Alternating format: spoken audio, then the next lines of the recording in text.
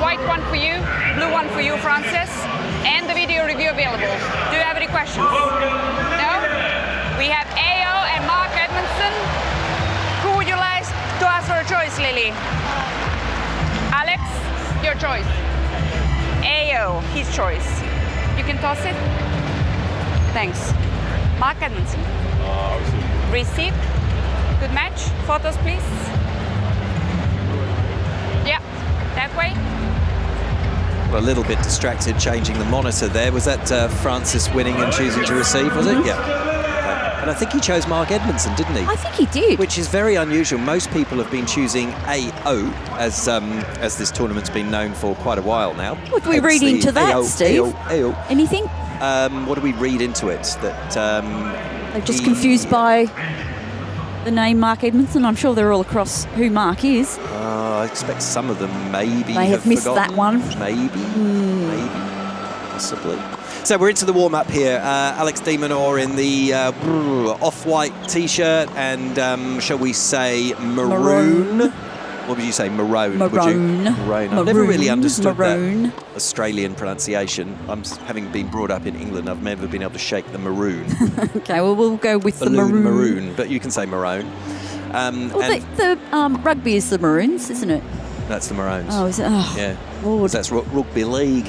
Up north in Queensland, New South Wales, and it's the Maroons who are a Queensland team. That's right. That's right. Yeah, and the Blues, aren't they? Is that what they're called? The Blues, New South Wales. Yes, getting confirmation all over the place. And Kate, it's lovely having you in the box because that means you get to describe what Francis Tiafoe was wearing.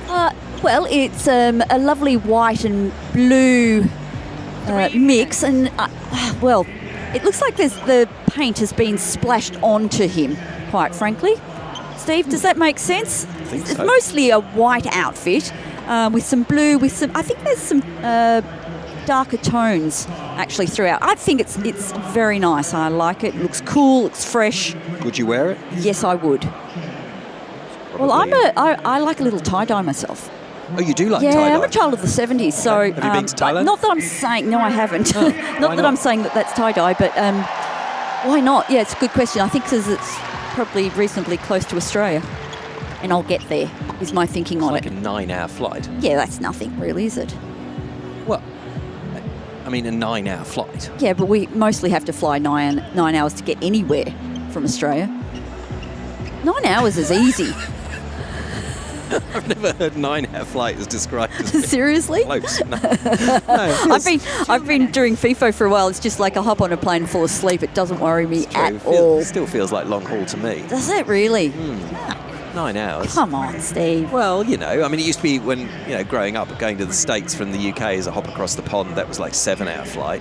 But that still felt like long haul compared to like going to Amsterdam. I always think that if you 9 hours, you haven't gone that far out of Australia. It takes you about 6 hours to get to Darwin from Melbourne. Yes, well, yeah, a good right? 4.5, isn't it? Yeah, you're right. Now, 99.7 FM around Melbourne Park. You can be listening to us as Alex Minaur is introduced to his home crowd. I think they all know who he is, and they're giving him quite the ovation, which is great to see. Through the Australian Open app and ausopen.com, and of course our partner stations, and we greatly enjoy having our partner stations along for the ride with us. Sirius XM on the ESPN network in the United States, iHeart Radio, our partners there, Vision Australia Radio Network right across this great country, Australia, and the TuneIn app, TuneIn Radio right around the world. SEN Sports Entertainment Network in Melbourne, who are right next door to us here. They are. It's lovely having your company however and wherever you are listening to us. Kate will tell us about the competition shortly, but also, should you disagree with Kate that Mirra Andreeva is definitely going to win a major singles title this year, I would like to hear from you. And silence means that everyone agrees with Kate. Okay, so if you do agree with Kate, you don't need to message in. The other thing that you need to be across is that I am on the computer with the messages tonight, so I may just control what's going on. Kate is in control. That's worrying for all of us. Now, the third member of our commentary team who'll be keeping all her 8 eyes on all the other courts around the joint is Candy Reid. Hello, Candy. Hello, Steve-O. I am not in control. Oh. No, well, that's all right. Oh, Kate's in control. You cannot have two women in control. It could be a rocky ride tonight. Yeah, it could be like the Beckham family. Oh, please, no. Ooh. Let's not get into that. Ooh, that sounds like tabloid territory we're wading into there. Okay. Got to keep it dramatic out here. Do have to keep it a bit dramatic. Anything catching your eye at this early stage, Candy, on the other courts outside of the wonderful arena that is Rod Laver? I know you've just been covering it, but Iva Jovic just wrapping up that win over Jasmine Paolini. First top 10 win for the 18-year-old, first fourth round in a major. She's got to play Yulia Putintseva next. A player that I think she can beat. So we're going to see, I think, Iva Jovic in the quarterfinals of the Australian Open this year. We shall see. Wow. I'm going to keep keeping my eye on the match on Kia Arena. Andrei Rublev into a second set tiebreaker with Francisco Cerundolo. Cerundolo from Argentina won the first set 6-3. So Rublev here, the 13th seed, could be in a little bit of trouble. He's got the long hair, coached by Marat Safin, amongst others. It's 2 points all in the second set tiebreaker, Steve-O. Great stuff. Thanks, Candy. Here on Rod Laver Arena, it's game time. It's Alex de Minaur and Frances Tiafoe for a place in the fourth round. De Minaur to serve. Tiafoe doesn't have to play a shot because it's a fault to kick us off. Steve Pearce, Kate Kearns and Candy Reid with you here on AO Radio. Friday nights. Backhand from Tiafoe. Gets the mistake he wanted from de Minaur. Pushes long, and the imperfect start for the Australian. It's been a little while since I've watched Tiafoe play, I have to say. I'm interested tonight. He's got the firepower. Whether or not he's got the consistency to defeat de Minaur, we will see. He's had a couple of good semi-final performances at the US Open, but it's 7 years now since he broke through for that big quarter-final run here in 2019. Backhands from both players, low over the net and cross-court, change of direction from Tiafoe. Onto the forehand, de Minaur there. Then goes to the slice, Tiafoe rocking back, playing his own forehand, met nicely by de Minaur on the run. De Minaur having to stay in this. Tiafoe comes to the net, doesn't put the first volley away and misses the second. Oh, I don't think he was overly convinced about coming in then, Tiafoe, but yeah, made a real mess of that volley, the second volley. Had an open court to put that away. Lost complete control. Steve and Kate, I watched Tiafoe play his previous match against Francesco Comasana, an Argentinian, and you could see the work that Tiafoe has done with his new coach, Mark Kovac, who was a former good tennis player, but is not a tennis coach per se. He's very much involved in the biomechanics and the psychology of tennis, but you could see the improvements that Tiafoe has made working with Dr. Mark Kovac. He was with David Witt, a former coach of Venus Williams and Jessica Pegula, but they seem to stagnate a little bit. So Tiafoe has signed on with Dr. Kovac, and things seem to be going much better. It's very interesting. What should we look for there, Candy, in terms of those changes? Yeah, well, I thought Tiafoe in that last match, he was a lot more solid. It was a lengthy match. Right, but just he staying wasn't, in points? Yeah, he wasn't making silly mistakes. He wasn't going for too much. He wasn't as aggressive. But he has got a very, very good serve. So look for him to dominate behind the serve. But I thought he was making more balls, particularly on the return, in that match than I saw most of 2025. Well, we might be in for a very long match tonight then. Candy Reid, part of our commentary team this evening, as de Minaur lands a decent second serve there, and extravagantly Tiafoe sprays a forehand well wide, trying to go cross-court. 30-all in this opening game. He was jumping in to take that second serve early, well within the baseline. As you would expect, anything short will be dealt with, but just miscued, Tiafoe. De Minaur then 30-all serves. Tiafoe just defensively with the backhand, and then into the net, the American. De Minaur on the back foot, got himself in no man's land in the middle of the court, but didn't have to worry about getting that shot back over. Tiafoe finding the net. I think this is a great matchup. I like this one. Oh, different styles. Shaping up all right, 3 minutes in. De Minaur serves, backhand from Tiafoe was really good on the run. He makes a lovely forehand cross-court skidding. De Minaur stays in this and earns the points. The defensive qualities of Alex de Minaur on full show in the opening 3 minutes, and he holds serve. Tiafoe to serve, at Love One next. I think we might be going across to Candy. We will. Yeah, Kia Arena, where there's a football-like atmosphere. Francisco Cerundolo from Argentina has the flag flying. He's got 3 second set points against Andrei Rublev. Cerundolo, the 18th seed, whose brother Juan Manuel also plays. They've been playing to doubles together. Leads 6-3 in the first set. Now 6-3 in the second set breaker. Could be a big upset coming on Kia Arena because he's playing really well against Rublev. Rublev trying to save the first of 3 set points and does with a massive forehand up the line, Rublev. So 1 set point saved. Francisco Cerundolo will have 2 more. We played an hour and 22 minutes on Kia Arena. I can tell you the atmosphere is fantastic.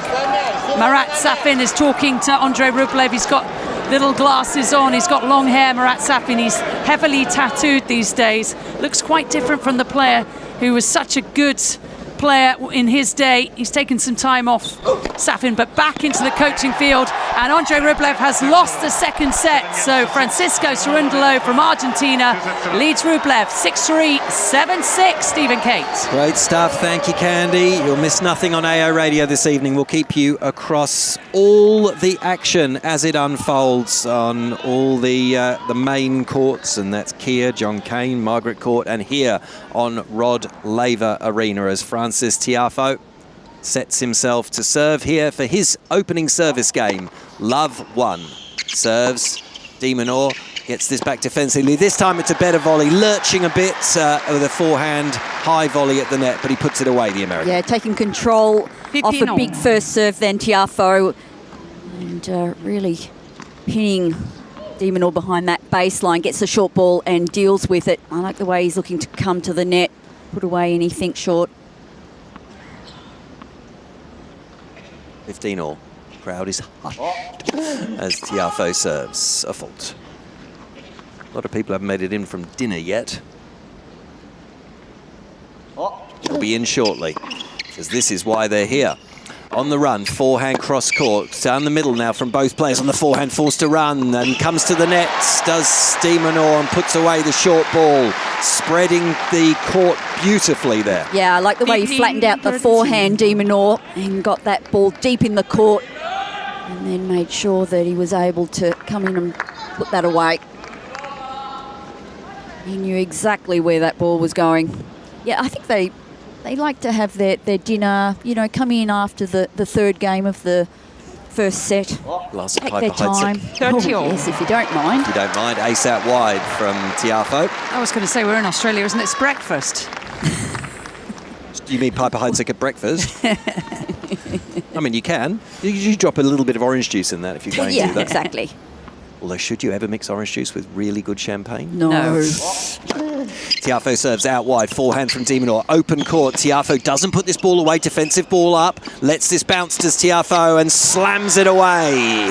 Wise decision. Yeah, I was pretty happy with that, Tiafoe.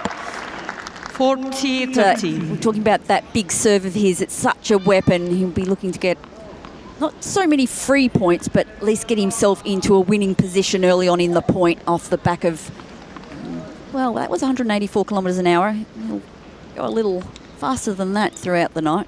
Okay, here's a game point for Francis. Serves right at the body of Minaur in a very awkward defensive shot. Defensive, neither forehand nor backhand. It was just one game. It was just defensive. Defensive bunt in front of his face from Minaur, flew wide, and well, Tiafoe's pretty happy with that as he strides to his towel box. One of the great results of COVID, and it's one game all.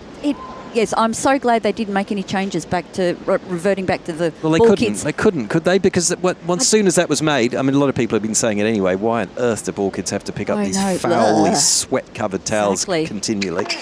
And then, of course, the answer was delivered, and everyone went, oh, why on earth didn't we do that 20 years ago? I know, sometimes. Some fans like to take those sweaty towels home with them. They do. Well, that's true. I don't mind. Do you think they wash them? You must wash them. That's. What do you don't mean think must? they do. Can you if imagine? you're willing to take that, then I don't know. I think. And imagine getting a Diego Maradona shirt back That's in the an day. ace out wide from Minaur for 30 love. I mean, that's foul. What would you do? Stepanek, he's to sweat profusely. Well, doesn't everyone? We glow. Glow. In the I dark. can just imagine 2.5 hours out in 40 degree heat and you're just glowing. Kate glows in the dark. I'm not going to tell you why. Good serving again, De Minaur out wide, just skidding, playing an awkward forehand. Tiafoe couldn't do much with that. 40 love, so good stuff from the Australian, looking pretty comfortable out here on a court he's played on many, many times before. Serving, missing this one too long. All his matches have been night matches so far, I think. That'd be right. So, forehand, looking for that De Minaur cross court, and Tiafoe didn't even move, just admired it. And De Minaur holds to love. And we're on serve early stages of this first set as De Minaur looks to get through to the 4th round for the 5th consecutive year. Crazy. Of course, get in touch with us here on AO Radio. I'm in charge of the messages tonight, and of course you can do that by going to ausopen.com and go to the Ask the Booth form, fill that in, and I will receive your questions, your answers to the competition. Perhaps you'd whatever like to they might be. Would you like to tell everyone? Email us at aoradio@tennis.com.au. Would you like to tell everyone about the competition? I'm going to just get in your space right now, Steve. Okay. Do you mind? Yes. So, the AO Radio competition, we're in week 1, so I think it is drawn on Sunday. I'm not entirely sure what time and by whom. Nat gets to choose. She just told us on the evening serve. Oh, she said, I get to choose. So, Nat, Good. you better impress her. I'm glad we've taken that out of Peter Mercado's hands. So, it's we've talked about which actors would play tennis players if they made a movie of their life, and we're turning tables on that. So we want to know which tennis players would play famous movie characters and why. It can be any genre, any era. Everyone keeps talking about Marvel movies and characters. I've never seen any of them, so who knows what that's about. There's a $50 voucher on the line, and you can enter anywhere around the world, of course, because the AO shop is online. So please get your entries in, as we said. Ready for play. Thank you. We're ready for play. I'm going to sit down. Kate, have you actually watched a movie in your life? Yes, of course It's a I good have. question, though, Just Candy. not I like those. that. That's a good question. Running around onto the forehand, trying to hit this inside in.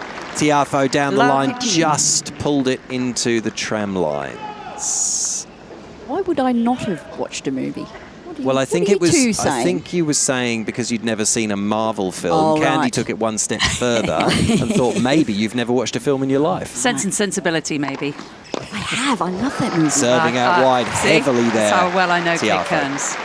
I was just thinking which movie stars would play you two, or vice versa. I mean, you'd be thinking Tom Cruise, would you? What, for Kate? That's a bit weird. That is odd. I would have thought Kate would be Gwyneth Paltrow. What do you think? Back behind. That's nicely done by Francis. He just stood and delivered, saw De Minaur scurrying one side of the court and hit it straight back behind him. Nicely done. Is that Steve, because have you've I just ever seen... told you how much I like you? You're such a nice Well, hang on fellow. a minute. Have you seen Marty Supreme? No, I have not. Oh, well, maybe watch that first and then say well done.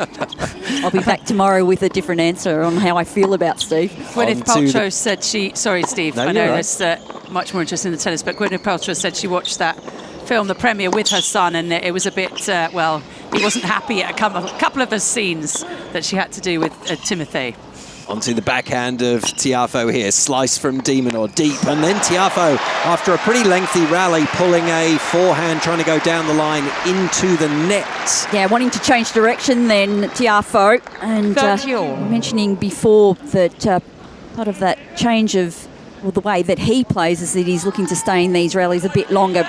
But he pulled the trigger on the forehand then, but found the net. I mean, they were just suggestions, Candy, that I heard for people that should play me and Kate. Yes, okay. I heard those suggested as people. I mean, I don't know if you've heard any other suggestions, but that's what I heard. Not quite the same level there, Steve-O. I understand that. Tiafoe serving out wide and super good serving from the American because stretching even Alex De Minaur couldn't get that one back into the court. Point here for 2-all in this opening set on AO Radio on a Friday night in Melbourne. A beautiful Friday night in Melbourne. It's been 26 degrees. You're a little cooler just now.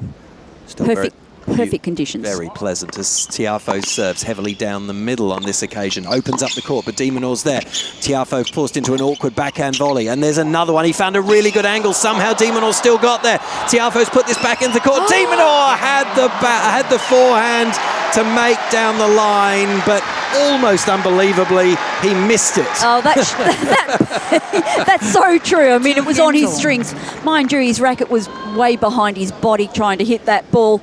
Incredible speed by de Minaur. And the angles at some of those shots at the net were incredible by both players. But in the end, de Minaur just couldn't get back in time to redirect that ball across court. Funny though, he really did get back in time. I really expected him to make that. I mean, it was hard. I mean, don't get me wrong, it was hard. He was skidding to play it. But I almost expected him to go cross court on that one. Oh yeah, okay, but that would have been even. I know, okay. but that's the harder shot. Serving hill, de Minaur. This one catches the tape and extravagantly flies into the tram lines here at 2 games all, opening up the 5th game. Pair of aces, 1 ace each at the moment. Now. Tiafoe goes back cross court, just dug out by de Minaur, but he just clipped the net cord and that just changed the trajectory of the ball a little bit, forcing the mistake off Alex and love 15. And landed a little gingerly on the left foot, I think. He's fine now, he's walking around perfectly okay, but he just pulled up a little. What's the origin of the ginger? Word gingerly? I don't know. But Isaac will get onto that. It's a bit like orangey. So. Love 15 here. Tiafoe with the forehand, just aiming this straight back at de Minaur, then switching on 2 backhands, switching round, big kicking high ball from Tiafoe, and he's getting the mistake he wanted from de Minaur, because that one was just long beyond the baseline. And now a tricky moment here for Alex de Minaur. First one of the evening, couple of deep breaths. He's been in these sorts of situations so many times and often finds a way out. So, not super dangerous, but love 30, the door is very much ajar here for the American. Onto Tiafoe's backhand, right near the baseline, but just out. And most Australian fans pretty happy about that. Yeah, he was onto that Tiafoe, barely missing. I like the change-up from Tiafoe tonight. It's a good mix, variety in his game. Alex is not comfortable at the baseline. 15-30 here, the de Minaur serve, just missing this one down the middle. Whoops. Only a clash of orchids. Gladly not. Second serve onto the backhand, Tiafoe. Runs around, tries that forehand inside in up the line. He's missed it a few times tonight already, and that was the same result as he found the net. 30-all. Apparently it has its origins in France. Does it? I missed the last bit of that, Isaac. You can get back in my ear. Origins in France. So has it got anything to do with the item that we know as ginger, using in cooking and things like tea, lemon and ginger tea? No. Oh. It means de Minaur elegant. serving right at the body of Tiafoe. Which doesn't make sense in terms of the way we use it. No. Really, no. De Minaur serving this time. Second service. Didn't seem to catch the net, but anyway, we'll accept it. Apparently no one heard that. Pleased Nick much last night, did it? No.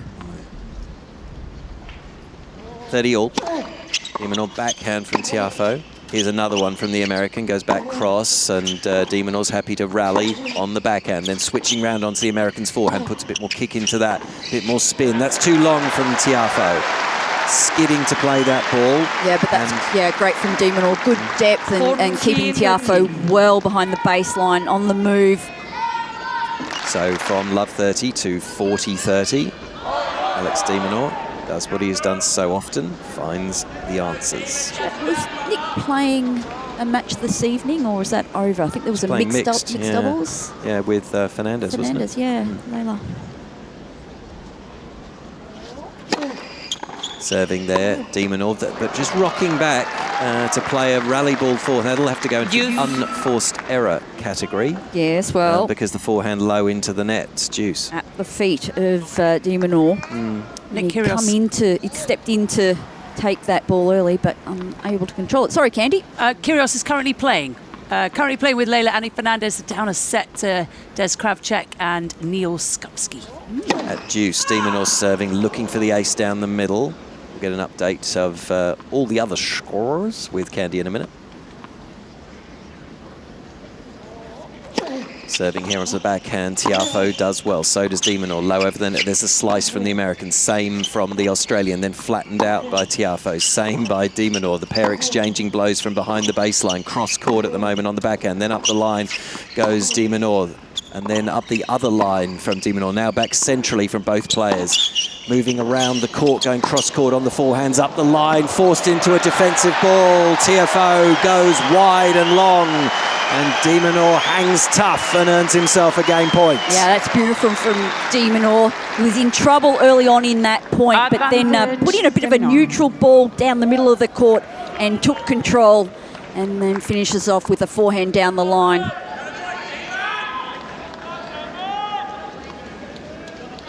Doesn't even look tired. How is it? They're so fit. Super fit. Super fit. Got to be super fit. The 26-year-old Alex de Minaur, a couple of years younger than Francis, who had his birthday the other day, as he always does during the Australian Open.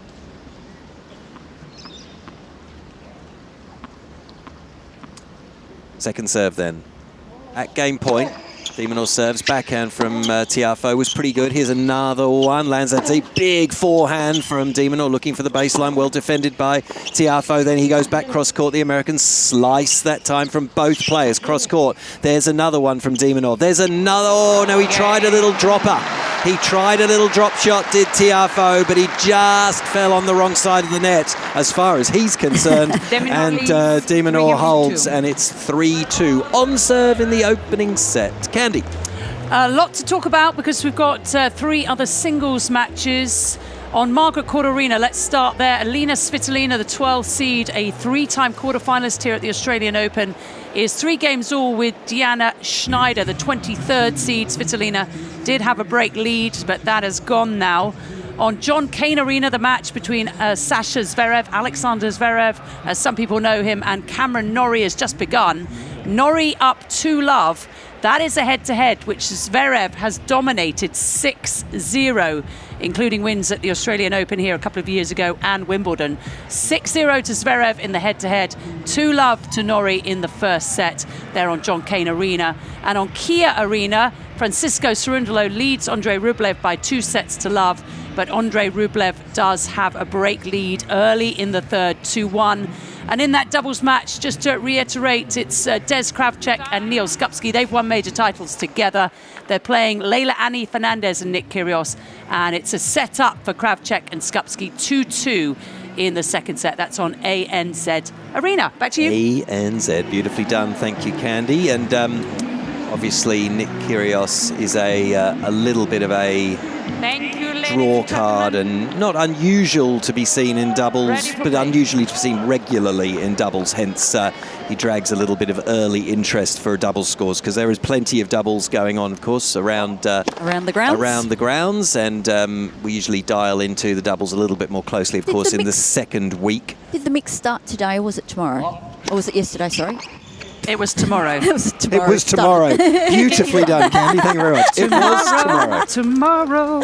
I love you. Tomorrow, it's only a day away. Oh, good Lord. I would have thought Candy had such a lovely voice. Very nice. It's very soothing. 15-love. We're being soothed as we watch. Light service. So, no, we better not use that voice. Okay, 15-love here, 2-3 as Tiafoe just takes a little couple of breaths and doesn't seem to be moving super smoothly, but moving okay. Just it takes a little moment there. People still moving around at the back of the court as Tiafoe serves, and whatever he did, just keep doing that, I would suggest. Beautiful ace out wide. Do you think he's not moving well? I just thought he just didn't seem to be moving that well just as he went to the baseline then, Okay. but I don't know. I think that's sort of how he gets around. It's just how he gets around. Serves out wide that time, looking for the wide forehand, but doesn't have to play a shot, de Minaur. Daddy love. Takes a lot off this ball, and it was hammered away by Minaur. Not surprisingly, really. Yeah, no. Just sat up to be hit. Very short ball, not much on it. Position Maybe was trying not to great. surprise Minaur. Well, but he was surprised. Minaur was a bit surprised about how easy it was. Happily. Very confused. Says, yes, thank you very much. Francis, if you would like to just serve up a few more of those, I'd be very, very grateful. Serving here. Tiafoe down the middle. Well done by Minaur to get a racket on this, then gets into the rally with a couple of forehands. Switching to the backhand now, so does Tiafoe. And then on the run, the American going for the big cross court, found the net, so forcing Minaur into a slice. There's another one from the Australian cross court. Back on the forehand cross from Tiafoe, having to pick that one up on the half volley. Backpedaling, and this time the Australian goes just long. Just long. Yes, and finally Tiafoe Whoa, winning. That is a nano triple micrometer. Yes, but getting the better of Minaur in a long rally. How many Much, though. backhand cross courts did we have just then? I don't know, you're supposed to count those. It's about 10. Okay, it's 10. Let's go with 10. 40-15, trying to level us up at 3-all in this opening set. Tiafoe serves. Shuffle. Might take in a message after this game. Oh, I why think, not? Kate? Why not? Yes. Right at the forehand of Minaur. Goes back behind him. Minaur saw that coming. And the pair rally from behind the baseline. On the run, Tiafoe looking for an extravagant cross-court winner. Found the tram line. But that's the danger, isn't it? For Tiafoe, he is dynamic. And on the run, out wide on the forehand. He's For liable, that big cross-court winner. liable to hit more winners, but I like then... but Minaur's just flattening out that forehand. He's coming up with, well, quite a few winners so far early in this first set. Changing the direction. 40-30. Tiafoe serves onto the forehand of Minaur. Here's another forehand from the Australian onto the backhand, straight down the middle of the court. The rally's at the moment. Then down the line goes Tiafoe, opposite corner, moving Minaur around, created the space and hammered away the backhand winner. 3-all. Lovely. Let's go to an email here from Seb. Seb's listening to us from, I'm not entirely sure, Where's that? That is in a the lovely middle of place in somewhere the world. close by. I can see that appeal to that sense of humour. I know. Yeah, you too. What's going on?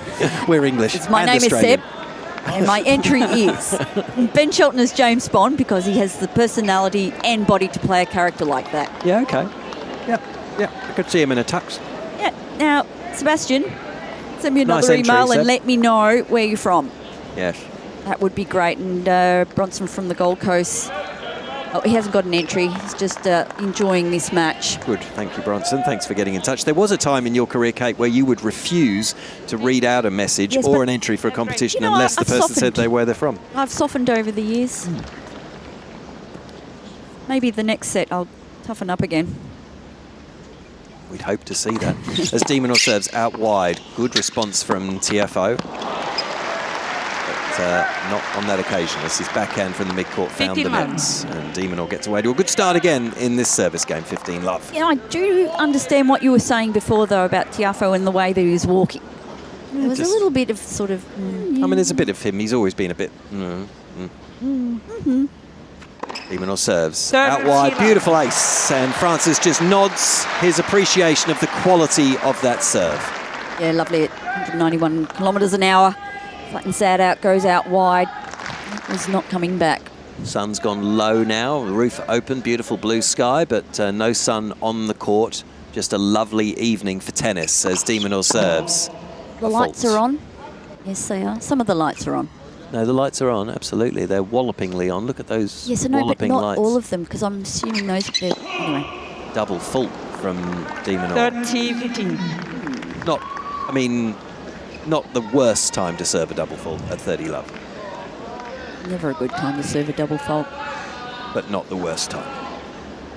Let's stick with that. Okay. 30-15. No one's really been troubled on serve to this point. or tested particularly, as de Minaur serves. Backhand from Tiafoe was deep and got the mistake he wanted, as de Minaur tried to pick up a backhand on the half volley. Yes, because you can see de Minaur, he's sitting right on the baseline. He got that to the feet. De Minaur, I mean, the man moves well, but that came back. That was rifled back quickly. Always difficult to control. 3-all, 30-all. De Minaur serves. Tiafoe with an awkward backhand, just gets him back in it. Does it just? Defensive ball he puts up. Is that going to land in? Yes. De Minaur from the back of the court has to play a high forehand, then switches into a rally ball. Backhands the pair. Play cross court. Picked up very deep by the American. Wide on the forehand from de Minaur. Tiafoe doing extremely well there with a couple of defensive plays to stay in that point to start with. Has earned himself a break point here, the first of the match. Oh, I like the way he turned that point around then, Tiafoe. The serve was into his body, and I thought at that stage that de Minaur was going to pull ahead, but now we see Tiafoe with this break point. Well played.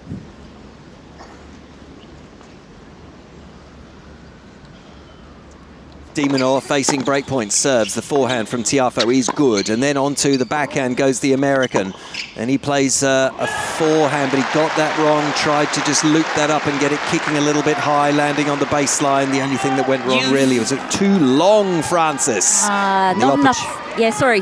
No, Stephen, yeah, just not enough spin on that that forehand. Yeah, he was wanting to take some pace off, but he needed to drag that ball back in court, and just didn't get enough on it.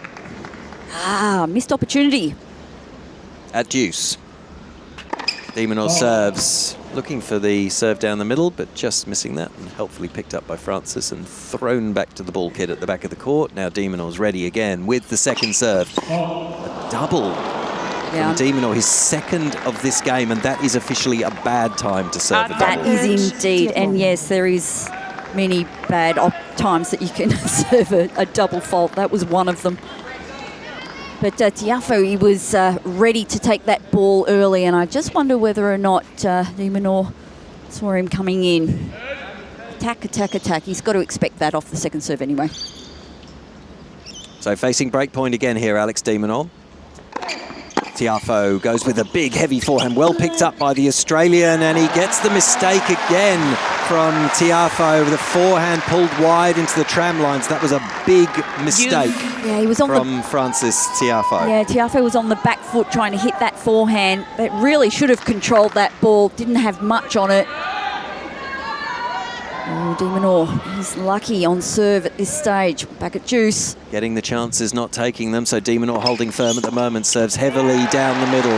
Tiafoe with the backhand into the net. And the Australian has game point for 4-3. That's a heavy first serve from de Minaur. Much needed. Struggling here on serve. We're at 3-all, first set. The tennis has been hot. De Minaur serves a fault here as he tries to finally close out this what became a slightly awkward seventh game. Hasn't done it yet though. Second serve onto the backhand of Tiafoe, and on the run Francis plays a little slicer up the line, very low over the net from de Minaur. Just clipped the tape. Maybe that put Tiafoe off a little bit, maybe it didn't. Either way, his forehand went wide, and de Minaur stares down a couple of break points and holds for a 4-3 lead on serve in the first. Candy. I am watching the match on ANZ Arena, the mixed doubles featuring Nick Kyrgios and Leylah Annie Fernandez. They're taking on Des Kravchuk and Neil Skupski, who won Wimbledon together a couple of times in 21 and 22. They also reached the final of the Australian Open together in 2024. And the Brit and USA partnership currently leading this match. They won the first set on a tiebreaker, but Fernandez and Kyrgios are 4-3 up and receiving in this next game. On Margaret Court Arena, Deanna Schneider was a breakdown, but now she's leading. Elina Svitolina is serving to stay in the first set at 4-5. Alexander Zverev has just recovered the situation after a love 2 start against a man he's beaten all 6 times, Cameron Norrie. And Francisco Cerundolo was a breakdown in the third set, but 2 sets to love up on Andrei Rublev. But now it's 2 games all. Back to you. Thank you very much. Interesting to see tomorrow's schedule when it's going to be 400, well, not 400, but 40 degrees. Jannik Sinner, the double defending champion, finds himself out on centre court after Madison Keys, the defending champion on the women's side. And then, of course, there's a little blank bit because it's going to get super hot. Right. And then as it cools down in the evening session, there's the 10-time champion, Novak Djokovic. Is that right? Interesting. Okay. And many people were discussing and thinking that Djokovic, of course, has been known to really struggle in extreme heat. So is Sinner. Interesting that Djokovic has landed in the evening session there. His management team should get a rise. Can they get any more of a rise than they have? That is the question. Have we got the whole wet bulb thing happening? Oh, don't get into wet bulbs. Forehand here from Minaur is long and over. I thought we got rid of the wet bulb. I think we did. I can't remember. No, we got rid of the wet At bulb. what stage we decide to put the roof on, though? There's a calculation of heat up against humidity, but I don't think there's a wet bulb involved anymore. I've got a fun fact. Oh, crumbs. God. Okay. All right, we'll take it. Go. Who has lost the fewest games in the men's singles so far? Alcaraz? Sinner.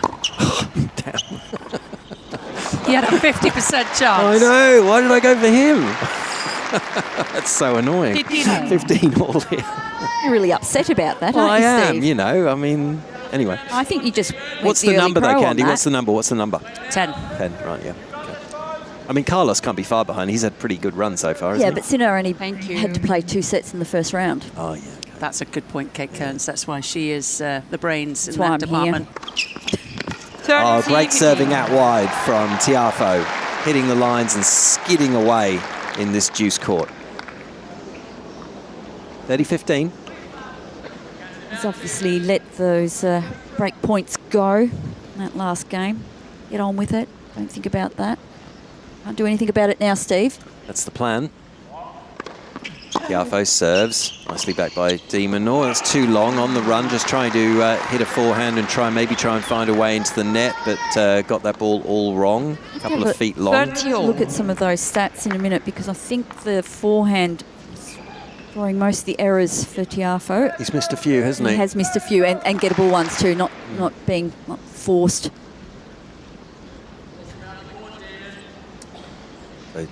Tiafoe finds his way back to the baseline here. We've played 35 minutes in this first set, and nothing to split the two at the moment as Tiafoe serves. Minaur gets that backhand back into play. Tiafoe comes to the nets, but he's going to be passed, and he is beautifully by Alex Minaur. That is clutch from Minaur on the slide out wide. Just great control on the backhand side.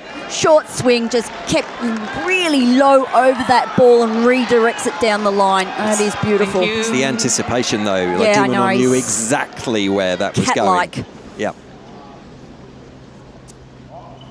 So, it's break point for Alex Minaur now. Having stared down a couple in the previous game on his own serve, he looks energised, interested, and is on the baseline to receive this short serve from Tiafoe. Then into the rally we go. Big forehand from Tiafoe. He landed that right with enough topspin, landing that inside the baseline. Happy to just rally at the moment is Minaur. Takes him down into the backhand flank. There's Tiafoe again. Goes with the cross-court forehand. Opens up the court, though, and Minaur did that brilliantly. Almost the same shot from the last point. Minaur going down the line with the backhand.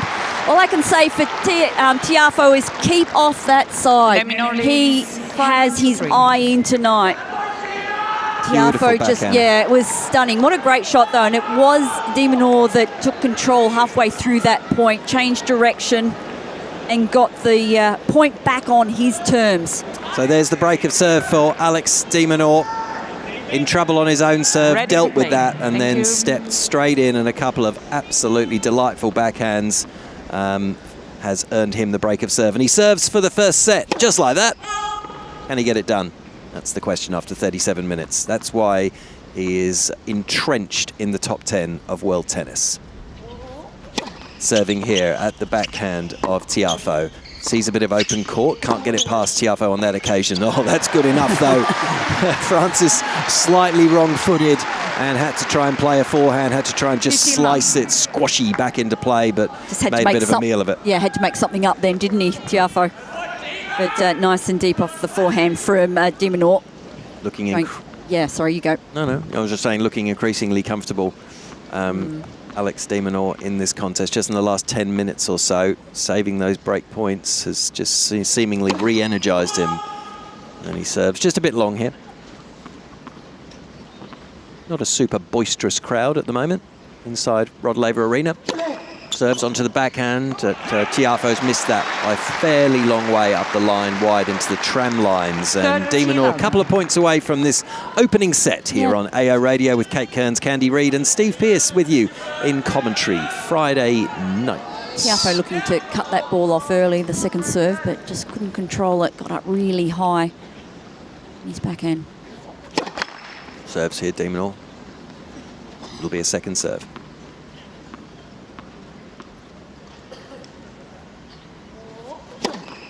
Lands this onto the backhand of Tiafoe. Opened up the court. It was there for him to hit the winner, and it actually looked really good off the racket. I was going to call that in before it landed, but it actually went out. But you didn't. No, you didn't go the early crow, and you know, that's a bit like junior tennis when you're watching kids and you see the other kid who's playing your kid and they call it out and it hasn't even landed yet. Like, excuse me, you can't do that. Of course, you don't say that because parents don't get involved. Well, I was writing some names down today with some matches and then had to scribble a few things out. 30-15. de Minaur serves. Forehand from Tiafoe's. Okay, pretty good. Then switches on to the backhand, staying cross court on the backhand of de Minaur, staying on that same one. There's a slice from Alex. Flattening out onto another backhand, choosing to go up the line. On the run, de Minaur unable to keep that ball in the court. The forehand, this time he skidded, sent it long. Takes the cap off for a reset of the locks. Now it's back on the old Wilson maroon cap. 30 love to 30 all. Deep breath. A few things haven't gone right so far for Alex this evening, but on every occasion, he's taken a deep breath and reset. Is that what we're going to see here?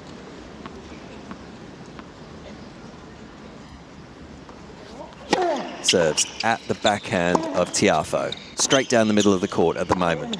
Putting a bit more spin and a bit more height on these balls is Francis, well defended by de Minaur, and he gets the mistake he wanted. Calmly, it's almost like he knew that was coming, and Tiafoe turning to his box going, why did I do that? Yeah, why did he do that? Because de Minaur, his forehand is way too short in the court, and Tiafoe really should have put that forehand away, but set here we are. Yeah, set point, de Minaur. Serves, and nicely done by Alex de Minaur. And a big, come on, big fist pump, big energising moment for the Australian. Turns to his box. He has dealt with a couple of tricky moments in that opening set. Saved a couple of break points and then just flipped that set like a coin and has served it out. In 41 minutes, he has the advantage on Rod Laver Arena. Candy, cross to you. Very exciting on ANZ Arena. There is a massive roar because Nick Kyrgios and Leila Annie Fernandez have a set point against Dev Kravchuk and Neil Skupski, former Australian Open mixed doubles finalists. It is Neil Skupski, Liverpool Football Club supporter, serving at 30-40, 4-5 in the second set. Serving to Leila Annie Fernandez, who's playing on the outside. Des Kravchuk with a volley. Fernandez flicks it back with a forehand. She's hit the line. A forehand again up the line. Neil Skupski misses wide. And it's a set apiece on ANZ Arena. There's such electric atmosphere. Nick Kyrgios bandaged up, tattooed all over the place, hat on backwards. He is pointing a finger in the air. He's loving the atmosphere out here. A set apiece. We're going to a super 10-point tiebreaker to decide it.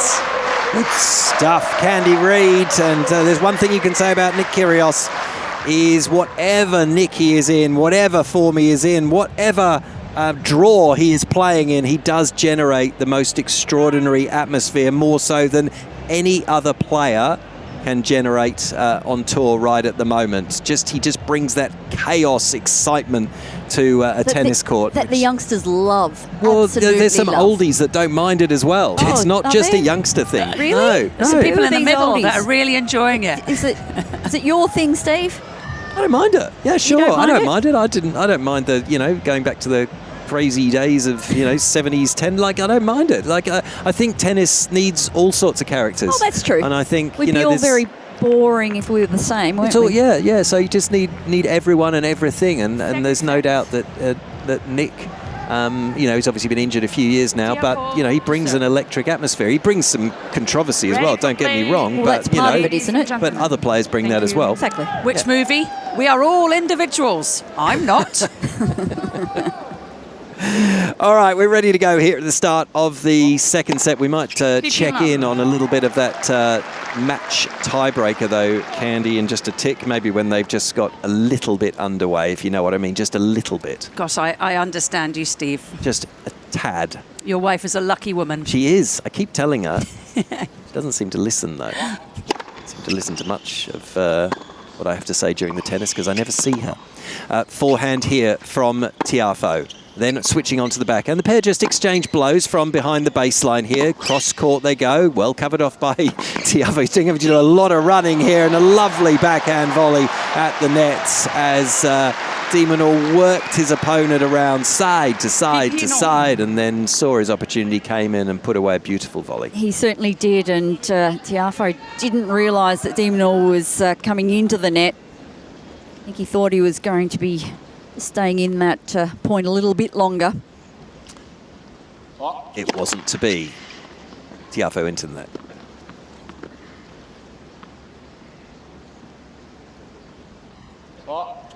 Second serve. Backhand from Minaur was disappointing. He kicked up a little bit high. It was a little bit cramped for the shot. Should have made it. Yeah, Tiafoe, though, that's clever going into the body of Minaur. You could see that he'd stepped into the baseline to take that second serve. Made it awkward. There's your sciatica there. Steve, Yeah, you're all not too right? bad. A little bit of a creak. But Like your knees.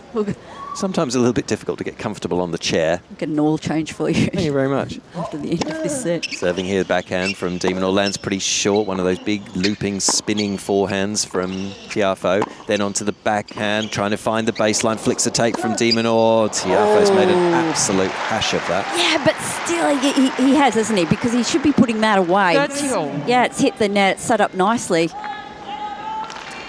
We might just check in with Candy. She's got tie breaks going on all over the place. Oh, hell. Margaret Court Arena, where Elena Svitolina is taking on Gianna Schneider. It's been a bit of a roller coaster first set. It's 5 points to 3 to Svitolina, who's the 12th seed. She, the Ukrainian, is on a 7-match winning streak this year because she's claimed the title in Auckland earlier this month, beat Wang Jinyu in the final, and it looks like she's going to get the better in this first set anyway of Gianna Schneider. 5-4 now in points to Svitolina, who, of course, is the wife of Gael and the mother of baby Sky. And what a player she is. She just seems to be like a fine wine, a bit like Kate Kearns. Gets better as she ages. Although I think Kate Kearns is like the female equivalent of Benjamin Button. That's what I've heard. I'm not sure. So it's 5-4 to Elena Svitolina. The 12th seed against the 23rd seed on Margaret Court Arena. First serve is an ace. So we've got 2 set points for the Auckland champion who made her Grand Slam main draw debut. Can you believe it? 14 years ago, Svitolina. And she's still going strong. She's only 30 years of age, so just bear with it. She's got 2 set points here. Elena Svitolina serving the first one. First serve goes out wide, and it's another ace. Back-to-back aces for Elena Svitolina, coached by Andy Bettles, watched by Gael Monfils. She's a set up there on Margaret Court Arena. Great stuff. Great stuff. Thank you, Candy. Candy Reid. Tiebreak city for her because we'll check in on that doubles in just a minute. Still just slightly in the early stages, but maybe once we see a 5 on the board, because you know definitely. we love ANZ Arena, and we love let's get back to it. Kyrgios and There's Co and all tennis, that kind of stuff, and a lot of tennis still happening outside. we're at the early stages RLA. of this set, Yeah, so you know we're on Sir absolutely. Francis Tiafoe. Took the opening game there. quite comfortably in the end. I've got another fun fact. Gave to love. We'll take your fun fact now. Okay, Alex de Minaur is 15-0 in Australian Open matches when he wins the first set. Ooh, that looks good. Records are there to be broken. That's what I lay down in front of Francis here. But that's good serving out wide from de Minaur, and Tiafoe into the nets. I noticed that Tiafoe's first serve percentage was quite low in that first set, so if he can just up the ante in that era, It was super low, wasn't it? yeah, 58%? really low. I think it was 54. Did you see 58? I think so. Picked up on the half volley there by de Minaur, and this is a slice from Tiafoe. Thought about coming into de Minaur, but he decided to stay back, and he's disappointed with that because on the run, the forehand finds the bottom of the net. Yeah, I like that from Tiafoe, though. Just a change up. Going down the line. I think that de Minaur wasn't expecting that ball. Yeah, so if his first serve can start rolling Tiafoe in this second set and get himself... Rolling. Something about that word that just always brings that song to mind. 15 all onto just aiming at the backhand of Francis, but didn't have to play that, the American. De Minaur serves. Another double. That'll be his third of the evening. That looked awkward, that second serve from de Minaur. Really fell off it. Again, I would say not a terrible time to serve a double. No, he's... Oh, you're much more amenable to that in this set. I've changed my mind. You were very argumentative in the first set. I was. I'm calmed down now.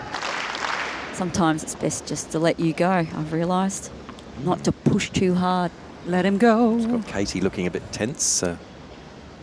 Wife now? Wife. No, No, no, engaged. The wedding will happen this year at some stage. Must follow that social side of Between tennis a bit tournaments. closer. Right, that's good serving out wide 30 from de all. Minaur. Gets us back to 30 all. Opening stoushes, if you like, of this second set. Candy, just jump in when you want to take over at ANZ. I know we're getting into the closing stages of that one. I'm watching it closely, and Neil Skupski and Des Kravchuk up 6-3 in this 10-point tiebreaker. They won the first set on a tiebreaker, a normal one, 8 points to 6. Leila Annie Fernandez and Nick Kyrgios answered by winning the second set 6-4. So 6 points to 3 in the tiebreaker. By the way, Des Kravchuk is vying to complete the career Grand Slam in mixed doubles. She's won every title at least once, but not this one. But she and Neil Skupski have won a couple of Wimbledons together. They're unseeded, these two pairs. The winners will play Olivia Nichols and Henry Patton, who are seeded 7th. And it's Neil Skupski serving to Leila Annie Fernandez, 6-3 up. Hits a forehand down the middle. There's a big roar. Des Kravchuk puts an easy volley away. Kravchuk and Skupski 3 points away from victory, Steve-O. 1 game all on Rod Laver Arena as de Minaur holds. We'll stay with you, Candy. All right, it is Neil Skupski. Did I mention he's a Liverpool football supporter? You did. We'll try not to hold that against him. Oi. Skupski to serve to Nick Kyrgios, who's playing on the juice court. Nick has both knees strapped. He's got his white hat on back. He's got a black shirt. His clothing is actually quite moderate. He's gone away from the basketball look, which is what he had a couple of years ago when he was playing singles more regularly. Volley from Des Kravchuk. Kyrgios is up at the net and forces the error off Neil Skupski. So 7-4. I have to watch out with Skupski because he has a brother, Ken Skupski, who he used to play doubles with, and Ken is now coaching. So it is Neil on the court. Des Kravchuk playing alongside. Leila Annie Fernandez is Nick Kyrgios' partner. She, of course, is a former US Open finalist in singles, lost to Raducanu. She comes from Canada. She's a Billie Jean King Cup winner, is Leila Annie. She is serving now from the ad court to Neil Skupski, who is just, he's just obliterated the umpire's area. Luckily for him, the serve was out. It was wide because Maria Cicak almost got a Neil Skupski ball in her face. Oh, that would have been no fun. She's smiling wryly, but not particularly pleased with the Brit. Right, second serve from Leila Annie Fernandez, throws it in. Skupski hits a forehand return way long. The serve was a softball, 135k. From de Minaur doesn't put it away. Now they move back into a rally at the back of the court. Onto the slice from de Minaur. A little drop shot. Another drop shot from Tiafoe. Oh, brilliantly put away by de Minaur, cross-court forehand. What a terrific point. Minaur, he almost won that after the third shot of that point, but somehow he got that. It was the smash. It went straight back to Tiafoe, and then Tiafoe with the drop shot just didn't get enough on that. And of course, Minaur quickly to the net to put that away. But still, such great control from Minaur on a couple of those points. Very close to the net and having to get down really low.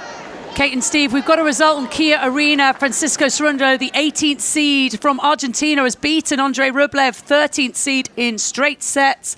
Came back from a breakdown, did the Argentine, to win that one 6-3 in the third. So that is a result, an upset there on Kia Arena. Des Kravchek now serving at 7 points to 6. It's getting really, really nervous out on ANZ.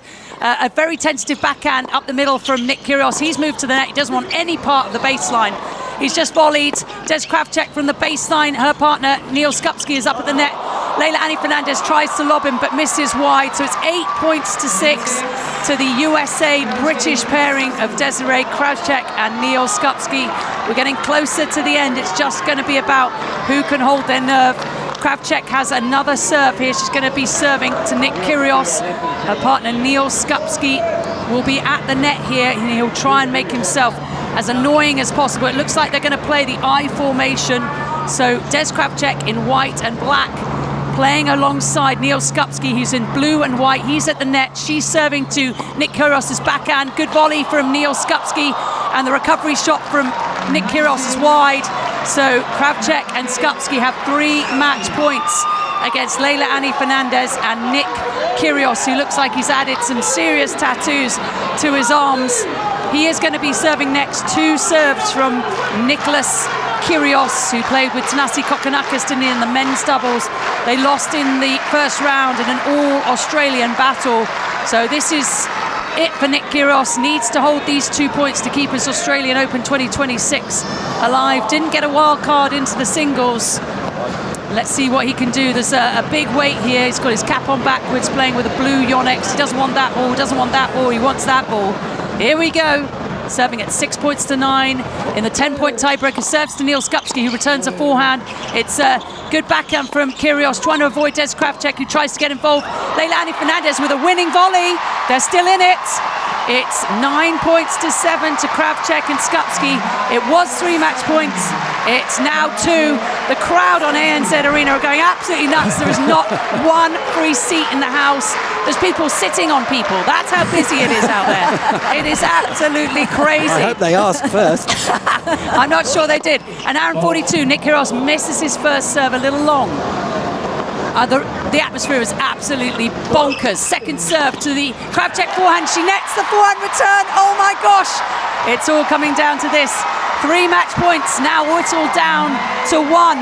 And it's going to be Neil Skupski with the balls in hand. He's going to serve to Leila-Annie Fernandez. I guarantee you he's going to serve wide here. He's going to serve wide. It's 9 points to 8. Win by 2 in a 10-point tiebreaker in mixed doubles. There's no final third set. 7-6, Kravchek and Skupski. 6-4, Fernandez and Kyrgios. 9 points to 8 in the 10-point tiebreaker. The man in blue and white from Great Britain. Did I tell you he's a Liverpool football supporter? He is going to be serving here to finish off this match. Match point number 3. He serves down the middle. He didn't go wide. Leila-Annie Fernandez gets a return back. They're rallying down the line. Nick Kyrgios with a winning volley. 9 points all. 9 points all. They're changing ends. Go back to you. Come back to me. 9 points all. 3 match points saved. You don't need a breather, do you, Candy? Surely not. As Minaur skidding outside the tram lines, just misses a forehand. We're still in the third game of the second set here, while all that drama is going on just had ANZ Arena. Yeah, Minaur just had a break point on the Tiafoe serve, but drags a forehand wide. 6 minutes for this third game at Deuce. Just jump back in, Candy, when they're ready to go. I'm just recovering. Yes, I don't blame you. Maybe have a quick drink of water or something else. Here we go with Tiafoe going down the middle. Minaur just getting a backhand onto this, and Tiafoe inexplicably, really, that's a horrible miss for him inside the baseline, slapping a forehand into the net. So another break point for Alex. We've seen that on so many occasions tonight. 5-syllable word, Steve. I didn't know you you had it in you. 9 points all here on ANZ Arena. It's a first serve landed from Neil Skupski. Des Kravchuk should have put the volley away. Neil Skupski has missed his forehand. Oh my gosh. Leilani Fernandez and Nick Kyrgios now have a match point after saving 3. Most people in ANZ Arena are on their feet. The people that were sitting on the people on their feet have now been thrown onto the court. Not quite. I'm just exaggerating, just making it really exciting. But it is a match point for Leilani Fernandez and Nicholas Kyrgios. Fernandez, the Canadian, the US Open former singles finalist to serve. She's in purple, looks down. She's going to serve wide, it misses. Oh, Neil Skupski is pleased she's missed that one. He doesn't like the slower serve. I would recommend underarm, Leila. Will she do it? Will she do a Quentin Moutet? No, she's not. Nick Kyrgios up at the net. Can he get in the way? It's a second serve landed to Skupski backhand. Good return. Skupski's going to go down the line with his forehand. Leilani Fernandez in trouble. Des Kravchuk with the smash. Oh, she's hit the net and it's gone for a winner. 10 points all. That was so nervy. That was so nervy. Des Kravchuk is also a left-hander like Leilani Fernandez, and she's just hit the net tape and it kind of trickled over. Candy, we've just had a 22-shot rally which ended with Tiafoe just missing a backhand facing break point. So de Minaur has the break of serve, 2-1 up in the second set, first set in the bag. Oh, you should see Nick Kyrgios' reaction to the Des Kravchuk smash, which just whittled over. 10 points all. 3 match points saved for Kravchuk and Skupski. 1 match point saved for Fernandez and Kyrgios. It's the second service point of Leilani Fernandez. She's now serving to Des Kravchuk. Lefty against lefty, throws the ball up, lets it drop. It wasn't a good toss. Maria Cicak is watching this one, as are about 5 million people, no exaggeration. A good volley from Nick Kyrgios and it forces the error off Neil Skupski. They're going to have a second match point.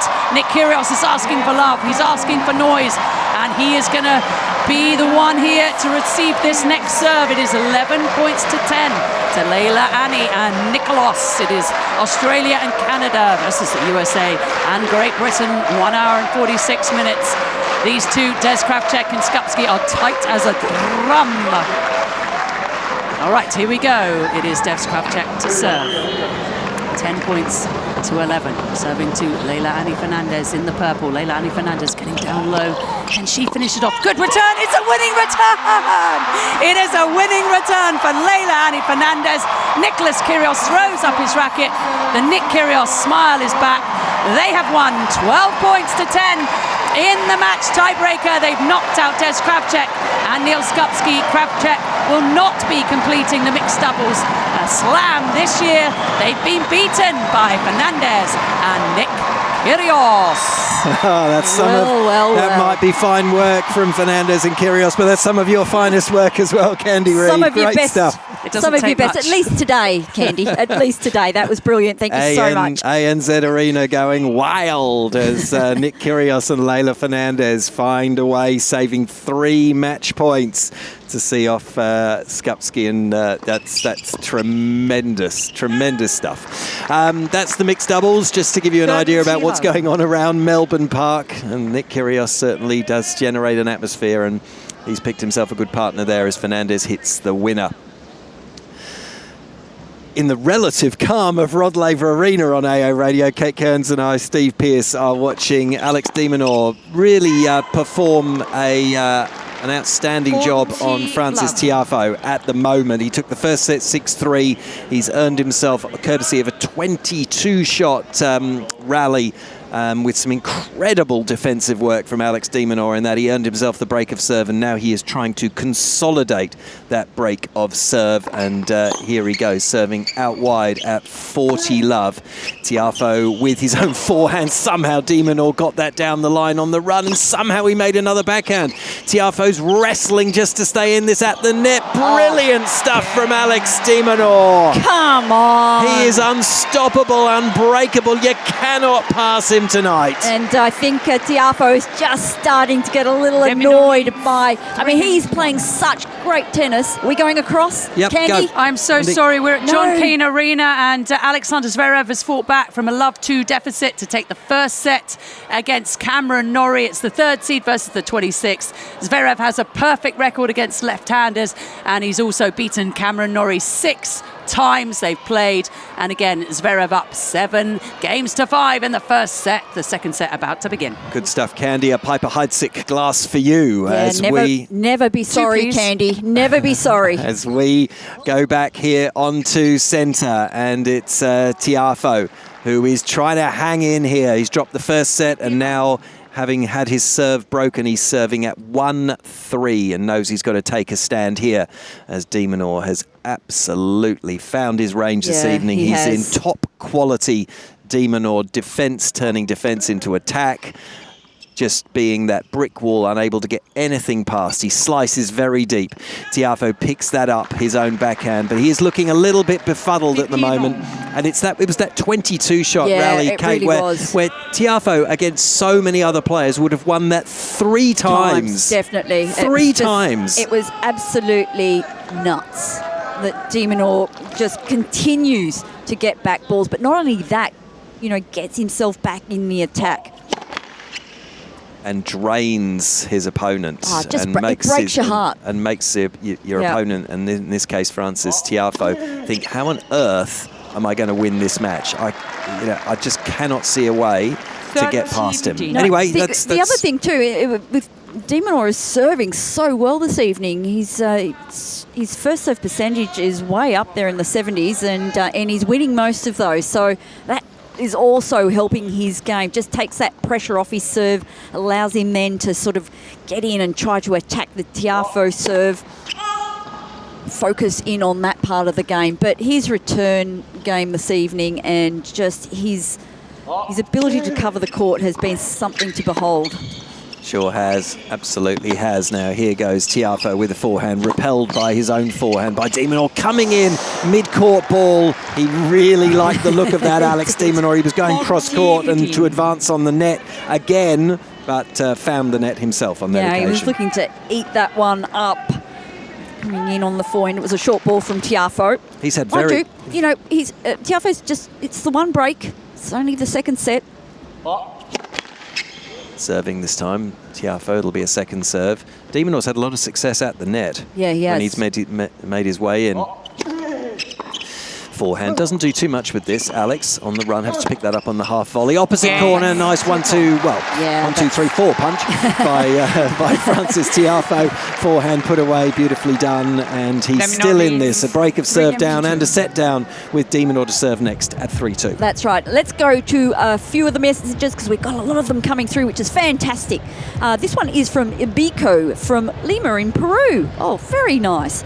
Just to congratulate you guys on the nice broadcast. That's never been described as nice, but thank you. This is my online free English language academy because it helps me to improve my listening and speaking English skills. Oh, the old shortwave radio. Yes, that's true. Also, listening to you from such a distance reminds me of the old shortwave radios. I love that. Long time since I've been in Lima, but I have been to Lima. I've never been there. Went to Peru. I think it was in the 98, something like that. Yes, and we ended up doing. Went to Bolivia, Ecuador, and hiked the Inca Trail. Yes, of course you did. Of course you did. Why wouldn't you go to Cusco and the like?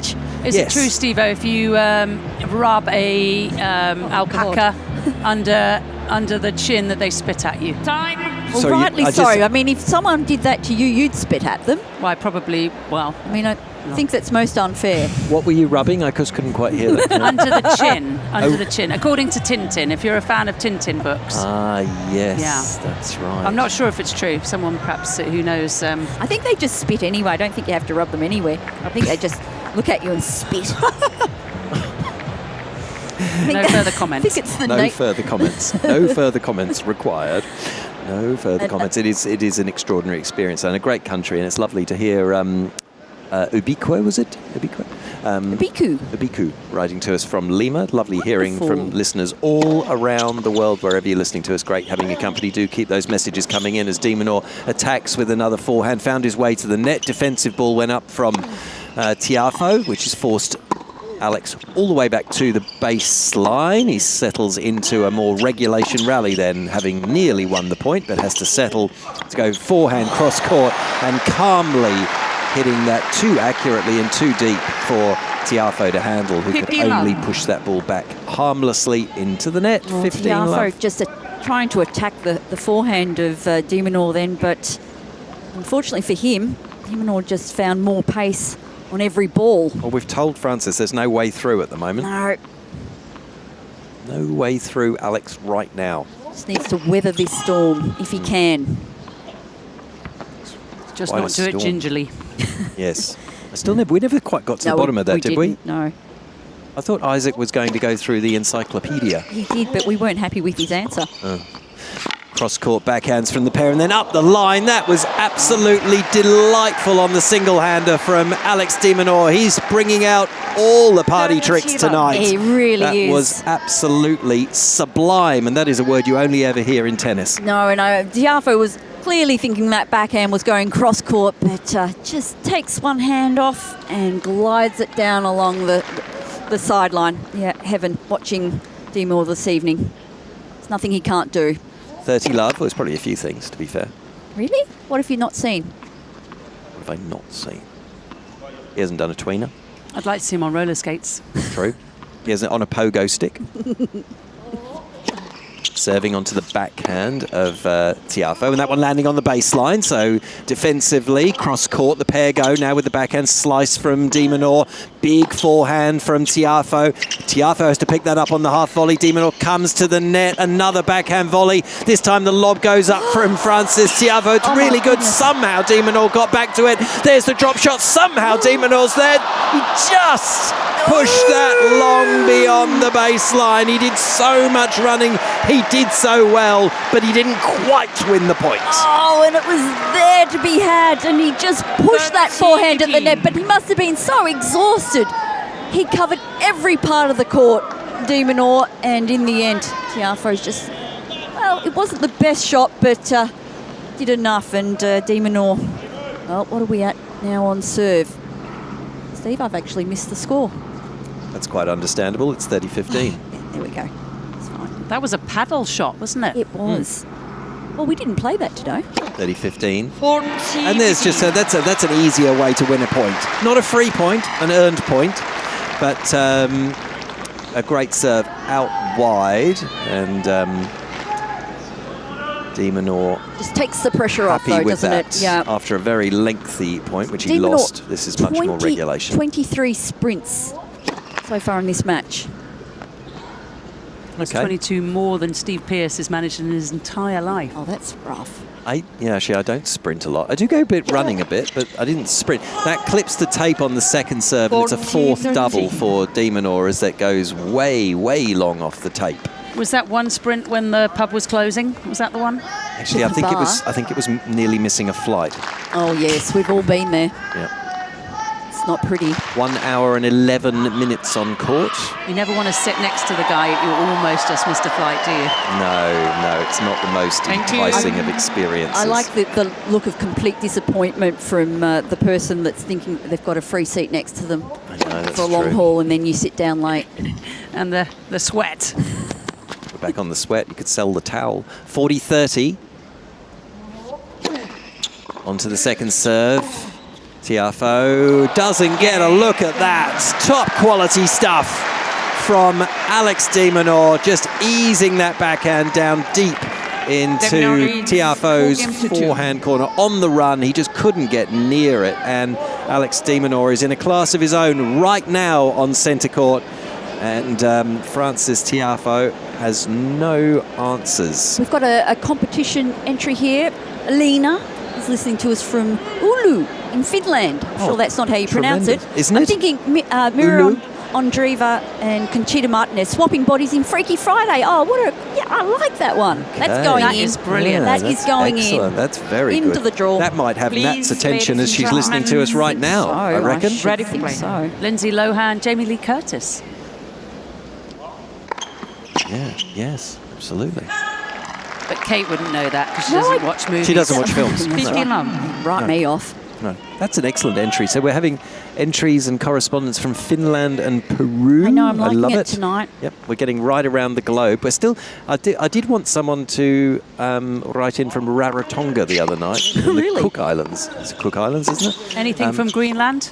No, nothing from Greenland. They've got Not a other Mr. things on their mind. D. Trump. Oh, they may be happy with the way that things have landed in the end with the whole Greenland situation, but maybe we shouldn't wade into that. That sounds like international politics to me. And we're here for the tennis. Steer clear of that nonsense. Yes. Thanks, Candy. 15 all, 2-4 here as Tiafoe serves and finds the net. Kate will rip through a couple more messages I'm getting in a minute. trouble too. We've got a backlog. Are you getting in trouble? Yeah. Good. Onto the backhand of Minaur. On the run, he's going to have to play another one here. Does so really well. Tiafoe picked that up well himself on the forehand, but then the American dumps a simple regulation backhand cross into the net. Yeah, that's clever though from Minaur, because he just took a bit of pace off that last ball. It's a little loopy.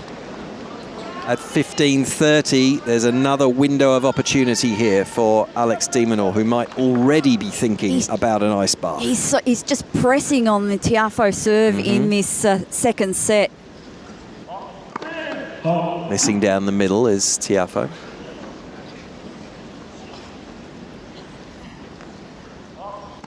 Second serve, nothing on this, so de Minaur gives it pretty much nothing back. And then on the run, stays in this with a forehand. De Minaur covering enormous amounts of territory, puts up a high ball. The smash from Tiafoe is good, puts it away. 30 all. Well, HC is listening to us from the US. Who is, sorry? HC. HC, sorry. Yeah. Kate, I remember when you snubbed my comment because I wouldn't tell you where I was from. Oh, there you go, you see? HC holds the memory, holds the grudge like an elephant. He's still not really telling me where he's from, though. I mean, the US, it's right, but that's the point, isn't it? Right, just remember. Now you've read it out. Just remember what comes around goes around. Oh, he's full of I like that. Venom and I like anger. that, HC, thank you. I can remember when Kate had rigid rules for things like that, and she has absolutely fallen apart on air. I have. Reading out things from people who are refusing to say where they're from. Wow.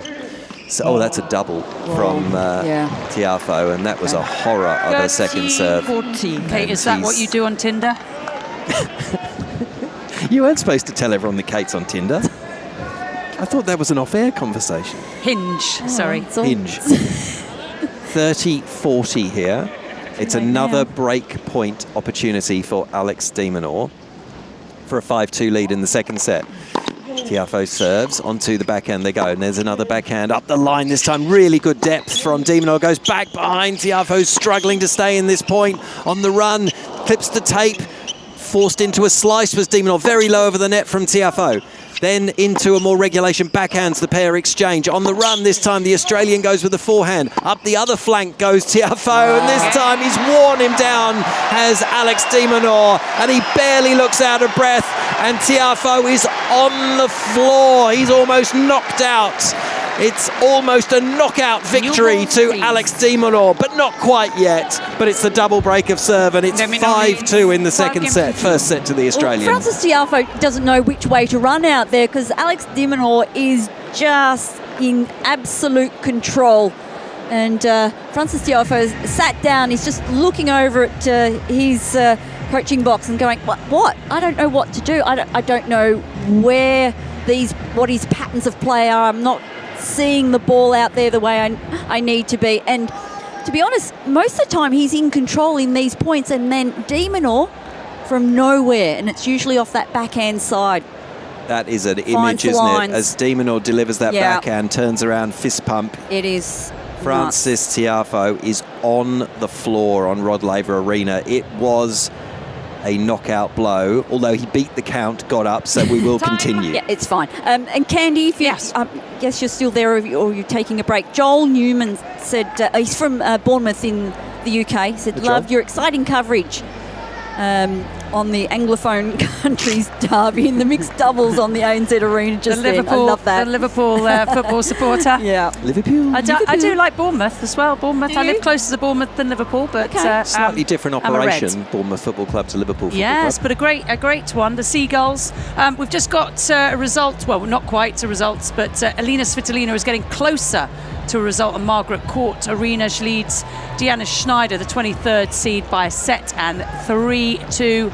And on John Cain Arena, before you two resume, Alexander Zverev has taken the first set against Cam Norrie of Great Britain. It's 2 games all. We're on serve in the second set. Ready for play. Thanks, Steve-O. Thanks, Candy-O. So on Rod Laver Arena, serving for a 2-sets-to-love lead is Alex de Minaur, the 6th seed, and he's very much looking the part right now. He is in great nick, and he has befuddled and confused Francis Tiafoe this evening. There's a double fault.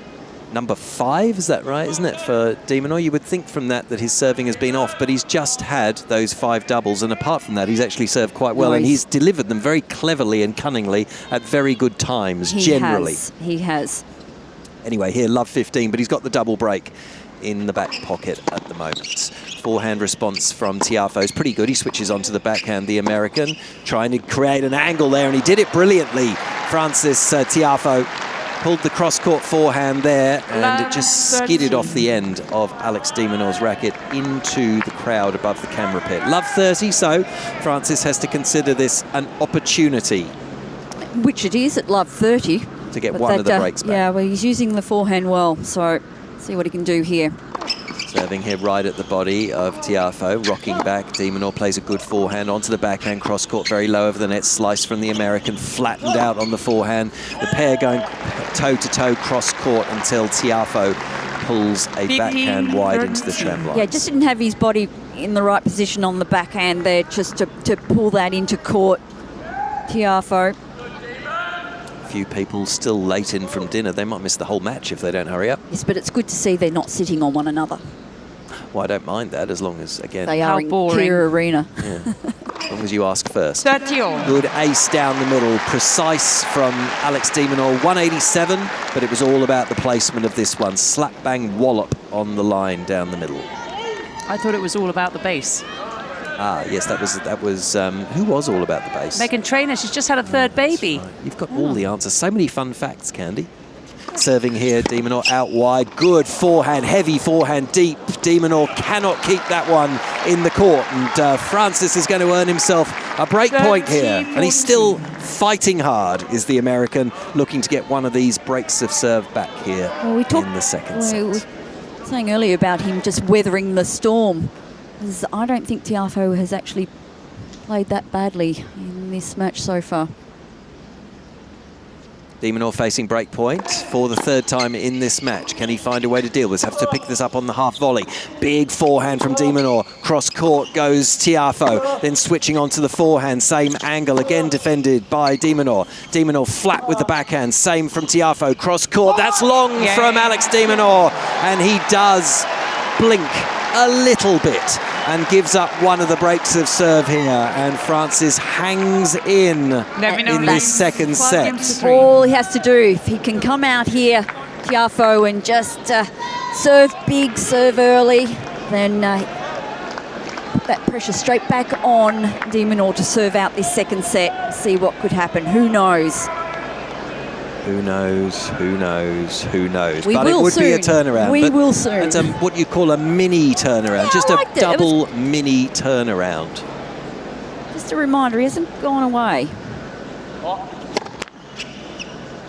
Tiafoe serving here. You've been corrected by my brother who's listening in the UK, Candy. I hope you don't take this badly, but I think Bournemouth are the Cherries. Yeah, they are. I was looking that up. And you know what I did? I looked it up, and Bournemouth are hosting Liverpool this Sunday. Oh, even 4:30 p.m. kickoff. Get out of here. So I do apologise. They're not the Seagulls. I don't believe you need to apologise. Well, I've got something wrong, which happens most days, most minutes, in fact, according to my husband. But you are an on-air encyclopedic knowledge of all things, and occasionally even Google gets things wrong. I'm just an AI bot, you just didn't realise. Love 15 here as Tiafoe serving to stay in this second set. Serving just a little long. A wee bit long. They can serve onto the forehand of de Minaur. Then switching onto the backhand goes the Australian. Winding up for a big forehand is Tiafoe. Here comes another one. He goes back behind de Minaur beautifully. Yeah, that's much better play from Tiafoe, coming in off that short ball, making certain of it. Yeah, I just feel like he's feeling a little more comfortable, getting some points on his terms. He's got to feel a bit more comfortable, you're right. but it's a long way back into this set and therefore a long way back into this match. But now it is You have only to one start- break of serve. You have to start somewhere, Steve. Sure, absolutely. And that's good serving there, down the middle from the American.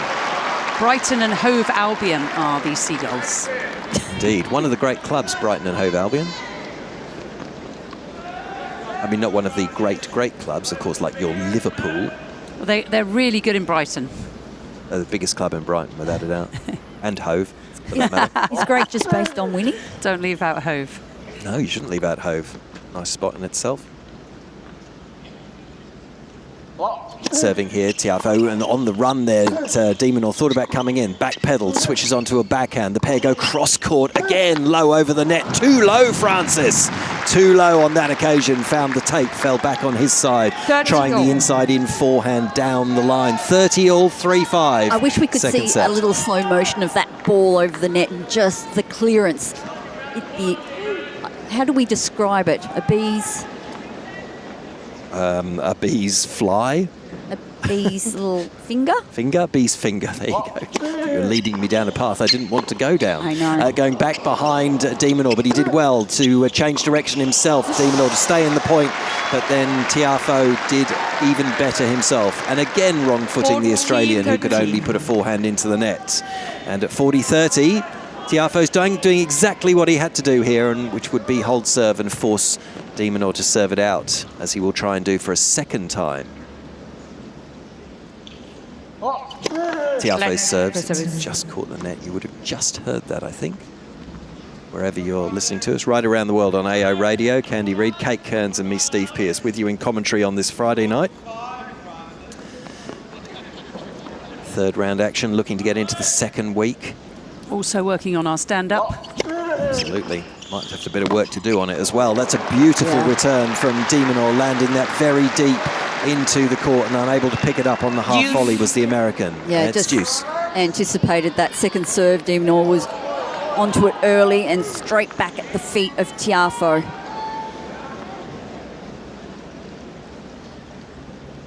Right in front of us here, Tiafoe serves right at the body of de Minaur, who did well. Comes to the net as Francis' first volley is okay. Up goes the defensive lob. It looks out, and it is out from the Australian. Did not get that right at all. It was a little rushed on the lob, but yeah, it was poorly executed by de Minaur. Hasn't done too many things wrong tonight, but that wasn't good.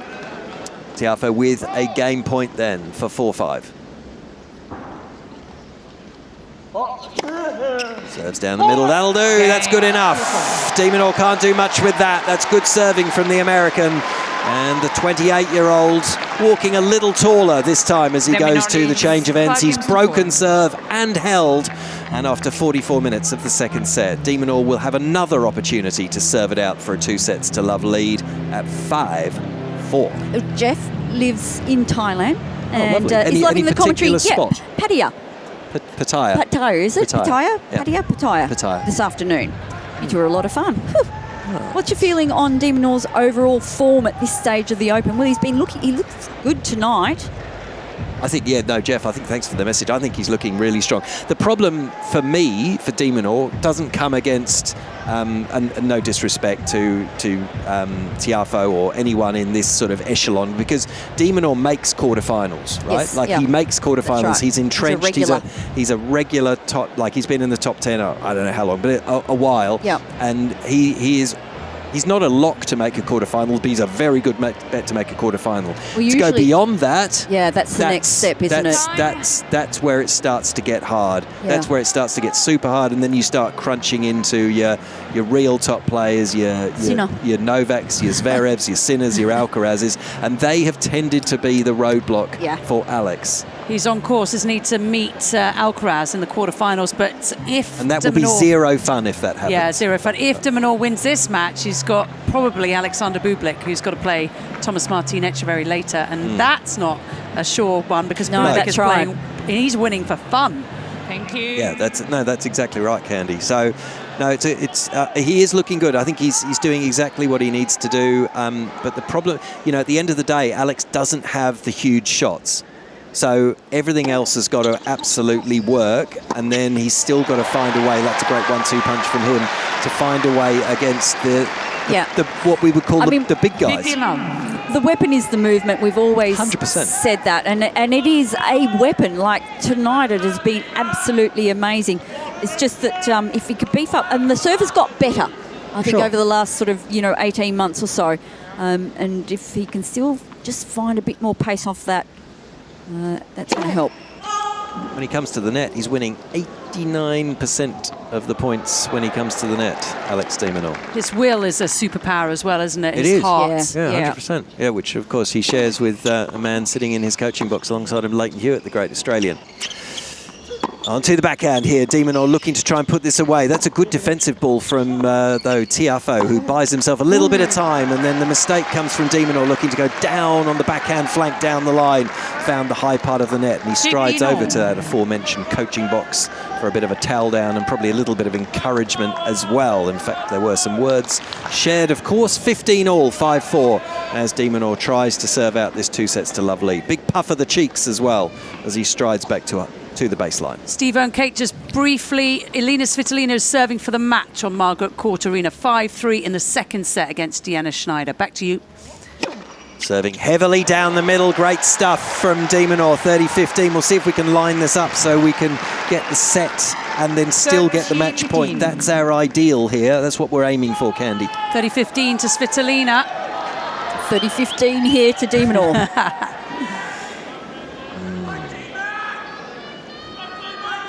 De Minaur's back at the baseline, ready to serve. Tiafoe to receive at 30-15. 5-4 in the second.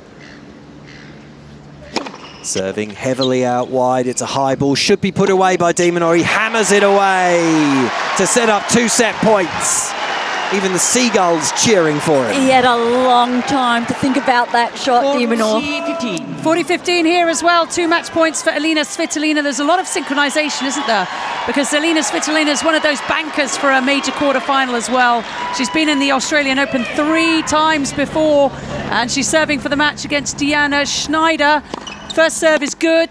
Backhand return from Schneider is deep. Svitolina puts her forehand down the middle. Now a backhand is a winner from Elena Svitolina.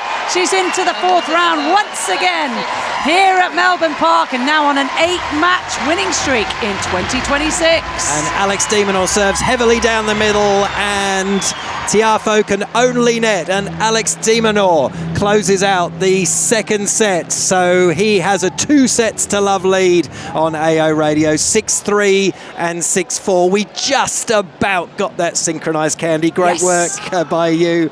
We're at... great work by Elena Svitolina. Great work by Elena Svitolina as well. So we try and bring you we everything, thank the players, everything live. Great work, Candy. Great work, Elena. Great work, everyone. Great work, Alex. Great work, Francis.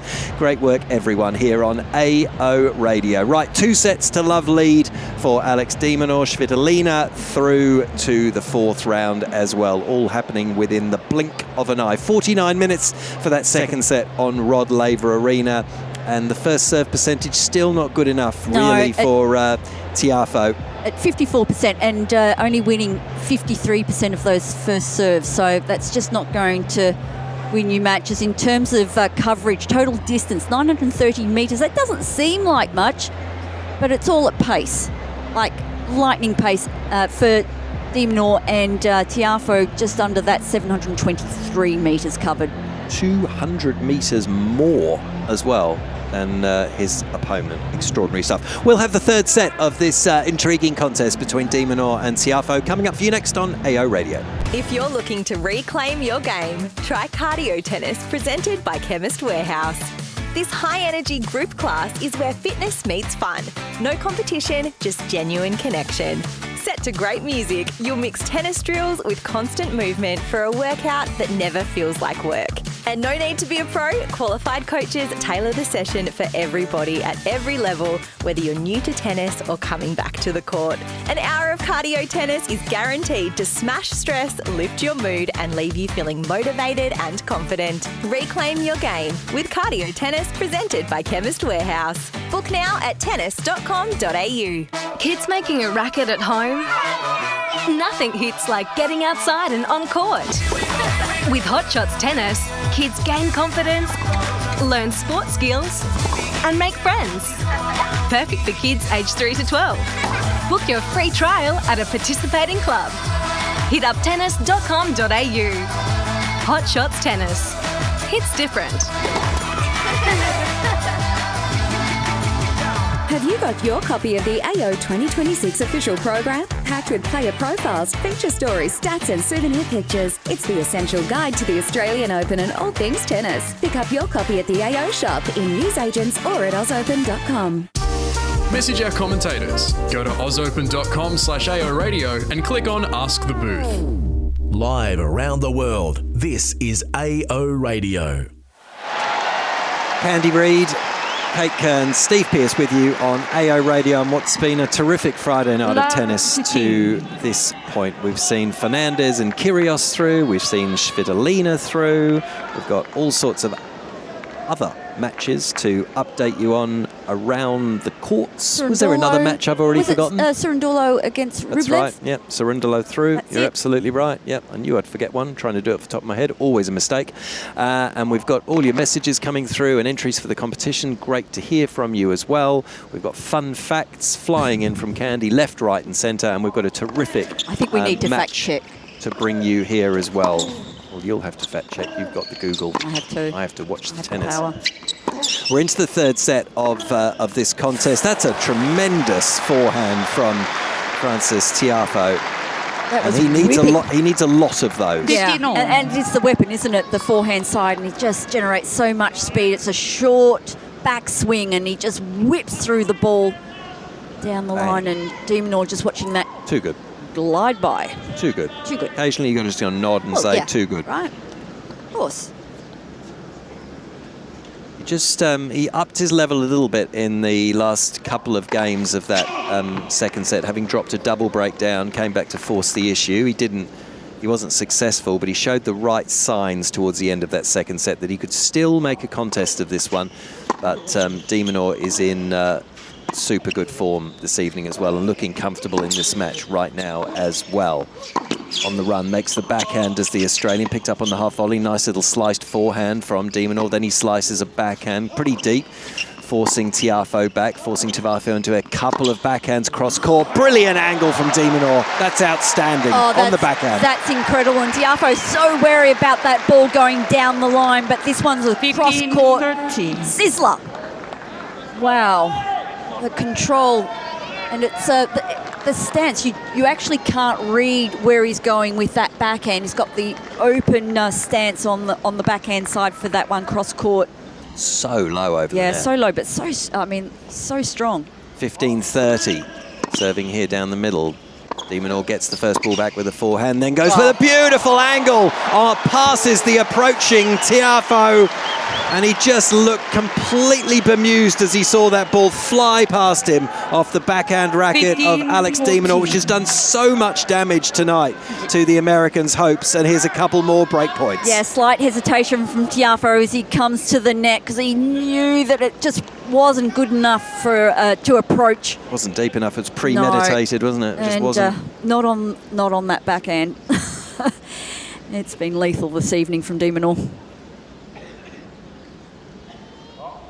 Tiafoe serves. Backhand from de Minaur, straight back at him. He switches onto the forehand, moving down into the corner. Cross court goes the American. Slice, backhand, cross court. Oh, that looked like it was out, but it was in from Tiafoe.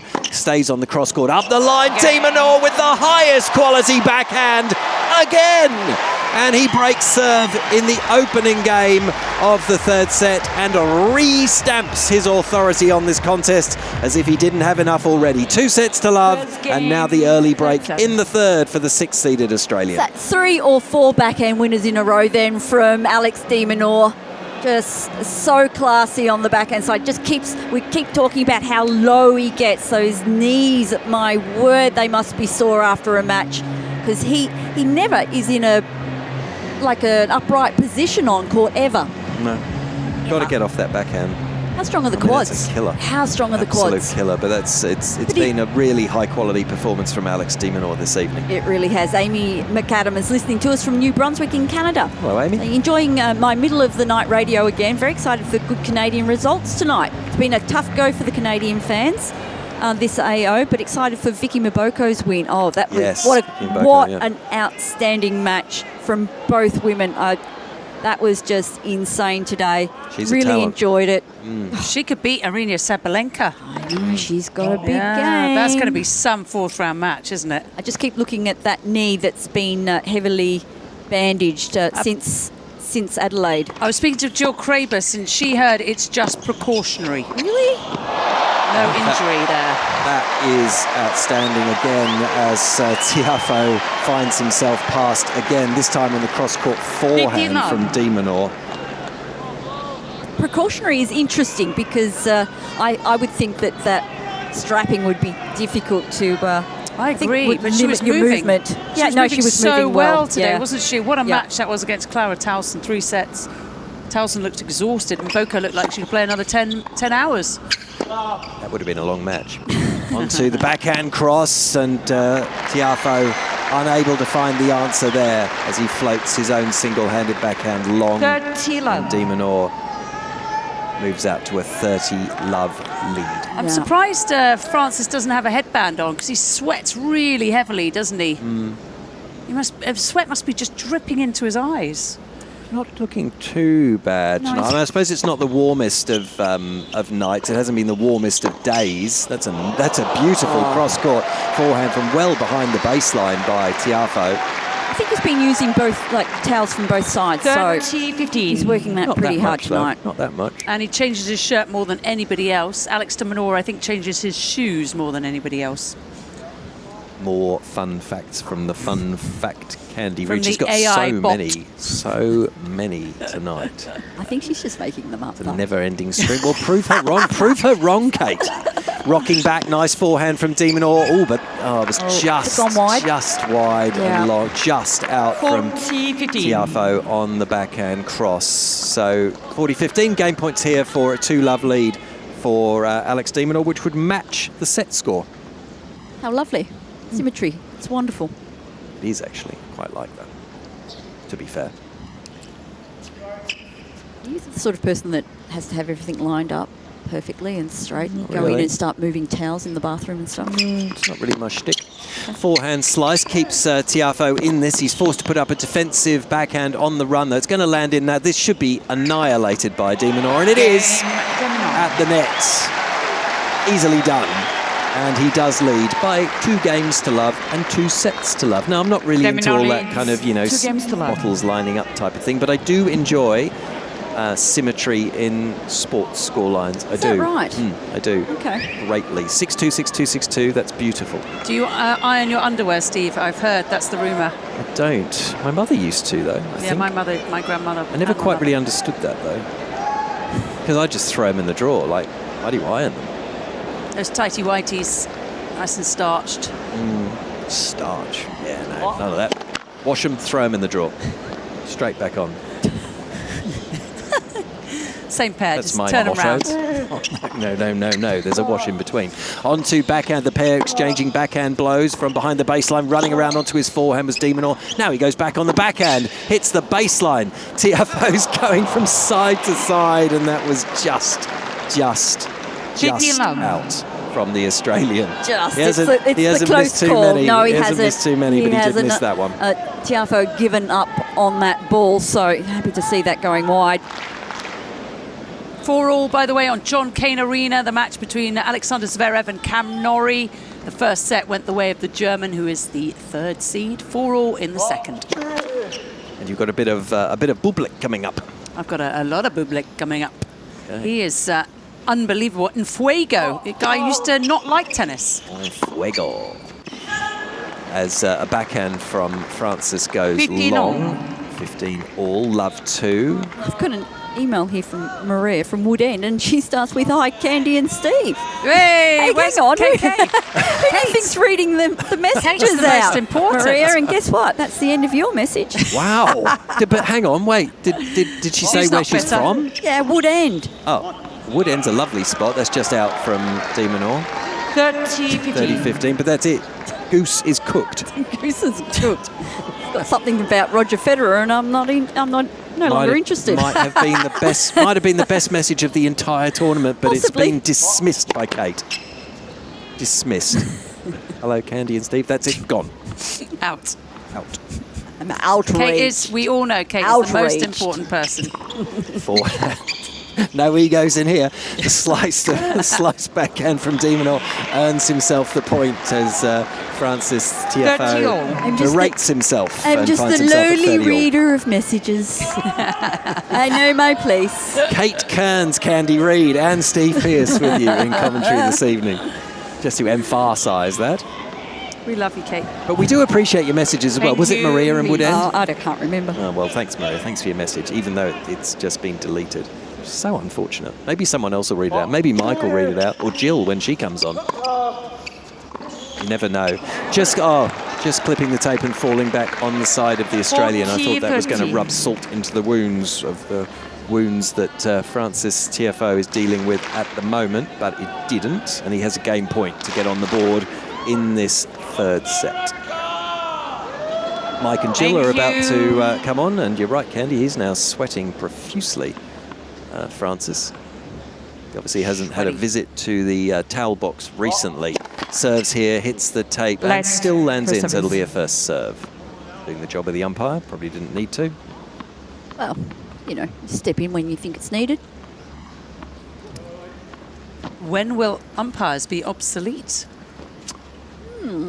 There's a question I can't answer in 2 minutes, but as we're about to have a commentary change, but it's a fair point and a fair question you raise. No fun fact to go with it. This slice down the line from Tiafoe goes just out as he tried to make his way to the net.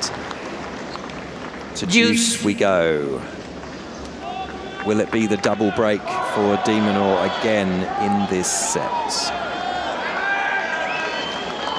That's what Alex would like. I think the crowd would like it, or they might be keen on a bit more tennis as well from this pair. We do have another great match, of course, following this. Good serving there from Tiafoe, and earns himself a game point. Got Andreeva and Ruse coming on Rod Laver Arena following this one, which promises to be a high-quality contest. Someone is unwell in the stands, so we're just calling... Oh, yes, up high, actually. So we've got a pause in play here. Mariana Velic speedily onto that as the officials also up in the high up in Rod Laver Arena. We have a fan, a patron, unwell up in the high echelons of the court. So shall I give you a quick update just from want to make JCA? sure that he's okay. Please do, Candy. You don't even have to make it a quick update. You could just make it an update. All right. Well, no one is ill so far. 7-5 to Alexander Zverev, the 3rd seed over Cam Norrie, the 26th seed. Germany versus Great Britain. We're on serve late in the second. Alexander Zverev serving at 4-5. And a reminder that Zverev has beaten Norrie all 6 times they played, including at the Australian Open a couple of years ago in 5 sets, 7-6 in the 5th, and including at Wimbledon a couple of years ago, where Zverev took that one surprisingly, perhaps in straight sets. Zverev bidding to extend a 10-match winning streak against lefties at the majors. In fact, he hasn't lost a major match against a left-handed player since, and remember this match, retiring due to that right ankle injury against Rafa Nadal in the semi-finals of the 2022 Roland Garros tournament. Do you remember that horrific accident where he went over horrendous and was out for a long time after that? That was the last time that Zverev lost to a lefty in the majors. Back to you. Thank you, Candy. We might take this opportunity to take a break on AO Radio and have a commentary change, because Jill and Mike are just itching to get in here to bring you the next couple of hours. I told Mike to have that he should have been putting on the cream. As we make sure that this person in the crowd is hopefully unwell, but hopefully is okay. So we'll just take a little pause here and have a commentary change, and then we'll be back with more of Tiafoe and de Minaur coming up for you next on AO Radio. If you're looking to reclaim your game, try cardio tennis presented by Chemist Warehouse.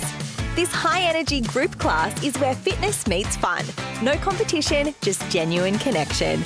Set to great music, you'll mix tennis drills with constant movement for a workout that never feels like work.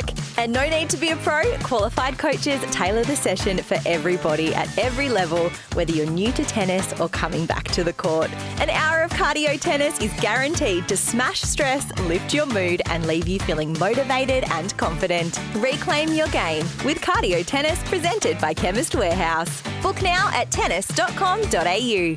Kids making a racket at home? Nothing hits like getting outside and on court. With Hot Shots Tennis, kids gain confidence, learn sport skills, and make friends. Perfect for kids aged 3 to 12.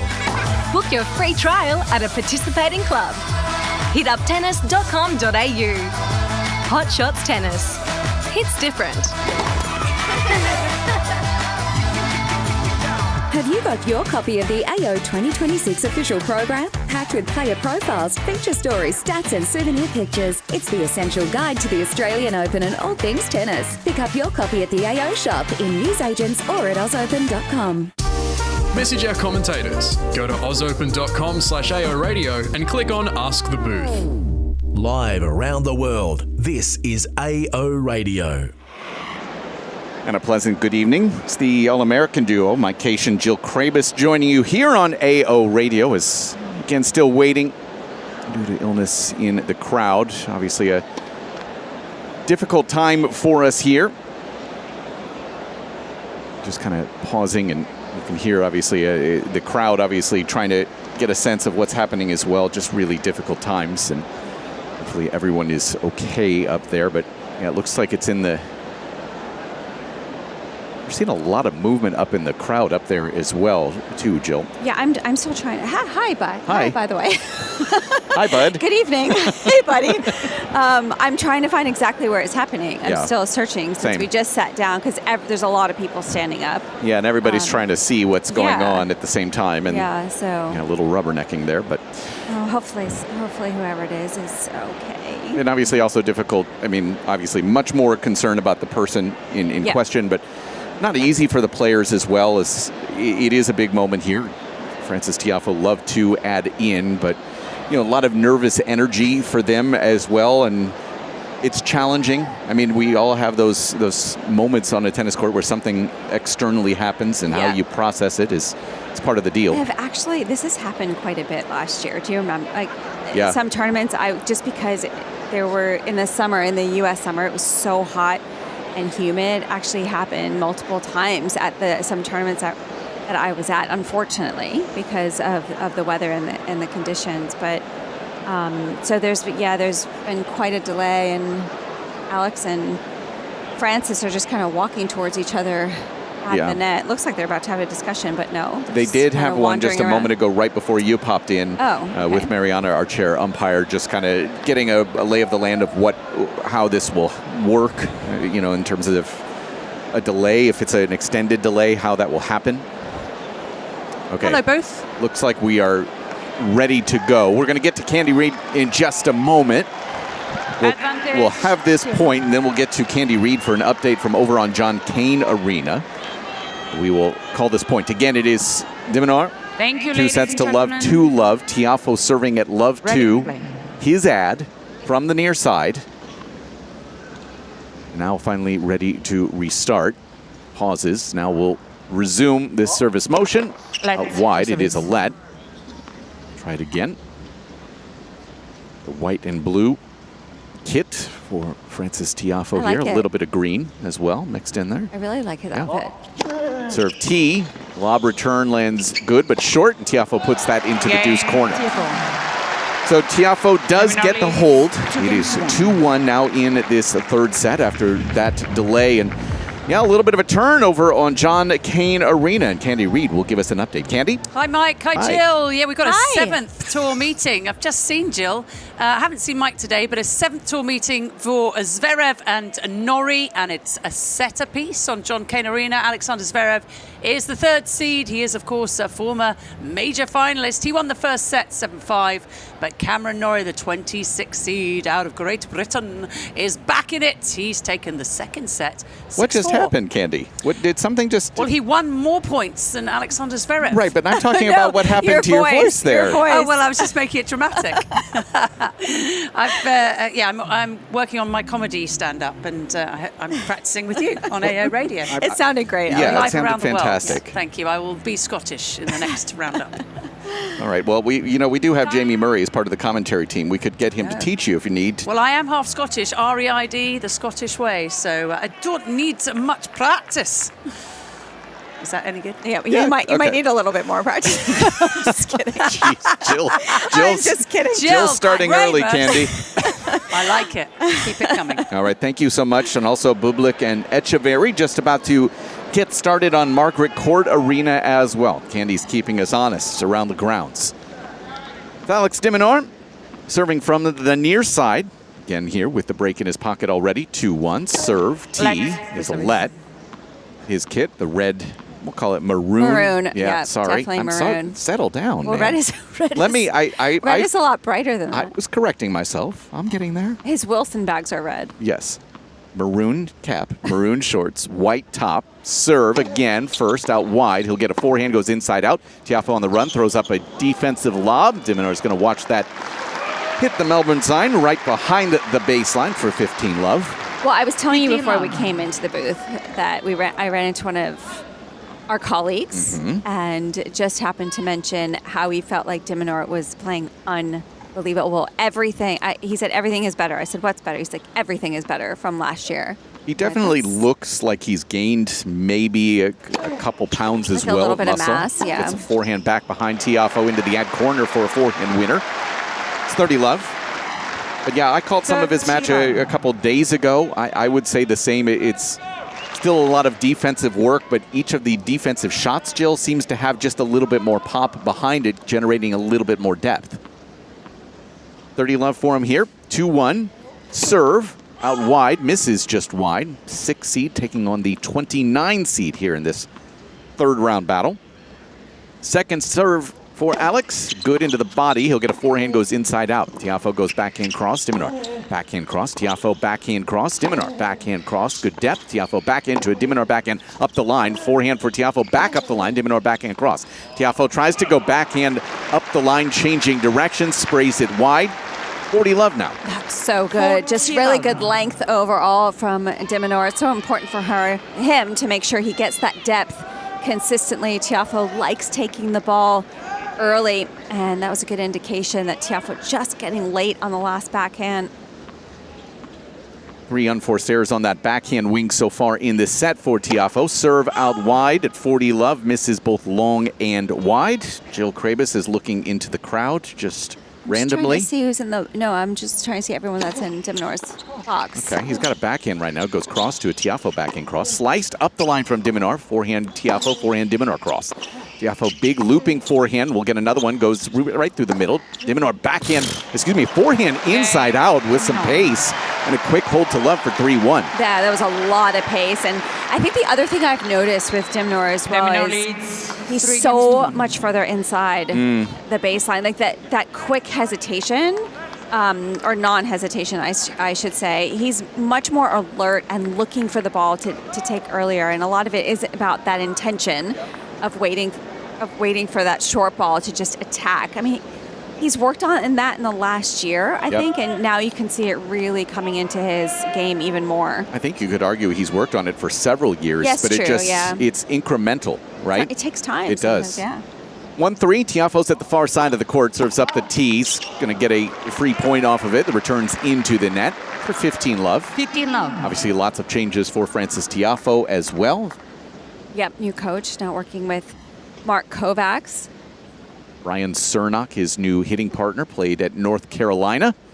Serve, T, return through the middle. Tiafoe inside out forehand to a de Minaur backhand cross. Tiafoe backhand cross. Slice back from de Minaur.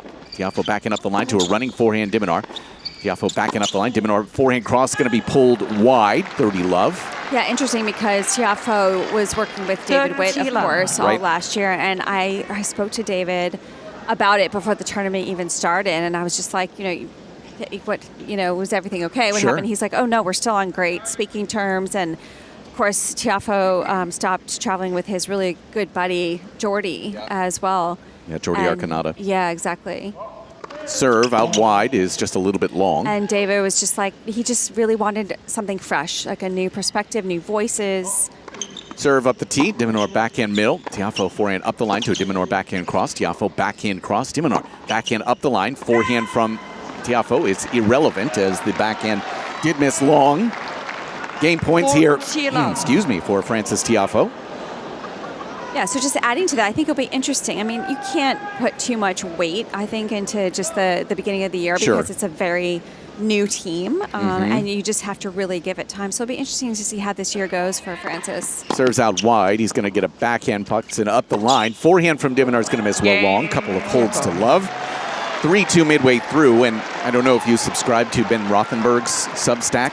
I just went on it yesterday. Did you? Yes. Okay, so he did a very deep dive into it with Frances, who basically, I'm going to put some words into his mouth, he said he knows he's had a good career, but time is running out and he wants to still be great.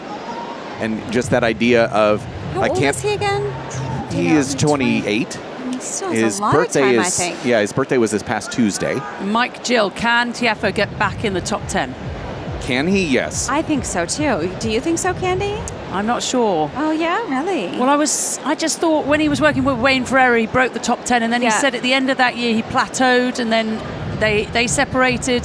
There may have been something more to it than just plateauing. I'm not sure, but I don't know. I think it's going to be really difficult. Really difficult. I mean, of course it's going to be difficult. Yeah, of course. I mean, I think he's capable of it. I think maybe this is a step that we're seeing to try and like revamp everything in his team and take that extra step and just hear new voices. You never know when a new voice when someone says something a different way and it clicks for you. With that being said, to answer your question, Candy, I think I still want to see more of a tactical coach involved. Mark Kovacs is very good in terms of the biomechanics and all of that. Yeah. I want to see a little bit more of a tactical coach because I think that's how Tiafoe is going to use his tools. That might be coming. Who knows? Correct. Cheer or make any noises, just about as players are ready to serve. Okay, so Mariana's getting involved there. Listen, it's Alex. It's a night session. It's going to be a little bit noisy. Serve, 3-2 into the body. He'll get a forehand, goes inside out to a Tiafoe backhand cross that's into the net. Because I think we all know Tiafoe, the backhand is so rock solid. The forehand has those ups and downs, but he needs the tactical acumen to also use those weapons effectively. Yeah, that's why I said I'm curious to see how this year goes. Right. Like I think you need time because obviously he's trying something different to try and make that push. And that's what you want to see from somebody who's 28 and saying, hey, if I want to get back there, I've got to change. I think he still has time. I think so too. Yeah. Serve out wide. Tiafoe backhand cross on the return. Now has a backhand again. Goes cross. de Minaur backhand through the middle. Tiafoe backhand up the line to a forehand. de Minaur. Tiafoe forehand middle. de Minaur backhand inside out to a forehand on the run from Tiafoe that just misses wide by the thinnest of margins. It's 30 love. Watching Tiafoe on our end because we're right behind him. This is a great view because it's really giving us an indication of the weight of the ball of de Minaur because Frances is so fast. Normally you don't see him getting late and not being able to get behind the ball, but he's gotten late quite a few times. Serve up the tee is into the net. Second serve upcoming. Again, 3-2, 30 love. Thanks for joining us on AO Radio. You can email us as well. We'll give you those details in a second. Tiafoe backhand to a de Minaur forehand up the line. Slice back from Tiafoe. De Minaur slice backhand cross. Tiafoe over the top with the backhand. Now he's going to get a backhand, goes up the line. Running forehand de Minaur. Catches the baseline and good. Now de Minaur rolls a forehand to a Tiafoe backhand up the middle that misses well long. And you hear from Frances as that one sails on him. Yeah. Just pulled up on that backhand. He was hitting the ball with such high quality. Both of them were actually, and then de Minaur just got a little bit more height and depth, and he's using that center ball very, very well. It just kicked up on Tiafoe. Maybe you could join the team. What do you think? Tiafoe? I'd recommend you as a coach. I think that would be fun. I think that's the exact point he's trying to avoid right now is too much fun and not enough business, no, right? It's supposed to be fun. New balls, please. A little bit of both. A mixture, Yes. I mean, you don't want to take the fun away either. 4-2 now. We've got a ball change here, so Tiafoe is going to get a new stick out of the bag. Listen, it's still a little bit messy in Francis's bench area. It looks a little bit better than normal because normally he's so sweaty. Bench? Yeah, he's sweaty. He just throws clothes all over the place, and normally it takes him a good 10 minutes to clean things up right afterwards. It's a little bit better. Okay. Business. Getting tidier. It's good. I don't know if that's good. I think it's great. Okay. I mean, Ready for play, thank you. I don't do it, but you know, the idea of Some people like that. You know how chaos. you go. Well, you know how you go on someone's desk and there's like papers everywhere, but they know exactly where everything Correct. is. Yeah. And then if you get it too organized and they don't know where anything is, so maybe he's like that. Yeah, I have ADHD, and I know exactly what that feels like. Right. So in that case, I don't know if you want to take away the chaos-looking Agreed. bench. You want to find organization within the chaos. Yeah. Right? 15 love. Serve up the tee. Gets a forehand, does Tiafoe. Goes cross. Sliced up the line from de Minaur, but lands good. Now we're running back in from him through the middle. Tiafoe forehand inside out. De Minaur tracks that down. Now Tiafoe backing up the line. Running forehand from de Minaur. Volley Tiafoe. De Minaur with the lob. Tiafoe backhand overhead. Forehand de Minaur up the line for a winner, and it's 15 all. I mean, you've got to be joking. Tiafoe must be thinking, how did I lose that point? And he just, after he got past, he just looked over at his team and just stared for a few seconds. It was unbelievable. Francis, I felt like, could have won that point 2 or 3 shots ago, but de Minaur was just everywhere. Yeah, the one shot that I think he'll want back is the backhand volley. It was a little bit cute trying to get it back behind de Minaur. Serve, tee, net, cheering from the crowd. Second serve here at 15 all and 2-4. The second, good. De Minaur forehand middle. Tiafoe backhand middle. De Minaur forehand cross. Tiafoe forehand cross with a little bit of loopiness. Now he gets a backhand cross. De Minaur digs out a backhand. Tiafoe backhand cross. De Minaur backhand up the line. Running squash shot. Tiafoe lands good.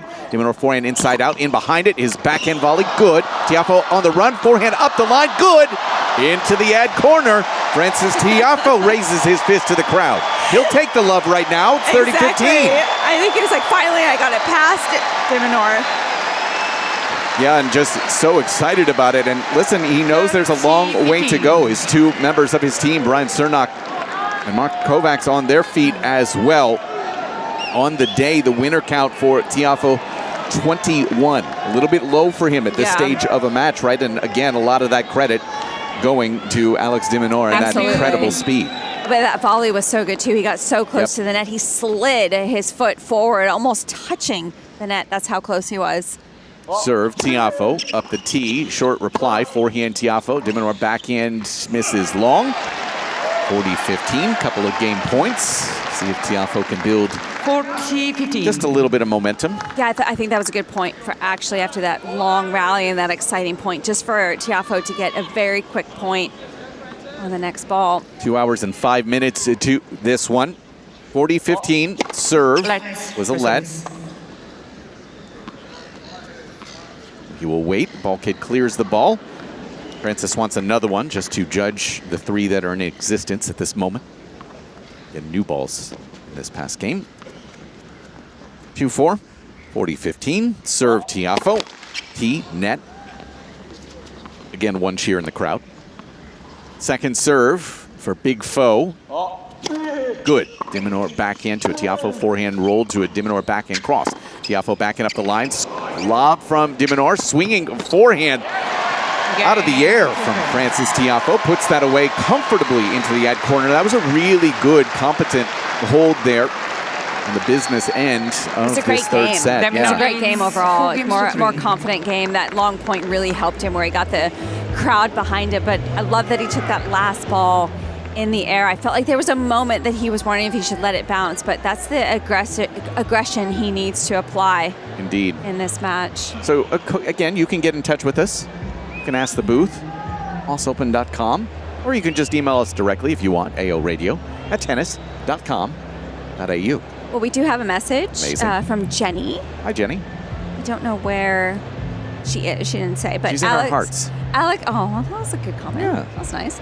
Alex de Minaur I think this is a movie. The movie, yeah, for part of our competition, yes, of course. Alex de Minaur as Andy in Shawshank Redemption for his persistence. Wow. That's not bad. I think it's great. Shawshank is one of those movies that if I ever see it on TV when I'm at a hotel, You have to have it on. you have to have it. I You know, have to it's one watch of the it through. best. Let's see. This message is from Chris, who lives in Melbourne. Score, my two favorite presenters on at the same time. Go Mike and Jill. I'm enjoying your commentary this evening. Oh, thank you. Listen, thank you. That's Chris Eubanks, and I paid him to send Thank that you, email. No, thank you, Chris. That's very kind Thank of you, you. Chris. Really do appreciate that. Yeah. Alex de Minaur now in front of his camp. Who is over there? We got Leighton, Well, that's why I Adolfo was, Gutierrez, Well, that's why I was looking because Matt Reed. Okay, sorry, I'm interrupting. No, you're fine.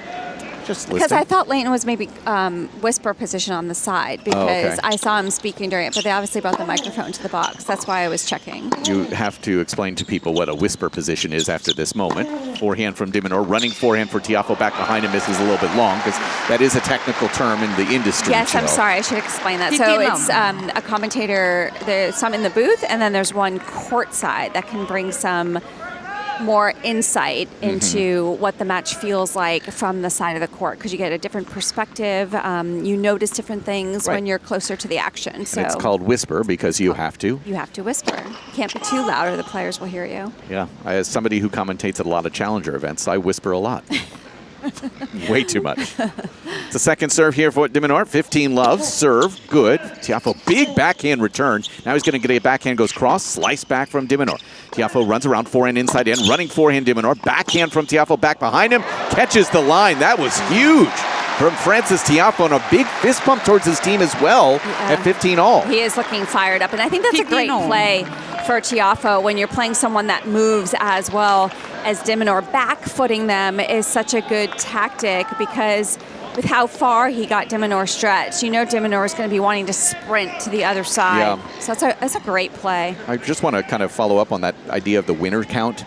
I said, 21. It's now at 23, but only 10 of those are off the ground, right? So that means a lot of this of Tiafoe, right? So a lot of aces, service winners, volleys, and things of that nature. As Tiafoe does get a backhand, goes cross, slice back from de Minaur through the middle. Tiafoe forehand inside in. De Minaur digs that out, but it's going to miss long, and it's 15-30. It's a little bit heavier. Francis is starting to inject a little bit more pace off the ground. 15-30. The biggest difference I noticed with Mark Kovacs, who's the new coach, fewer patches than David Witt. I mean, David Witt. I didn't know. David Witt was loaded up. He was I mean, loaded not up. quite Mike Russell level. I mean, Mike Russell is a NASCAR driver with the amount of patches that he wears. 15-30, some trouble here for Alex de Minaur. So yelling in the crowd, and you hear the rest of the crowd very frustrated. Once again, ladies and gentlemen, when the player is ready to serve, tossing a ball, please do not call out or cheer. Thank you. Everyone stopped to really listen. I know. It was quiet. I wasn't going to say anything. I didn't want Mariana yelling at me. 15-30 here for de Minaur. Tries this again. Serve. Good. Short reply. De Minaur backhand cross. Tiafoe runs around a big forehand inside out. De Minaur has to dig it up. Now de Minaur with a forehand inside out. Tiafoe backhand cross. De Minaur backhand up the line to a running forehand Tiafoe. De Minaur forehand cross. Tiafoe forehand cross. De Minaur forehand cross loopy. Tiafoe the same. De Minaur forehand inside out. Running backhand Tiafoe. De Minaur backhand up the line. Decides to stay the baseline for a forehand cross. Tiafoe forehand cross. He yanks that wide. It's 30 all. It's such a long rally, and the longer it goes, you just feel like, how am I going to get it past de Minaur? He's so consistent from the ground. That was a big point for him to win at a crucial time. De Minaur definitely wants to get this done straight because you can feel Tiafoe's level lifting. Yes. It's one of those little inflection points within a match. This one might be the last inflection point of this match. Huge spot. 4-3, third set, 30 all. De Minaur looks over at Tiafoe, now ready to go. Seagulls overhead. Serve out wide. Tiafoe forehand to a de Minaur forehand up the line. Running backhand. Tiafoe back behind him. Lob from de Minaur is going to miss long, and it is a break chance here for Frances Tiafoe. Same play, using that backhand to just surprise de Minaur once again. Caught him going the wrong way. First break chance of the set for Frances. He has good energy right now. It is. Tiafoe. Yep. He has 3 on the day. He has converted 1. De Minaur, on the other hand, 4 of 5 on the night. The crowd settles in. The Seagulls don't. 30-40. Break chance. Serve. Netted. I know, I'm not okay. Are you okay with the seagulls? I know you don't like this. But I'll address that after the match. Second serve, de Minaur. Good. Tiafoe backhand cross. De Minaur digs out of backhand. Tiafoe backhand cross. Sliced from de Minaur. Run around forehand. Tiafoe inside out. De Minaur backhand up the line. It missed long, and we're back level. 4-all. Big energy and a big roar from Big Foe to 4-all. And he's just giving high fives to his team on the side. 4 games after getting that break. He puts his racket on the box to use the towel to dry off the entirety of his body. It's from that point. It's from that last point where he threw his fist in the air and got the crowd completely behind him from that point. I mean, I think they're still behind him. They're very clearly. I was just talking about the one point. It's a respect issue, right? Yeah. They respect the hard work. They respect the effort. They were appreciating the point. The quality of it was insane. All right, so here we go. A bit of a restart now. 4-all, Tiafoe. Serve out wide, misses just wide. I'm enjoying this match. And you've only been here for 27 minutes. It's amazing. Second serve, good. De Minaur forehand cross, Tiafoe forehand cross, De Minaur forehand cross, Tiafoe forehand cross off the baseline. No, just missed back. It's love 15. Do you like the lights going off?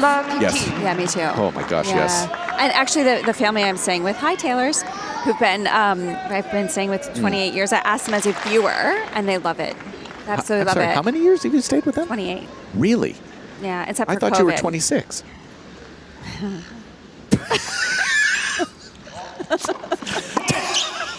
Nice try. I wish I was 26 I love again. you, Jill.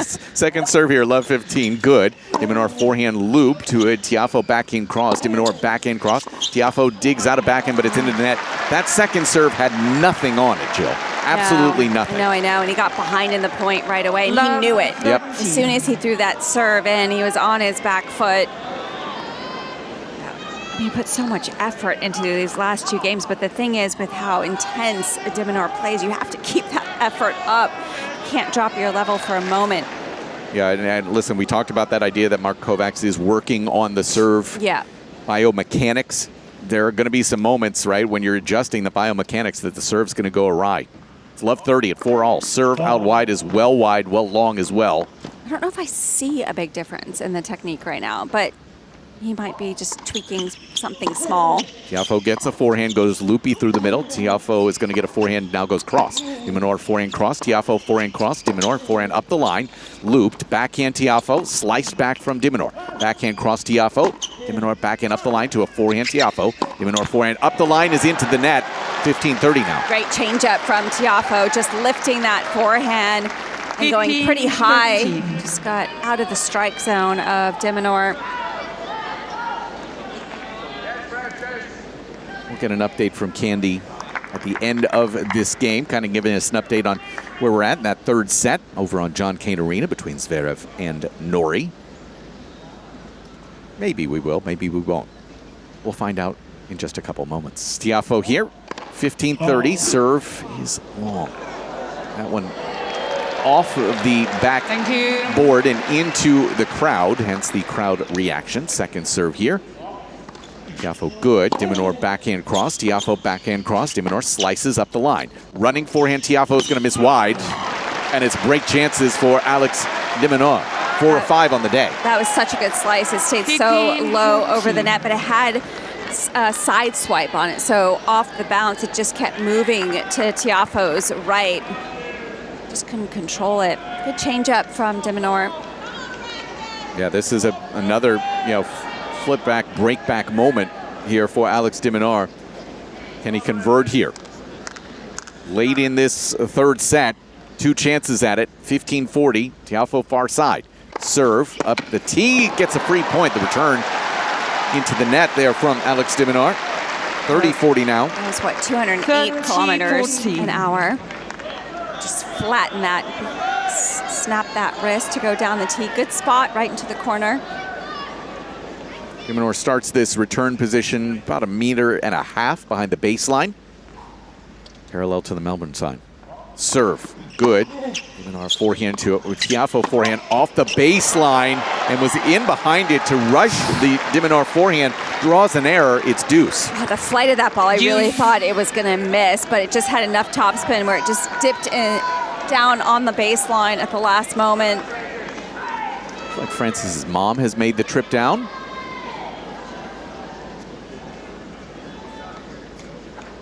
In the front row, but not in the coach's box. Deuce now, 4-all. Serve.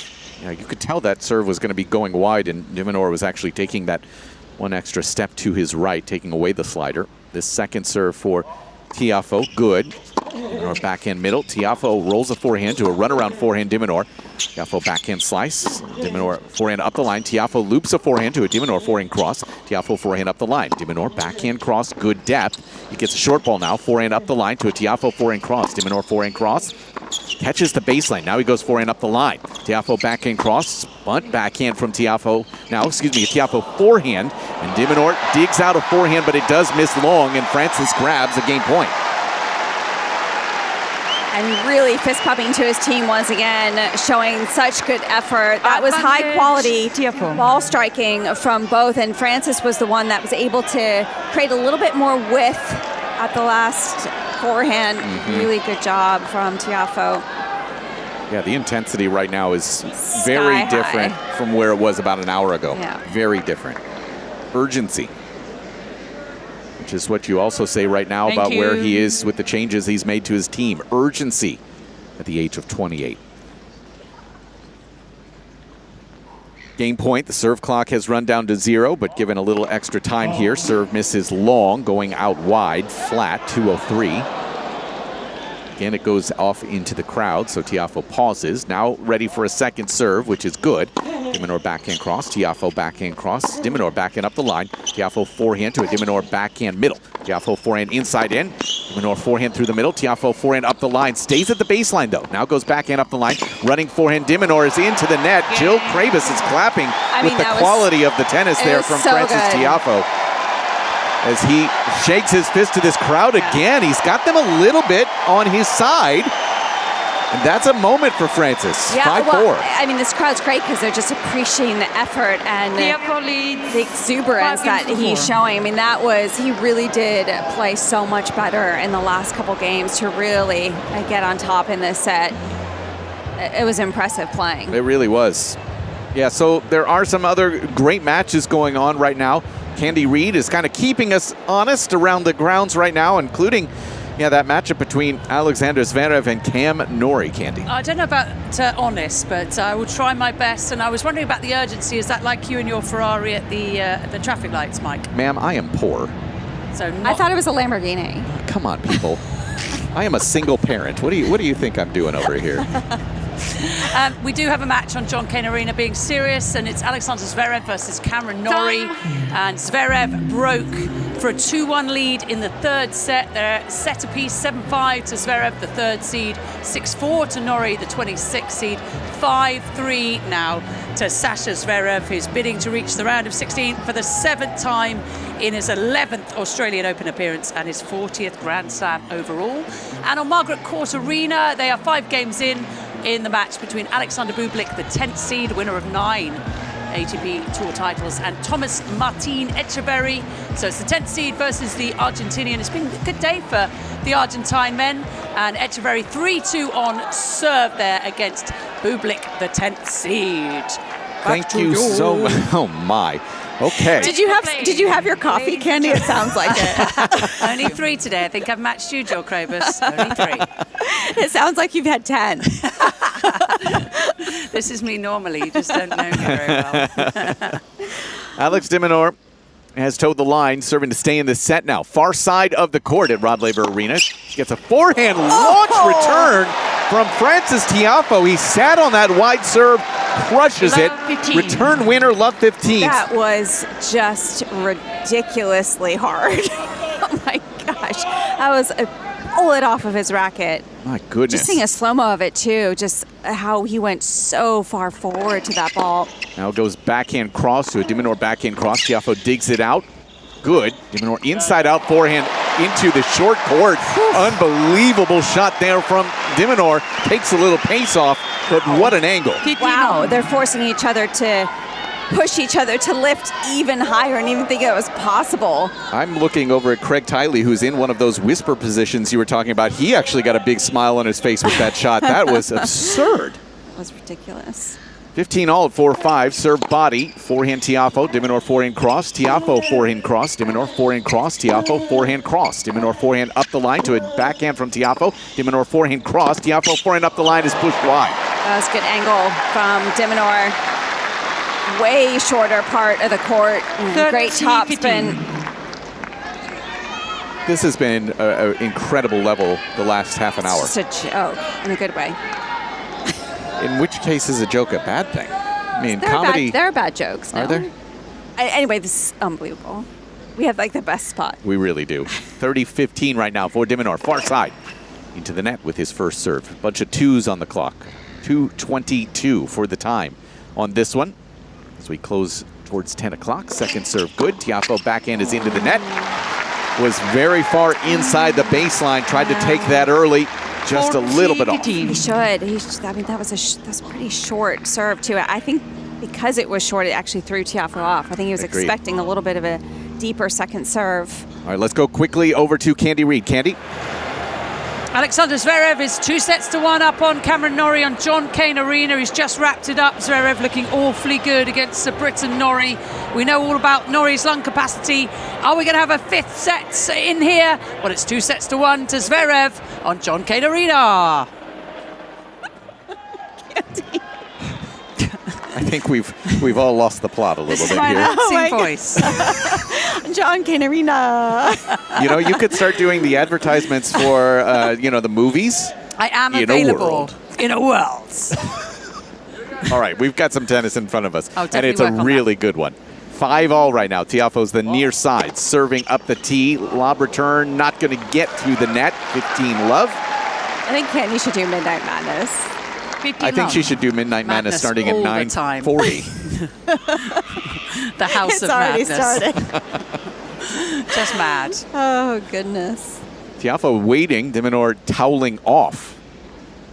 Pretty crazy change of events here over the last couple minutes. Serve up the middle. Tiafoe now gets the backhand cross. de Minaur backhand to Tiafoe, backing up the line. Running forehand de Minaur. Off the baseline, good. Tiafoe digs it out. Now he's got a backhand. Goes slice. de Minaur backhand slice middle. Tiafoe forehand inside out to a de Minaur backhand up the line. Tiafoe forehand cross. de Minaur forehand up the line. Backhand from Tiafoe short. de Minaur backhand to a Tiafoe backhand up the line. Running forehand de Minaur. Good. Now he's got to run for a backhand. Goes cross. Tiafoe backhand cross back behind him. de Minaur forehand. Tiafoe forehand cross. de Minaur forehand cross. Big angle. Tiafoe hits the ground. Can't catch up. What a shot. What an angle. And what a point won by Alex de Minaur. I really feel like I can't keep up with how fast they're hitting the ball, how fast they're moving around the court. Tiafoe's asking the ball kid to help him up. Oh. She does. I'm just glad that he's not in Thomas Mahat's short shorts. We've got another court attendant who's going to have to come and wipe up the court. That is a sweaty man. That was an unreal point. I mean, there were so many instances with the view that we have that I thought there's no way either one of us are going to get to that ball. And the rally just kept going. It was unreal. The ball girl who helped Francis up still has a massive smile on her face at the net there. Oh, good. 15-all. Serve tee into the net. Second serve here for Francis. 5-all, 15-all. It's a lot of fives. Second serve. Good. de Minaur forehand to it. Tiafoe forehand up the line. de Minaur backhand cross. Tiafoe backhand cross. He's pulled that wide. And now trouble again. 15-30. Well, it's so difficult after you feel like you played such an amazing point and you don't come on top. Yep. That next point can be so demoralizing that more often than not, the next point is pretty short just because you put so much effort in the previous one. Wants another ball from a ball person here in the corner. Got a few seconds here left on the serve clock. We're at 5 right now. Now ready to go. 15-30 at 5-all. Serve tee, good. Lob return lands good. Tiafoe forehand cross. de Minaur forehand cross. Tiafoe waiting. Forehand loopy as well. Loopy. Misses by about 3 meters. 2 more chances for Alex de Minaur.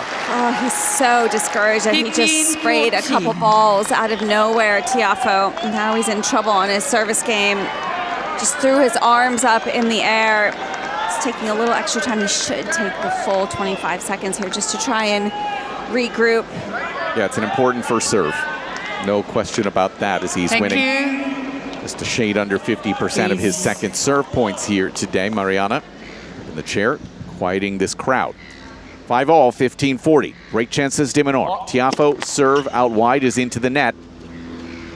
De Minaur toes the baseline on this return. The second serve for Tiafoe. Good. De Minaur back in through the middle. Tiafoe slices it. De Minaur backhand goes cross. Tiafoe backhand cross. De Minaur backhand through the middle. Tiafoe forehand inside in. De Minaur forehand through the middle. Tiafoe backhand cross. Running backhand de Minaur. Tiafoe backhand cross. Sliced back from de Minaur. Tiafoe forehand inside in. Running forehand de Minaur. Tiafoe forehand cross. Lands good. Forehand from de Minaur. Forehand up the line from Tiafoe. Now he's got a backhand. Goes cross. De Minaur goes backhand cross. Tiafoe backhand cross. Big angle. De Minaur can't dig that out. It's 30-40. Well, that whole point, Francis and de Minaur were on the move, and Francis finally had half a second where he just had a little bit longer on the ball, and he just unleashed on that backhand. Great length, really just skidded through the court.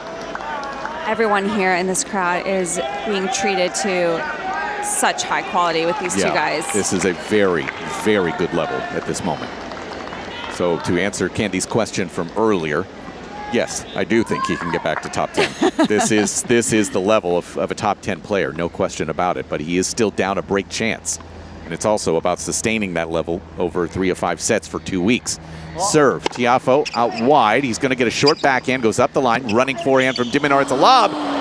It misses. It misses as Tiafoe had moved to the net. Well, I took a deep breath. I think Tiafoe took a deep breath of relief. He just kind of looked back, hoping it was going to go long. That's an area I feel like de Minaur's gotten better too, off those hard, flat shots. Yep. His wrist action, the way he can control the lob, I think that's gotten a lot better. That one, of course, drifted long, but you can see how much he's able to feel that ball. Do serve out wide, short in the box, misses by just a tad. Second serve for Francis. Good. De Minaur forehand cross. Tiafoe digs out a forehand. De Minaur forehand up the line. Stays back at the baseline. Doesn't matter as Tiafoe's missed the running backhand. Third chance here in this game for Alex de Minaur. Advantage, de Minaur.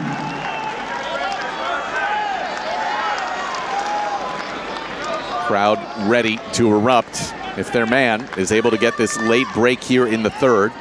Tiafoe looked at one of the balls, didn't like it, throws it back. Now he's got the 2 that he wants.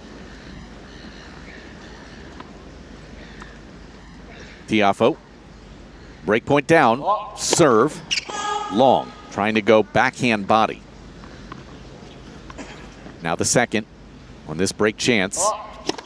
Good. De Minaur backhand to a Tiafoe backhand cross. De Minaur backhand middle. Tiafoe forehand up the line to a de Minaur backhand cross. Tiafoe slices that. De Minaur slices cross. It floats and it misses long. That was such a good conscious choice from Tiafoe, just throwing in the slice, because he was set up to actually come over that backhand. He had plenty of time.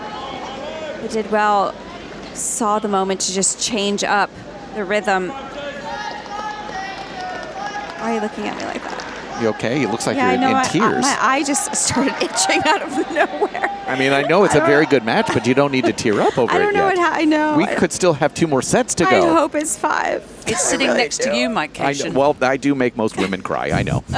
Beauty and the Beast over here. Deuce once again, 7 minutes into this. Backhand here for Tiafoe, slice. De Minaur backhand cross. Tiafoe has to dig that out. De Minaur, short backhand goes cross. It's an easy winner. It's a great point from de Minaur, and he roars towards his team.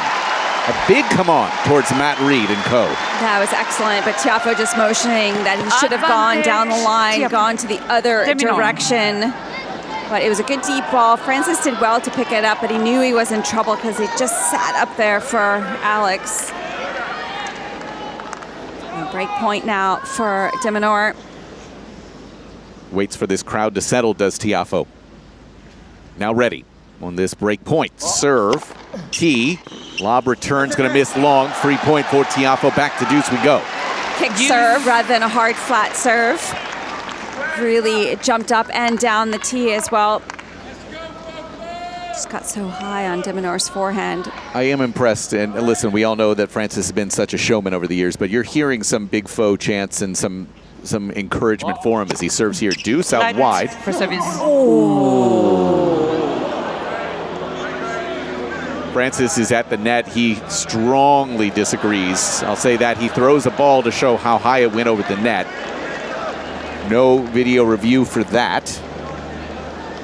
But it will be another first serve. But there's no net device, no, it's right? it's called by the chair. It's called by the chair. Yeah, no machine. I actually, because it's not just Australian Open, it's been at the US Open as well. I don't know why. I know, I went blank for a second. I couldn't remember. Yeah, but they did pull away from that, and I don't know the answer as to why they have.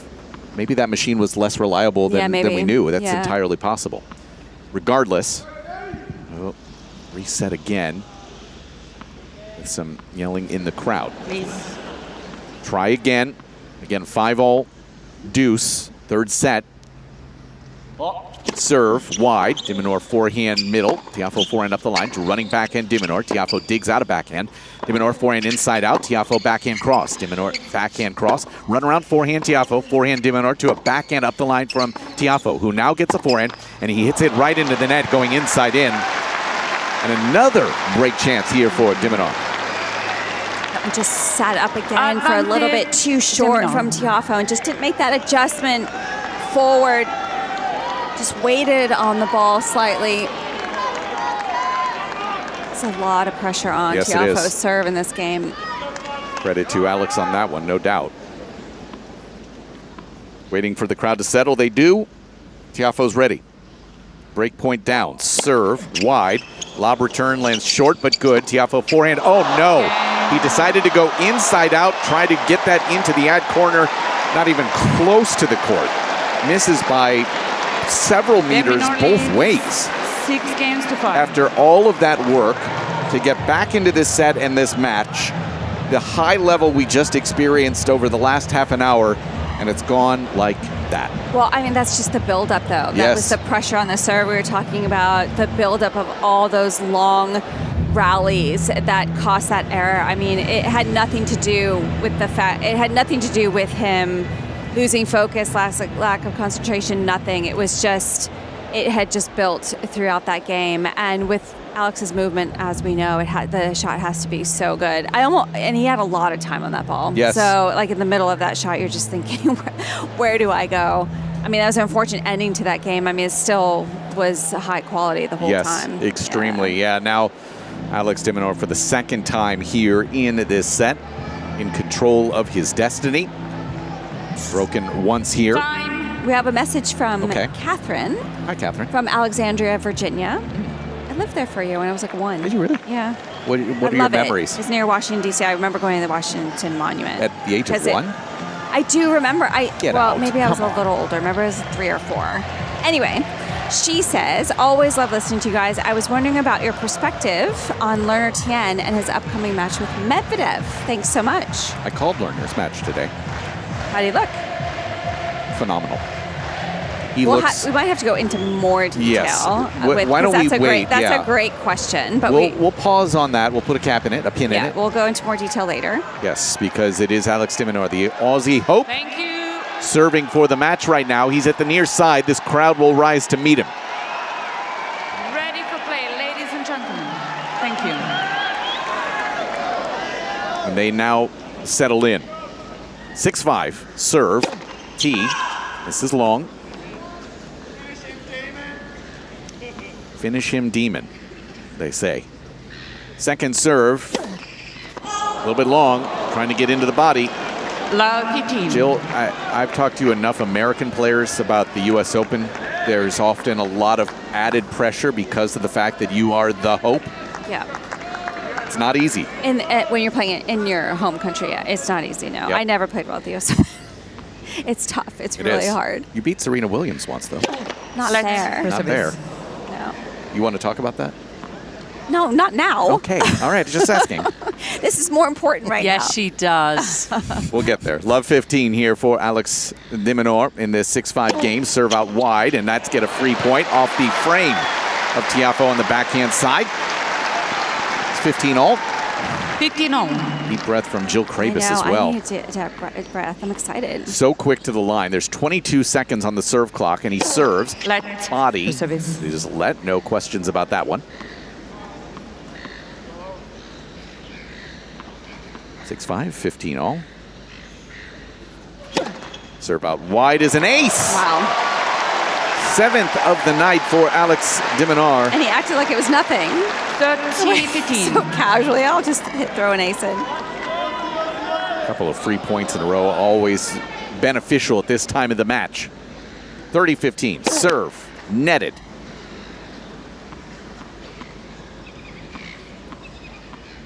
Second serve now.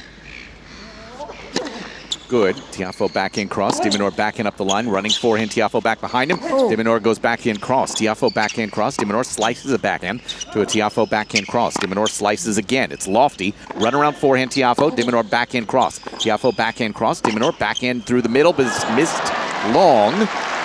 And now 30 all. I said ooh because there was a moment there I almost thought de Minaur looked like he stumbled. Did you notice that? Yeah. It almost looked like he lost his footing a little bit, but he but it's again right away. Something you've been talking about quite a bit, going back behind him, right? Yeah, So just exactly. that little bit of a stumble Yeah. because he wrong-footed him. Yeah. To use an NBA term, broke the ankles a little bit. Crossover dribble. Right? Jill on a Friday night. Is that right? What? Can't I love how you just pop in. 6-5, 30 all. De Minaur serve, body, forehand. Tiafoe's going to miss by about half a meter. And we've arrived at match point. That was a great choice on the serve. Very good. Right into the body.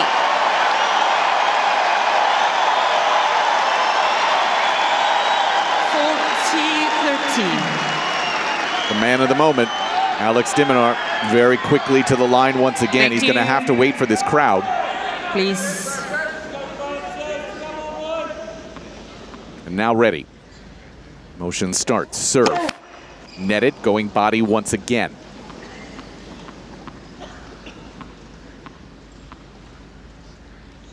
Second serve for Alex de Minaur. Good. Tiafoe goes back in cross. De Minaur digs out a backhand. Tiafoe forehand up the line, running forehand de Minaur. Tiafoe backhand cross. Great one, and that is a clean winner off that backhand wing. My word. We're at deuce, and a fist pump from Tiafoe towards his team. And again, this crowd rises to meet him as well, because that is an incredible shot. I mean, I know we're on the radio, but I don't even know what to say anymore. That was unbelievable. It was so good. On match point down. That is bold and brave from Tiafoe. And beautiful. And beautiful. Bold, brave, and beautiful. So again, de Minaur waiting for the crowd to settle, and once they do, he starts his motion. 6-5 deuce. Serve. Good. Tiafoe back into it. De Minaur forehand rolled to it. Tiafoe backhand up the line in behind it. De Minaur forehand volley. Oh no, Tiafoe. Yeah. What did you just do? It dropped in front of him, and he tries to just tap it over the net. That was difficult, though. I mean, It was. Yeah.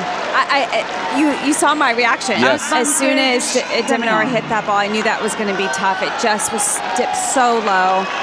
Your only option really is to go short, but then you have in your head de Minaur sprinting forward. Thank you, ladies and gentlemen. It is a second match point here for Alex de Minaur, the 6th seed. Serve out wide, just missed wide, to the dismay of this crowd. Second serve now. Tosses up. Second serve good. Tiafoe goes backhand cross. De Minaur backhand to a Tiafoe backhand cross. De Minaur backhand up the line. Missed long. Someone he missed previously on the other match point, one that he tried to change direction and guide down the line.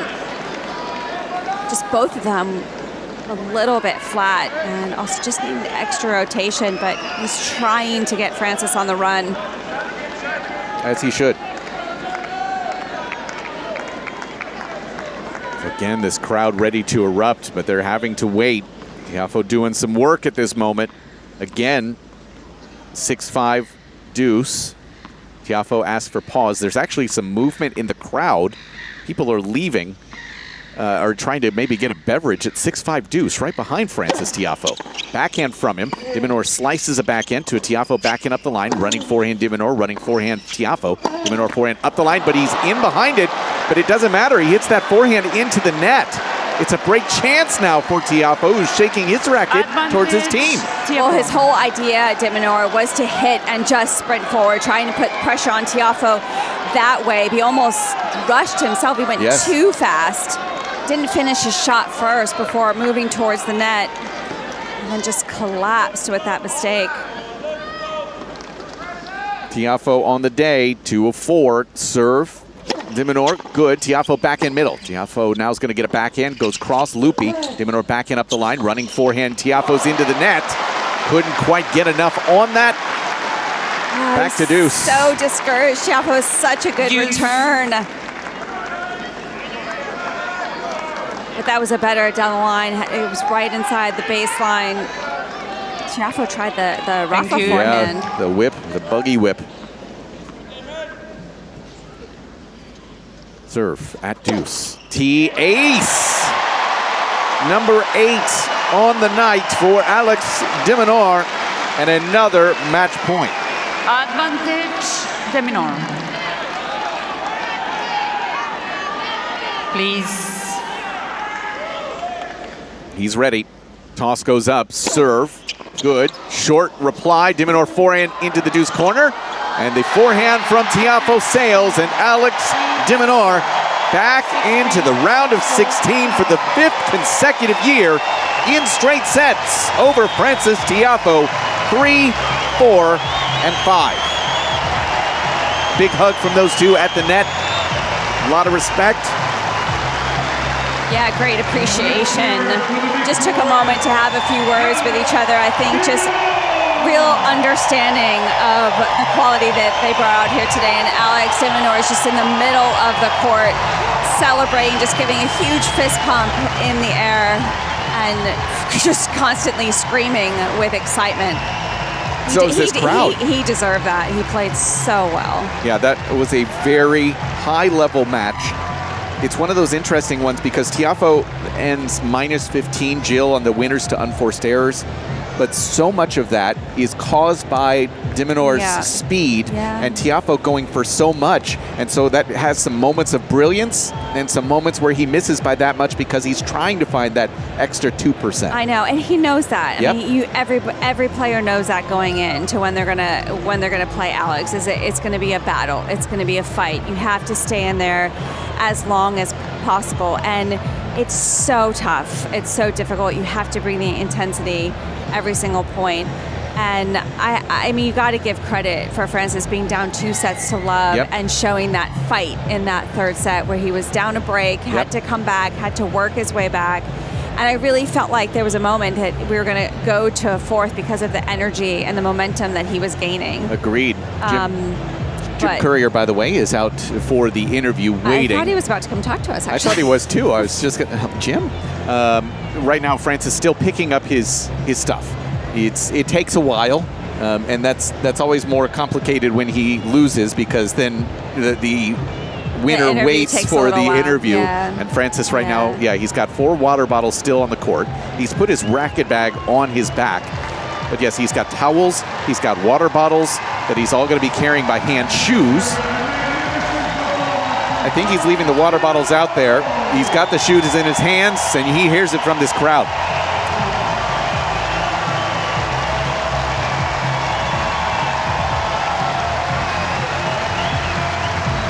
That takes one last look up into that crowd as he walks into the tunnel. Actually was getting some good applause as well from Katie Bolter, Eamon's fiance, and Alex de Minaur puts on the hat, puts on the watch, and he is ready to have a chat with Jim Courier.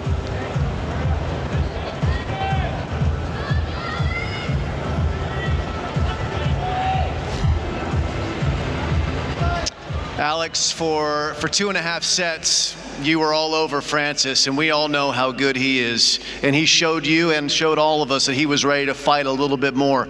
You were able to finish him off. What were the differences tonight, and what were you pleased with in your game? Yeah, look, Frances is a hell of a competitor, a hell of a player. It was a hell of a battle, so huge respect to him. Yeah, look, I played some of my best tennis in the tournament for 2.5 sets, and he just lifted it when he needed it, and he started going big. He started returning and playing with some great depth, taking the racket out of my hand, and look, I just had to just manage it. And it was quite stressful at the end, but I'm very relieved that I got over the line.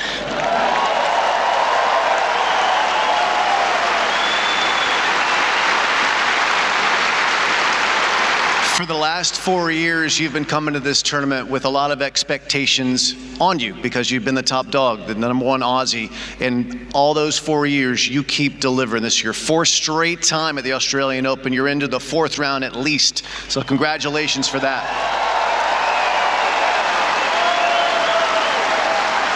And that's not easy.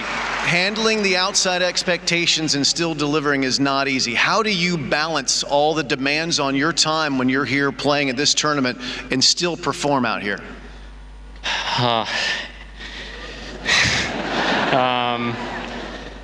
Yeah, in my brain, I don't associate playing in Australia as playing with pressure. I associate it with just excitement. So, you know, since I was a little kid, this is where I wanted to be, where I wanted to play in front of packed crowds. I'm truly fortunate to be in this position. And yes, it gets stressful at times, but that's only because I want it so bad. So I'll do my best.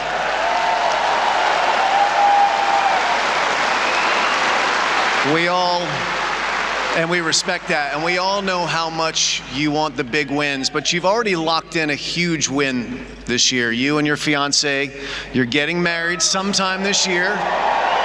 Congratulations to you and Katie. And it's a simple question. How involved are you planning to be in this wedding planning? Are you going to leave it to Katie? Are you doubting me, Jim? I am definitely doubting you. No, this is like a 50-50 relationship, right? So you've not been married. You don't know. You're about to become a 49% shareholder of a really great company. Yeah, honestly, the fact that we're both tennis players and we've both got quite a busy schedule, we are doing as much as we can together. And yeah, I've been involved so far with some of the decisions. I'm sure when it comes to like they just showed Katie Bolter with a questioning look on her face. Napkins and flowers and you know, decoration purposes. That's not my forte. I'll leave that to Katie. Okay. Well, your forte is definitely tennis, and we can't wait to see you back for the fourth round in a couple days' time. Well done to Alex de Minaur and to Katie, for that matter. Yeah, pretty charming stuff there from Alex de Minaur, who, oh, he looks a little bit embarrassed there for having to answer that question. And right now, we're going to get to Candy in a second. He's deciding what he wants to write here. Really he's staring at the it. camera right into it, and he's kind of, what do I do? What do I do? Oh, he's looking over at Katie. All right, and he's really close to the camera as he's signing. I hope this is really good. Okay, well, Katie, Katie. And a heart. Well done, Good Alex. job, Alex. He's back to 50-50, I think. Katie Hart, Did he spell Katie correctly? He did. Oh, goodness. That might end things. All right. Really a good performance from Alex, and we'll kind of get back to it here in a couple of minutes. But, yeah, Candy Reed's keeping an eye on John Cain Arena where things might be coming to a close. Candy. Firstly, Mike and Jill, 49%? There's no way 49%, more like 19%. Oh, lower. I thought you were going lower. I was definitely going lower. I was going lower. Do you two remember 22 Roland Garros when Alexander Zverev was playing so well against Rafa Nadal, then went round on his ankle? Do you remember that, Mike and Jill? Well, that was the last time that Alexander Zverev lost to a left-hander in the majors. Okay. It's been 10 matches against lefties in the majors, and it looks like it's going to become 11. He has played a blinder against Cameron Norrie, a man he's won all 6 previous meetings against. 14 aces for Zverev. He's won almost 80% of first serve points, way above second serve points, 50%. He has broken Cam Norrie now 6 times He's playing sensational stuff, and he's 5-1 up and 2-1 up right now against Norrie on Cain Arena. So stay with me just for a second. It's 30-15 to Zverev. He's trying to finish this off. He is the 3rd seed. He is from Germany. 30-15, 5-1. Won the first set, 7-5. Lost the next set, 6-4. 6-3 in the 4th set. Now 5-1 in the 4th. 30-15. It's going to be a second serve for Alexander Zverev, who's dressed head to toe in black. He's got the bandana, the long hair. The long hair began, of course, didn't it? Because he lost a bet and couldn't cut his hair for a year. And he's decided just to keep the long hair as he serves in a second serve into the Cam Norrie backhand. Norrie, of course, lefty. And Zverev's just missed his backhand.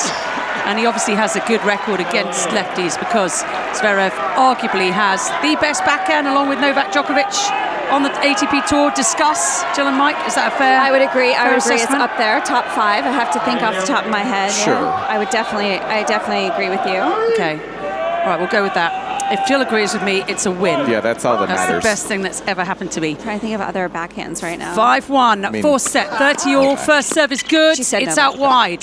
And has he missed? It was a drive volley. I think Zverev has missed by... Yes, he has. It's just long. It was a pretty routine volley. He was close to the net and he went for the drive. And he'd sent Norrie the wrong way, so Norrie does have a break back point. It's hardly likely to affect this match. Norrie has broken twice from 4 against Zverev, has broken 6 from 14. About to serve here. Zverev, a break point down. First serve is netted. 199 Ks, that one is going to happen again. They've been playing for 2 hours and 43 minutes.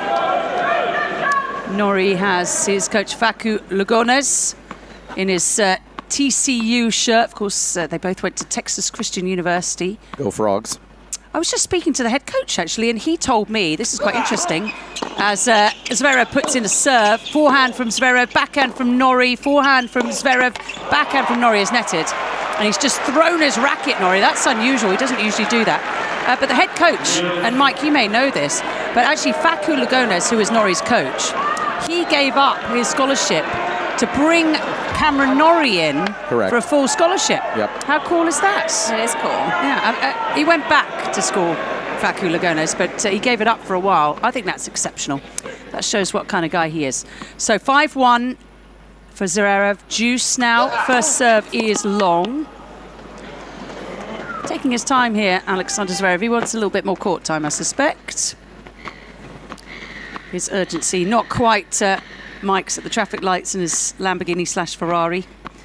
It's half and half. It's like a transformer. It's one of those mini cars. All right, second service into the Cam Norrie forehand. Norrie on the move. He's in blue and red. Red top half, blue bottom half. Zverev all in black centre forehand long. Another break point for Cameron Norrie. Would you like me to continue, or would you like to go for it. Yes, I think so. We're just this watching is people. exciting. We're watching people clean the court. I mean, I can narrate that if you need me to. Great. Well, paint dry and cleaning courts are my 2 favourite hobbies. On Margaret Court Arena, just while this continues, it's in a first set tiebreaker. Alexander Bublik, one of my favourite players, one of the best drop shots in the game. Discuss. Yes, Alcaraz, definitely. Gaston, Moutet, Oh my and goodness. Bublik. Yes. Okay. I don't know if there's a discussion. You just named a great list there. All right, thank you. 5-4, by the way, in the tiebreak for Bublik there. All right, Zverev has brought this back to Juice. Yeah, it was a big ace right into a ball person. Hopefully they're okay. New right balls, into please. the chest. I'm liking the outfits. Yeah, there's a lot of colour on show, A isn't lot there, of this color year? in Norrie, but I always liked the all black as well for night sessions. Yeah, he looks smart, doesn't he? It didn't Rajiv start at Ram night, did has it? bright purple shoes. Who does? And Rajiv Ram. He has Ah. the doubles play. He has bright purple, bright, and they're massive. He's got big feet. No further comment required. Right. I think we all thought the same thing. Yeah. That he has big hands. 5-1. It is Juice. 4 sets. Alexander Zverev bouncing the ball, looking down. He's in a black mandala. He is serving. It's the second serve to the Cameron Norrie forehand. It's good. And Alexander Zverev has match points. He's got his brother Misha. He's got his dad Alexander. He's got Jez Green. He's got his hitting partner Mikhail. 4-person box for Alexander Zverev. Cameron Norrie is shaking his head. He just cannot get the better of Alexander Zverev. They've been playing against each other since 2013, and Norrie 0 for 6, including at the Australian Open a couple of years ago and Wimbledon that same year. Zverev on match point, serves an ace. Job done for the big German. The third seed is through to the next round. 15 aces, 1 double fault. A brilliant service performance, returned beautifully as well, and he's now 7-0 against Cameron Norrie. Back to you. Well done, Candy. Yeah. It's like you knew what you're doing over there. No one's ever said that to me before. All right, thank you so much, Candy, as we do bring you back inside Rod Laver Arena. We're also going to be, of course, keeping an eye on what's happening in that tiebreak. It looks like it's just wrapped up in favor of Alexander Bublik. 7-4 for that wizard. He's something special. So I have a question. Oh, boy. I will not go to prom with you. Sorry. Where are you taking? Go ahead. Well, I don't have a question. Okay. I'll go with you, Jill. Oh, thanks, Candy. Candy and I actually were discussing this a little bit earlier. I think it was I was talking about someone else. Sorry, I was talking about. Oh my gosh, I was talking about with I guess Elena she's not going to Dockage. prom with Sorry, you I was anymore. talking about with Elena Dockage about everyone. So we're thinking about Carlos and Sinner, obviously. Sure. The favorites. They've separated themselves. Do you think? Who do you think could get through both of them? The best chance we could get through both of them The in a best slam chance, I think, is Zverev. The best chance you think is Zverev? I disagree. Okay. Candy? I think the best chance is Bublik. That's what I think too. Yeah, but I mean, well, I do think Zverev has the game because he's beaten them, and I think he has the game to do it. But I feel like he tends to back off a little bit. But I Agreed. think 100% he has the game to Yes. win it. But I think Bublik just seems mentally in such a good place right now. Agreed. Just got into the top 10. And I think he could do it. I just don't. So I think they both could. That's the answer. Okay. Those two, I think, stand out to me. Way to hedge your bets there, Jill. Thank you. But I mean, wouldn't you agree? I mean, if you think of the game styles, those two, I think, definitely could do it. Yes, and I'm also willing to put Ben Shelton at least in the discussion because if he's serving at that level that we know he's capable of and he's healthy. He has weapons. And also his return percentage has gone up in this early in this Do you know 2026. he changed? No, I haven't talked to him at length. I haven't seen him play here yet. I'll have to watch. But the returns made percentage has gotten higher. Okay. You know, we kind of sit there and just say, oh, bad return or whatever. I mean, it's a work in progress, right? Yep. A late developer. And he has big weapons. He has to hit massive weapons. through them, yeah. Okay. So, yeah, but yes, I still don't think anybody's going to get through both of them. Fritz? No. I mean, he's I got a just don't. massive serve, massive forehand. I think he is one of the elite players in our game right now, and I don't think he can get through both of them in the same week. I mean, I at think a best of 5. Everyone has to play lights out, probably. Correct. Yeah. We are getting ready for the match here. Shift to the women. Exactly. Yes. I mean, where's Mirra ranking this? She's about to take on Elena-Gabriela Ruse. She's looking good. Yeah. Yeah, playing a good just level. coming off a title, yeah. Right. That was in Adelaide with that win over Mboko. So certainly has to be included in that discussion, right? Absolutely. Yeah. Who did you pick, by the way? Who are your picks? Anisimova. Me too. Anisimova and the men? I did pick Sinner. Yeah, me too. I mean, I don't know how you pick against one of the two of them at this stage. You know, we might have, that's the kind of the discussion, who's going to be the next, but at this moment, I don't know how you pick against the two of them. From Romania, Elena-Gabriela Ruse and your opponent, Mirra. So the two are welcomed out onto court here at Rod Laver Arena. Great to be with you. Mike Cation and Jill Krabus, and Candy Reid with the comedy. Here all night. Just tip your bartender, 2-drink minimum, and Candy will provide the jokes. We've also got some incredible questions. You want to go into more detail about Lerner Chen before we focus on the women? Because we did have that question. Thank you for reminding me, because that completely slipped my mind. Yes, that was from Catherine in Alexandria, Virginia, in the U.S. She says, always love listening to you guys, and wanted to know our perspective on the upcoming match between Tian and Medvedev. It's my favorite rivalry right now. They, of course, played last year here, Yep. and Tian won. And I think after that match, they did this poll, I think, on the men's side about who they felt like was going to win their first title in 2025. Right. And there were quite a few that said Tien, including Medvedev, after that match. He, an epic match. I mentioned that Ben Rothenberg did a piece as well about Tiafoe. He also did one today about Lerner Tien and the partnership with Michael Chang, and the first person he asked about it was Daniil Medvedev. And he said, listen, it's been such a unique rivalry, the two of you. And Daniil said he's a great player. Obviously, he said, the serve is still a work in progress, and there's still a lot of things that he can improve. I thought it was really interesting the way he phrased it, and granted that English is probably... The way Medvedev phrased it? Granted it's English probably a fourth language. So good. It's so good, but he said, neither of us can hit winners, but we compete so incredibly well, and we are so smart at our craft that we come up with ways to win in different ways that are maybe non-traditional. That's a great answer. It was so a great answer. I find him so intelligent. But I love that rivalry because both of them are so consistently thinking and using different angles. Yeah. And which makes it an interesting match. Right. Yeah. And it's such a contrast to what we're seeing through the majority of the men's game. I can't wait for that match. I know, me too. I can't remember, when else did they play? I know they played again. I'm pulling it up for you right now. Okay. They played in Shanghai in October with Daniil winning 6-4 in the third. Okay. Tien won in Beijing when Daniil had to retire down 4-love in the third. And then, as well, obviously here last year.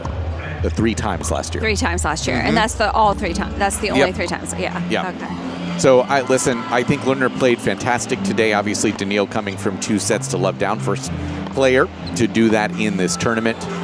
I'm hopeful both of them are in good shape. The temperatures will not be as hot as they will be tomorrow when they play again on Sunday. Yeah. I think it should be great, and I'm hopeful that it's great. It will be great. Yes. Let's manifest it into existence. Yeah. I don't think we have to hope. I think it definitely will. And I don't think the fact that Medvedev just played 5 sets today will be a factor. They'll be very appreciative probably that they don't play tomorrow, like you said, in the heat, because I think it's going to be another long, epic match. Yeah, in case some of you are joining us, it's morning for you wherever you are. We are starting a little bit earlier tomorrow, 10:30 start instead of 11 o'clock due to that extreme heat that we're expecting here in Melbourne. And already, I will say, just walking around before we came in here at about 7:30, 8-ish, it had already gotten much hotter. It's way hotter than it was this morning. Really? Yes, still. Because I think it was still supposed to be pretty cool tonight, right? Yes, but I can tell you right now, when I walked in, and I apologize for our Celsius users, it was 52 when I walked in sunny conditions at 9 o'clock today. It's 74 at 10:20. Okay. So it's 70. Yeah. Yeah, it's. Well, I can tell that would be 23. Okay. Yeah. Okay. So, it's going to be really difficult. I think there are going to be some provisions made. We're probably going to have the heat rules come into effect, especially on those outer courts. We do have the capability, of course, of shutting the roof on 3 of our courts, and that will probably be in play. But that's not why you're here. You're here for Andreeva and Ruse.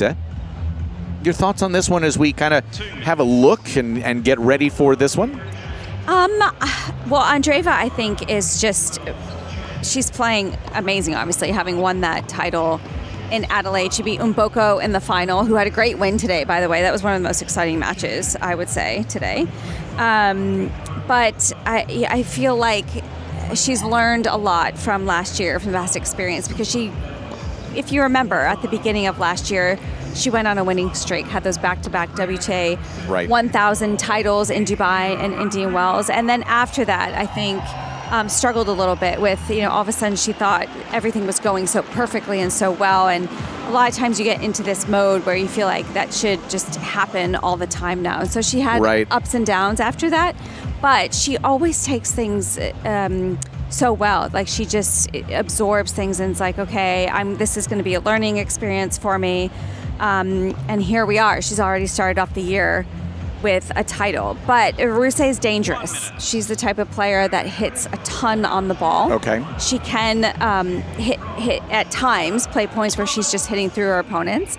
But this is going to be a big challenge. I mean, this is a big stage. She's playing, someone on paper who's on fire right now. And but So I'm curious to see how Ruse handles the moment, the situation here at the second night match on Rod Laver. Yeah, that is also always a really difficult task, right? That opportunity in front of the biggest stadium, one of the biggest stadiums in our sport, has come through with, a couple of pretty good wins, Ruse. The win over Yastremska, yeah, the 26th seed in the opener, 4 and 5. Always tough, Ayla Tomljanovic in her second round battle. It's obviously a match worth the Aussies cheering against you as well. But yeah, battle tested right now and finished her year last year with a title at a 75. Yeah. And sometimes that's the best thing you can have when it comes to, starting your off season. You have some positivity rolling into it. She was able to qualify in Brisbane. She was able to qualify in Adelaide. So she's picked up consecutive wins now in all 3 tournaments she's played this year, which is always, again, just starting the ball rolling at the beginning of the season. And they've never played each other before. So that could be interesting. So, I mean, Ruse, I feel like she should allow herself to play with quite some freedom. I mean, you can say that she's got nothing to lose. Having said that, there's you always want it, and so there's going to be nerves, I'm sure, at the beginning of this match. And Andreeva just has a lot more experience in these situations. She's been on the big stage numerous times. So yeah, that's really funny to say, considering there's a 10-year age difference, and Andreeva's 10 years younger, right? I'm just hoping Ruse plays with that little freedom because she's got a big game. She does. And we'll see how it translates here today. Andreeva's going to be the one serving. She's on the near side right now. It is a kit with hints of blue, black, and yellow. An ombre effect on the blue top. She serves, again, near side, Andreeva out wide. Ruse forehand to an Andreeva forehand inside out. Ruse tracks that down, lob off the backhand side. Forehand Andreeva, Ruse backhand cross, Andreeva backhand cross. Ruse backhand through the middle. Andreeva goes forehand inside out to a Ruse backhand cross. Andreeva backhand up the line, running forehand Ruse. Andreeva rolls a backhand long, and it's love 15. Yeah, deep down the center ball from Ruse. Andreeva moving around, actually take a backhand instead of the forehand. That is a little bit of a stronger shot for her, especially that backhand down the line. So she's going to be looking to take that ball as much as possible from that wing. Love 15, serve T is long. Andreeva, the 8th seed, world number 7. Second serve good. Deep return, just a little bit too deep, right through the middle of the court. Ruse 79 in the world, mentioned 18 years old, 28 years old for Ruse. And tons of expectations for Mirra Andreeva over the next couple of years. Speaking of expectations, Iva Jovic. Oh boy. She's good. She's really good. Yeah. I just commentated on her match with Candy earlier, and we were very impressed. She beat Paolini today. She started super strong. Paolini was a little out of sorts, called the trainer at one stage because she just said her stomach felt funny. It's something she ate. Yeah, and so she got the trainer that helped her a little bit, and she definitely got better. And there was a moment that Jovic was serving for the match twice and couldn't convert. Nerves came into play, of course. It's a big moment for her. It was a first top 10 win of her career. First of many, for sure. Yeah. Serve at 30-15, misses wide at 182. Andreeva pauses once again. Very sparkly earring that it's actually blinding me. Second serve good. Ruse back into an Andreeva rolled forehand. Ruse forehand on the run. Andreeva goes backhand cross. Ruse forehand up the line to a running forehand Andreeva cross. Ruse forehand cross. Andreeva goes forehand up the line. Backhand from Ruse goes cross. Andreeva backhand up the line. Running forehand Ruse. Andreeva forehand inside out. She's sprayed that wide, and it's 30 all. That's great running from Ruse, covering a lot of ground there. That point, Andreeva just constantly trying to keep her on the run, going to the open court, but that last forehand, I felt like she wasn't quite in position to redirect down the line. Ruse 2 and 7, 2 of 9, if you will, against the top 10 in her career. Serve into the body, Ruse backhand, Andreeva backhand middle. Ruse inside out, backhand's going to miss long. Her wins were over then number 5, Paula Badosa, and then number 8, Barbora Krejcikova. That was at the U.S. Open back in 2024. That made pretty big splash at the time. It's a game point here for Mirra Andreeva. Again, from the near side, toss goes up, serve. Into the body, forehand looped return to an Andreeva forehand up the line. Ruse backhand cross. Andreeva goes backhand cross. Ruse slices a backhand short. Andreeva in behind a forehand, but launches that approach well long. Yes. And it's deuce. I think that particular ball is a tough one for Andreeva. That slice where it stays so low. Why? Because, well, I was about to explain it. I'll shut up. Because she has to lift, and I think she's better from a higher position. I think on the low one, she just doesn't get the wrist through quickly enough, and she lifts too much. Is that a grip issue at all? I don't think so. I don't think she's super extreme. Normally it happens when you have a really extreme Western grip that it's hard to come up and over the ball that quickly. But she's not as extreme as like a Rafa or Coco. Mm-hmm. Second serve here. Ruse goes backhand inside out. Chip from Andreeva off the forehand side, and Ruse misses a low backhand long. She improvised well there. Yep. Andreeva, that return came at her very quickly. She didn't quite have the right grip there for the forehand and just did a good job of just getting that ball, blocking it back.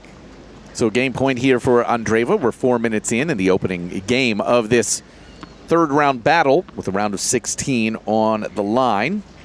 Serve is a kicker. Ruse back into an Andreeva backhand looped. Ruse running backhand up the line. Running forehand Andreeva middle. Ruse inside out forehand to an Andreeva backhand cross. Ruse backhand cross. Andreeva digs out a backhand, but it's into the net. It's another deuce. Yeah, it's a tough game right now for Andreeva.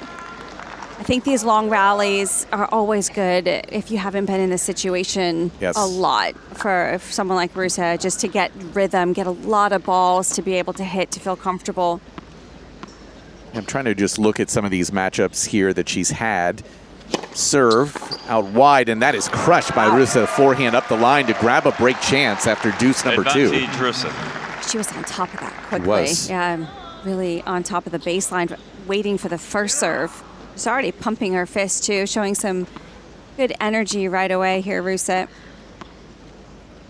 Andreeva with the serve near side. Into the body, backhand up the line from Ruse is just wide. Tried to do it again, this time off the backhand side and misses by about a foot. And she actually has a big smile on her face towards her team and just like, why not take a rip there? Absolutely. She's going with the creamsicle color dress. I like it. Serve Andreeva up the tee, backhand Ruse misses just long. Andreeva. Who is the chair and how do I get that voice?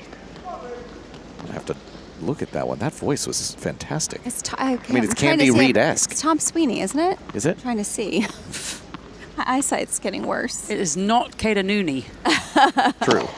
Retired now. Return misses just long after a serve that missed just long.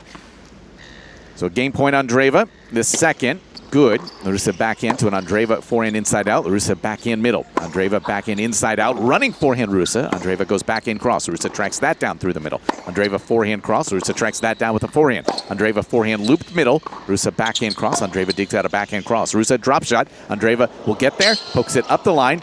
Backhand from Ruse. Andreeva puts away a volley into the deuce corner. After a couple of deuces, she does get a hold. It's one love. How good was that game That's to start us off? So going back to Jovic. Yeah. So she was serving twice for the match. Candy, help me out. Did she have match point?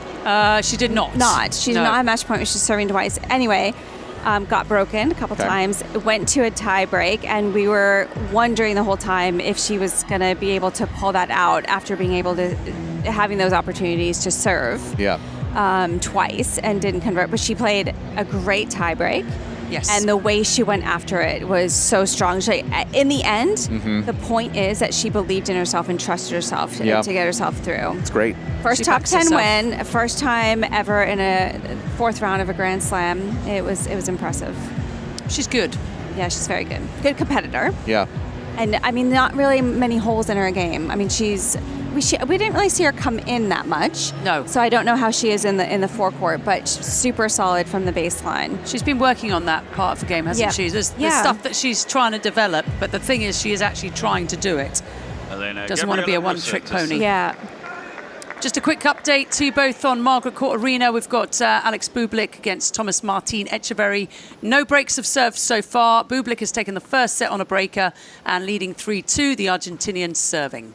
All right, thank you so much, Candy. As Ruse serves for the first time, I've been calling it creamsicle color, this Adidas kit.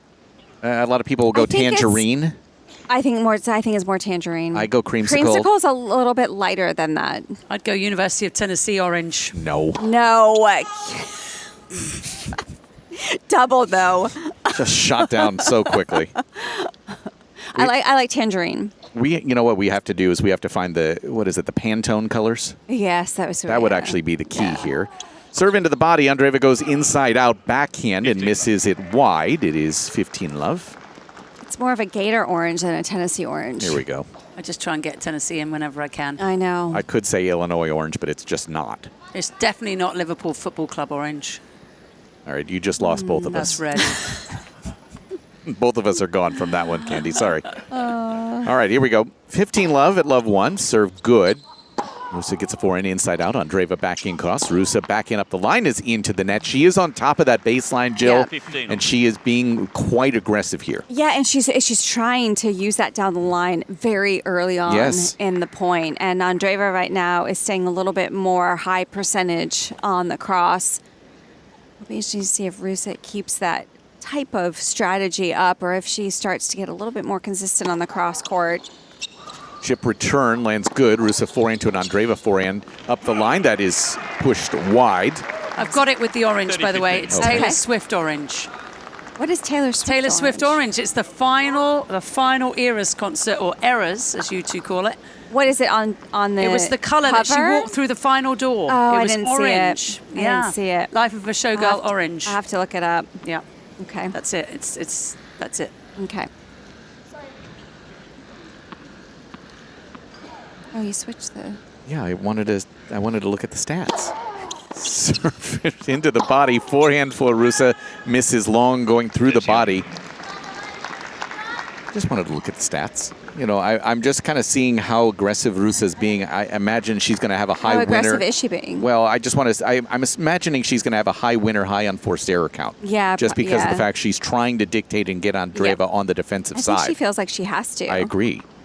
But I like that she's come out here swinging, and she's going after it. Yeah, play with no fear, right? Yep. 30-all serve, T. Return is into the net for Andreeva. And yeah, just constant fist pumping. She looks confident. She does. And even if she doesn't, fake it till you make it, right? Yeah. Game point here for Elena-Gabriela Ruse. Takes her time, is quite deliberate in these motions. Toss finally goes up. Serve out wide is wide. It is a very high ball toss. Waits for that ball to get cleared. Now ready with this second serve and a game point. It is a double fault, number 1 for her. Yes. Looked like that ball toss got pretty far in front of her, so just had to chase after it. That sometimes you hit it long because you end up pushing it long instead of being able to reach up to that toss. Serve for her at deuce from the near side. It's met with a big forehand from Andreeva and another one inside out to a Ruse backhand cross that catches the line. Andreeva pulls the trigger back up the line, misses wide around the net post. Ruse with another game point. Well, you know that backhand from Ruse had to be very heavy and hard hitting because Andreeva, that's one of her best shots, that backhand down the line, and she got late on that, which you don't see that often. It's a really good penetrating shot from Ruse. Serve, trying to go forehand body, misses long. First time into the third round here in Melbourne for Elena-Gabriela Ruse. Now a second serve with this game point is into the net. So a double fault long, a double fault, we'll say short. She still gave a little smile. Yep. Even after the double fault. Got 4 players, 4 people in her box, I should say, in the player's box for Ruse here tonight. Deuce number 2, serve, wide and long, trying to go T. 12 minutes in, not even finished with the second game. I think Midnight Madness is going to be triggered tonight. I think so. Was it last night? Yeah. I was thinking of how far. It wasn't that much over, not too though. long, no. Backhand behind Andreeva. She now loops a forehand cross. Ruse moon ball through the middle. Andreeva handles it with a backhand. Ruse backhand up the line. Running forehand. Andreeva lands good. Ruse forehand inside out. Andreeva slices that back through the middle. Ruse forehand inside out again. Andreeva backhand cross. Ruse backhand line. Andreeva rolls a forehand long right into Arbarca's booth. Boink! You could have had that, Jill. That is some hard hitting from Ruse. Advantage, Ruse. And really good job just keeping Andreeva off balance on the move. We're just getting a slow-mo picture of Ruse's service motion, and it is a high toss, but it's confirming for me how far in front it is. And she's going to make sure she lands inside the court. Otherwise, she's going to be chasing that ball the whole time. But it was pretty high toss. It's hard. Yeah. That's hard to time perfectly every time. Exactly right. Serve, T, chip return lands short. Ruse waits, forehand inside out. She does get the hold. Both players have dealt with multiple deuces, and it's 1 game all. 1 game all. So important to get that opening hold under your belt. Take that deep breath. She looks like she's about to walk into our broadcast booth. I think we need to be quiet. She's just looking back and nodding her head 5 or 6 times. Kind of worrying me a little bit. Can she see us? No. Okay. She was looking down the whole time. Okay. I just wanted to make sure. These are really, I don't think anyone can see us. Well, you can see. No, I have. Carlos said hi to the McEnroes. Oh, really? Yeah, nearby the other day. That. In the midst of, Ruse just looked. She heard talking right behind us. It was in the crowd, but all right, we've got 1 all. Andreeva is on the far side now. Serve for her. Up the tee is into the net. Second serve upcoming. It's long. Trying to go backhand body for Andreeva. It is Tom Sweeney, is the chair umpire. Oh, yeah. Yeah. Good. So I did recognize him.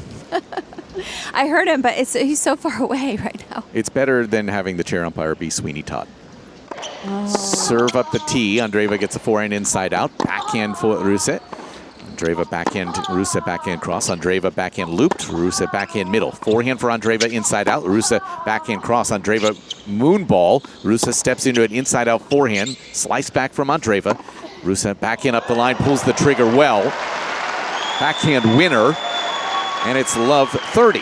I always feel like when you hear someone grunting like that, like you know how it's like a little longer grunt? Yeah.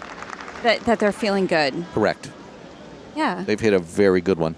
Well, she did the whole point, Ruse. And I was like, okay, she's feeling pretty comfortable out there with how she's playing. Serve out wide. How much did you do that?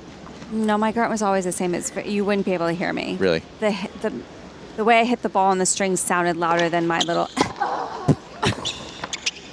Off the net from Andreeva's backhand back onto her side. And 3 chances for Ruse. Already 0 for 1 here today. You did win a national championship while at the University of Florida. I did. Break chances here.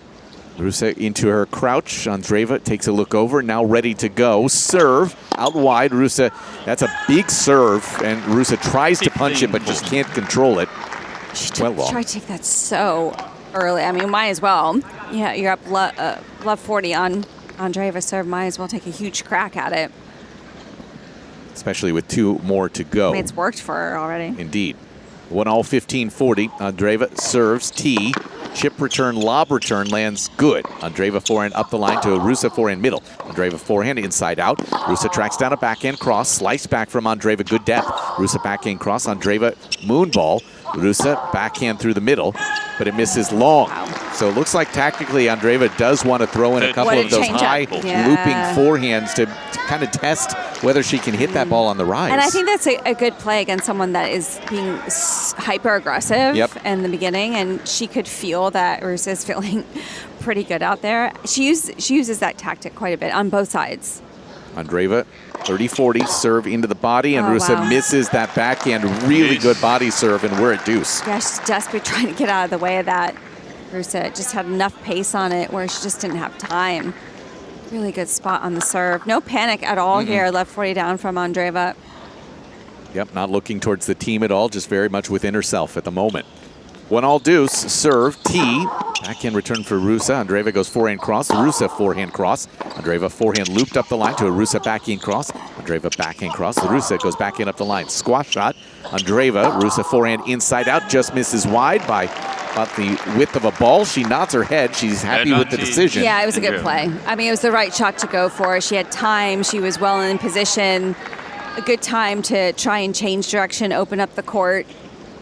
So it was a good ball strike, even though she missed it wide. Interesting note, Andreeva, the youngest player to reach 3 consecutive singles third rounds at the Australian Open since Vitosova. Forehand for Ruse misses long, and Andreeva, you hear from her for the first time as she's fought off 4 break chances already. She leads 2-1. Candy, do you want to give us an update on what's happening with Mr. Bublik right now? Mike, nothing would please me more. Leads by 2 games. Alexander Bublik is the 10th seed. He has never been in the round of 16 here, but perhaps this is going to be the year because he's leading Thomas Martin Etcheberry by a tiebreak set, 7-6, and it's 4-all in the second. Bublik serving at 40 love, still 0 breaks of serve on Margaret Court Arena, but of course Bublik is in great shape. He's won 4 tour level titles last year. Incredible player. No one wants to play him, and Thomas Martin Etcheberry is having a tough time with the Bublik serve. Yeah, pretty much everyone has a tough time with that Bublik serve. It has got a lot of action. Right now on our screens, you have to turn the microphone Yeah, on. sorry. Okay. He can go on no worries. streaks, is what I was going to say. On our screens, they're showing Mirra Andreeva. If you see this, Jill, this is something that they have taped earlier, and she's sitting at the desk of the gym inside Rod Laver Arena. She's on the phone. Fun. Okay. And is just essentially just answering calls. So it looks like they've done a bit earlier in the day, but is clearly trying to keep her pretty loose, and that's something that I think has been so important for Conchita Martinez to keep in the group. Well, you can't take that away from her personality. Correct. She absolutely loves having fun like that, Andreeva. I thought that was live. She just left left the court and just answered a few phone calls. She's quick. She is quick. Pizza delivery. Yeah. Yes, please. Ooh, that sounds really good right now. That does sound really good. Oh, shoot.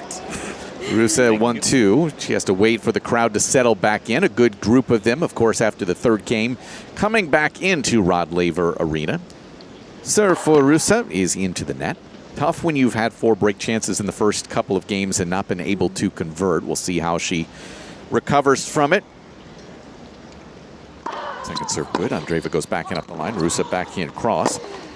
Backhand cross from Andreeva and gets a good short ball, and we'll put that back in up the line into the deuce corner. Well, you knew that was going to go down the line 100%, I think. Yeah.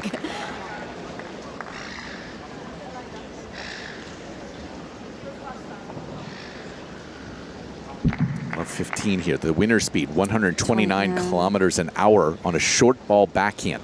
Ruse waits for the seagulls to quiet down. Not going to acquiesce. Like the fact that they squawked right after I said that. Ruse forehand off the net and good. Andreeva loops a forehand. Ruse goes backhand cross, almost gets away from her. Another moon ball, Andreeva. Ruse forehand middle. Andreeva forehand middle. Ruse backhand up the line to an Andreeva forehand middle. Ruse forehand cross, squash shot. Andreeva lands good. Ruse forehand up the line. Sliced from Andreeva. Ruse in behind it. Volley. Squash shot again from Andreeva, and Ruse puts that into the deuce corner on a touch volley for 15 all. It's good to see her at the net and handled the transition very well. Ruse closed on the first volley, which she had to because it kept dipping. And that second one, as soon as she started seeing Andreeva go for the slice, she knew it was going to stay low and did well just to punch it down the line. Beautiful. 15 all here. Game number 4. Andreeva about a meter or so behind the baseline for her returns. Ruse serves out wide, lob return. Ruse short ball, forehand inside out, catches the line clean. 30-15. That is winner number 5. 10 unforced errors. Again, taking a lot of risk here tonight. Yeah. Brave stuff from her. I think she's going to be okay with, you know, wanting to stay as close as she can to that winner to unforced error ratio being level, but she'll take a little bit of a... I just hope she can sustain the consistency because Andreeva gets so many balls back in play. Serve is just long. Second serve here for Ruse. 30-15, 1-2. In that high ball toss, serve good. Andreeva forehand inside out. Ruse digs out a backhand. Andreeva goes backhand up the line, running forehand Ruse. Andreeva forehand looped to a Ruse backhand cross. Andreeva digs that out. Ruse forehand inside out again. Andreeva goes moon ball. Ruse runs around, forehand inside out. Andreeva slices a backhand, catches the line. Ruse backhand cross again. Slice back from Andreeva. Ruse backhand slice up the line to a forehand for Andreeva that goes cross and goes wide. It's 40-15. I mean, Andreeva's having to defend a lot. Yes. Yeah, I feel like Ruse has been, I mean, of course she's serving, but she's been dictating quite a few of these rallies. And I mean, I'm just watching Andreeva having to scramble and try and figure out how to turn some of these rallies around. Yeah, looking at Ruse's team, they are all nodding their approval. I think they're very happy with tactically how she's performing and also executing as well at this stage of the match. Still very, very early. Game points here for Ruse. At 40-15, serve up the tee. Short reply, Ruse inside out. Forehand, 2 games all. Excellent serving. Yeah. Taking care of her service games well. I mean, the first 2 games were pretty tight, but her composure has been good. She's constantly just trying to take those deep breaths at the very beginning of this match, right from the start, just to keep herself calm. Andreeva is, you heard her voice. She's just asking for some help cleaning the court. Those seagulls are a menace. An absolute menace. Are you okay? Are you struggling? No. We're You know inside. We're protected by glass. There's only a singular thing I don't like about this tournament. The seagulls. I know. The fact that why do they affect you so much? At midnight, they're just out like trying to find leftover food. Thank you. You're welcome. Hey, did you get attacked by one when you were I've been younger? attacked by a goose. Maybe that's part of it. I know it is part of it. Oh, okay. They're awful birds. Forehand to forehand we go. Andreeva forehand, Ruse forehand cross. Andreeva forehand middle. Ruse goes forehand middle. Andreeva forehand cross. There's very little net clearance between these two right now. I mean, the margin is very, very thin. Oh, it's been neck and neck. It's been great. When we have a moment, can we hear the goose story? No. Yes. I agree, Ken. I mean, you can't leave us there, Mike. I think you've told me this story My therapist before, and I have done a lot of work, Candy. You can make it a short story. Backhand return up the line from Ruse will miss just long. The visual of Mike Cain being chased by a goose is just too good. I was golfing with my father. Okay. And it Does was this sound comfortable to talk about? Should we play the music? Do you want? No, I don't want any music. No. Soft dramatic music below. It's not extensive. I hit a ball. It was just off the green, but it happened to be close to a lake. Golfing. And stop, Candy, stop. And so my ball got close to a goose, but I didn't know, but it was apparently nesting. Was the goose loose in the hoose? Was it? And so it's not, So you went over there? Yes, I was about 6 feet off the green. It wasn't extensive. And the goose just thought I was too close, and it chased me all the way back to the tee. How old were you? This last year? It was just last week. I was 13. Mark was 35. I was 13 years old, and it was awful. I'm sorry, Mike. It's okay. That is Sorry traumatic. to bring back traumatic memories. I mean, I want you to know it's like a 150-yard hole. But the fact that you went 6 feet is good. No, I was at the green, and it chased me all the way back to the tee. I just went on a dead sprint. It's awful. That was the best hole you'd ever played up until that point, wasn't it? It's a good shot. It's not funny because it's obviously been a traumatizing experience. It's really bad. Okay, sorry. Yeah, I thought it was the moose that was loose in the hoose. I think proves to be the is goose. different than a seagull. They're all the same. They're menaces. Pigeons, seagulls, and geese. 40-50. Terrible. So you're saying you don't like birds? I like some birds, but I don't like the birds that have no business being in our world. Geese, pigeons, seagulls. What about swans? I'm okay with swans. Ducks? Ducks? Oh, ducks are great. There's actually some ducks that are pets nearby my house, and I go feed them peas. What? Return misses from Ruse. Again, I don't know if people are interested in this, as Ruse misses that one. It's 3-2, Andreeva. It's true. You're actually not supposed to feed any ducks or geese or whatever. You should not feed them bread of any kind. You should feed them peas. Oh, peas. Not wasabi peas, though. Just plain old green peas. A lot of protein. Really? Why? It's very good for their stomach. Oh, okay. So if you have ducks as pets, that's part of their diet. Okay. Because peas are a natural food source. I guess. I don't know. Must be, yeah. Sure. Can I read this message out? Please. It's from Maggie. Okay. Who lives in Thunder Bay, Canada, on beautiful Lake Superior in northern Ontario. Okay, is this going to be a Canadian Goose story? No. Oh, good. Okay. Got nervous. Just waking and catching the last matches of the Friday session on this especially chilly negative 32 degrees Celsius morning. Oh my gosh. Negative 45 Celsius with a wind chill.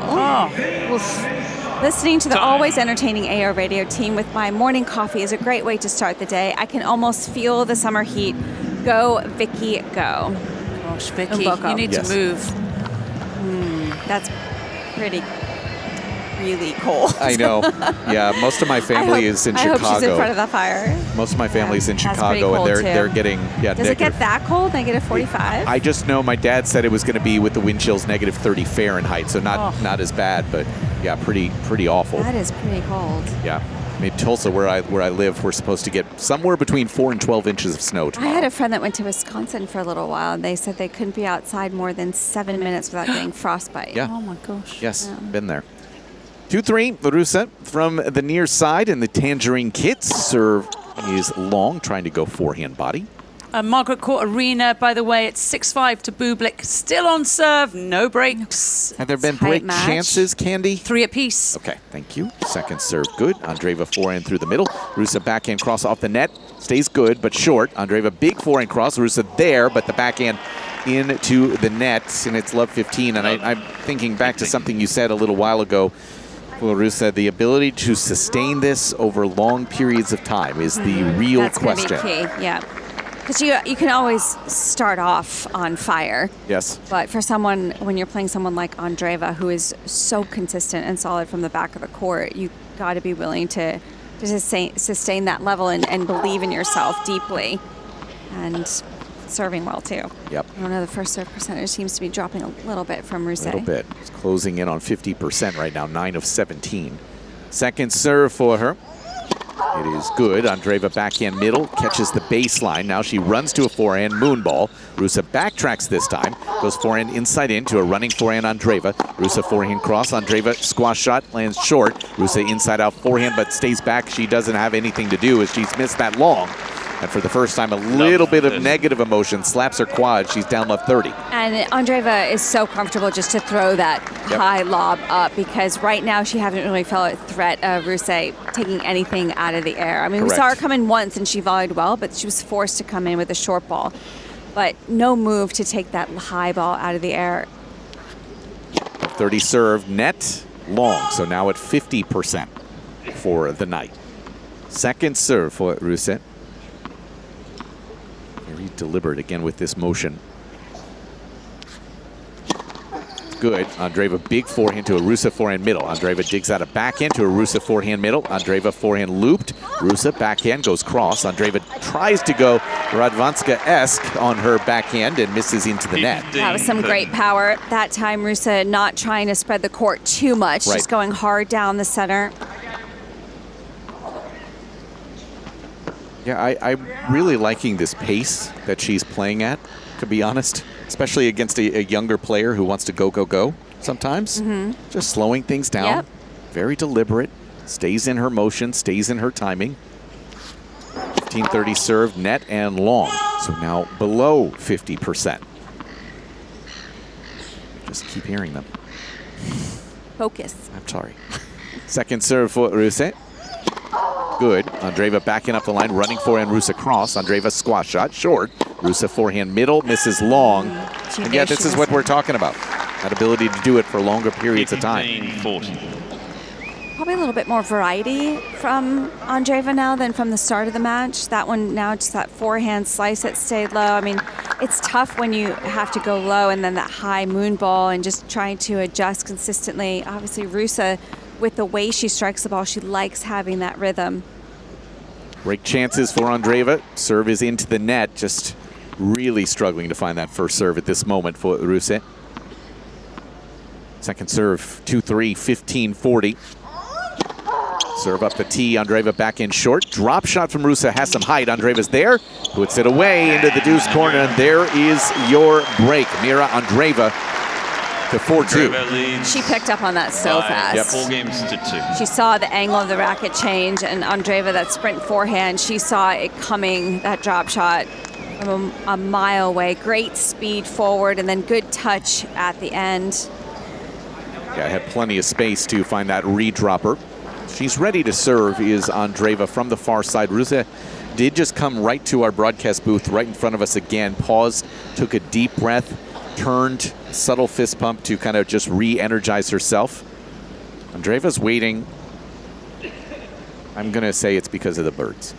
I think it's actually because of the crowd back behind Ruse. I'm sorry we brought this up, I am because that's too. all that you can think about right now. Correct. When I call you at 3 in the morning because I'm having nightmares, just know that's my why. phone's on night silent or whatever Okay, it's called. I'm going to press the button that says deliver anyways.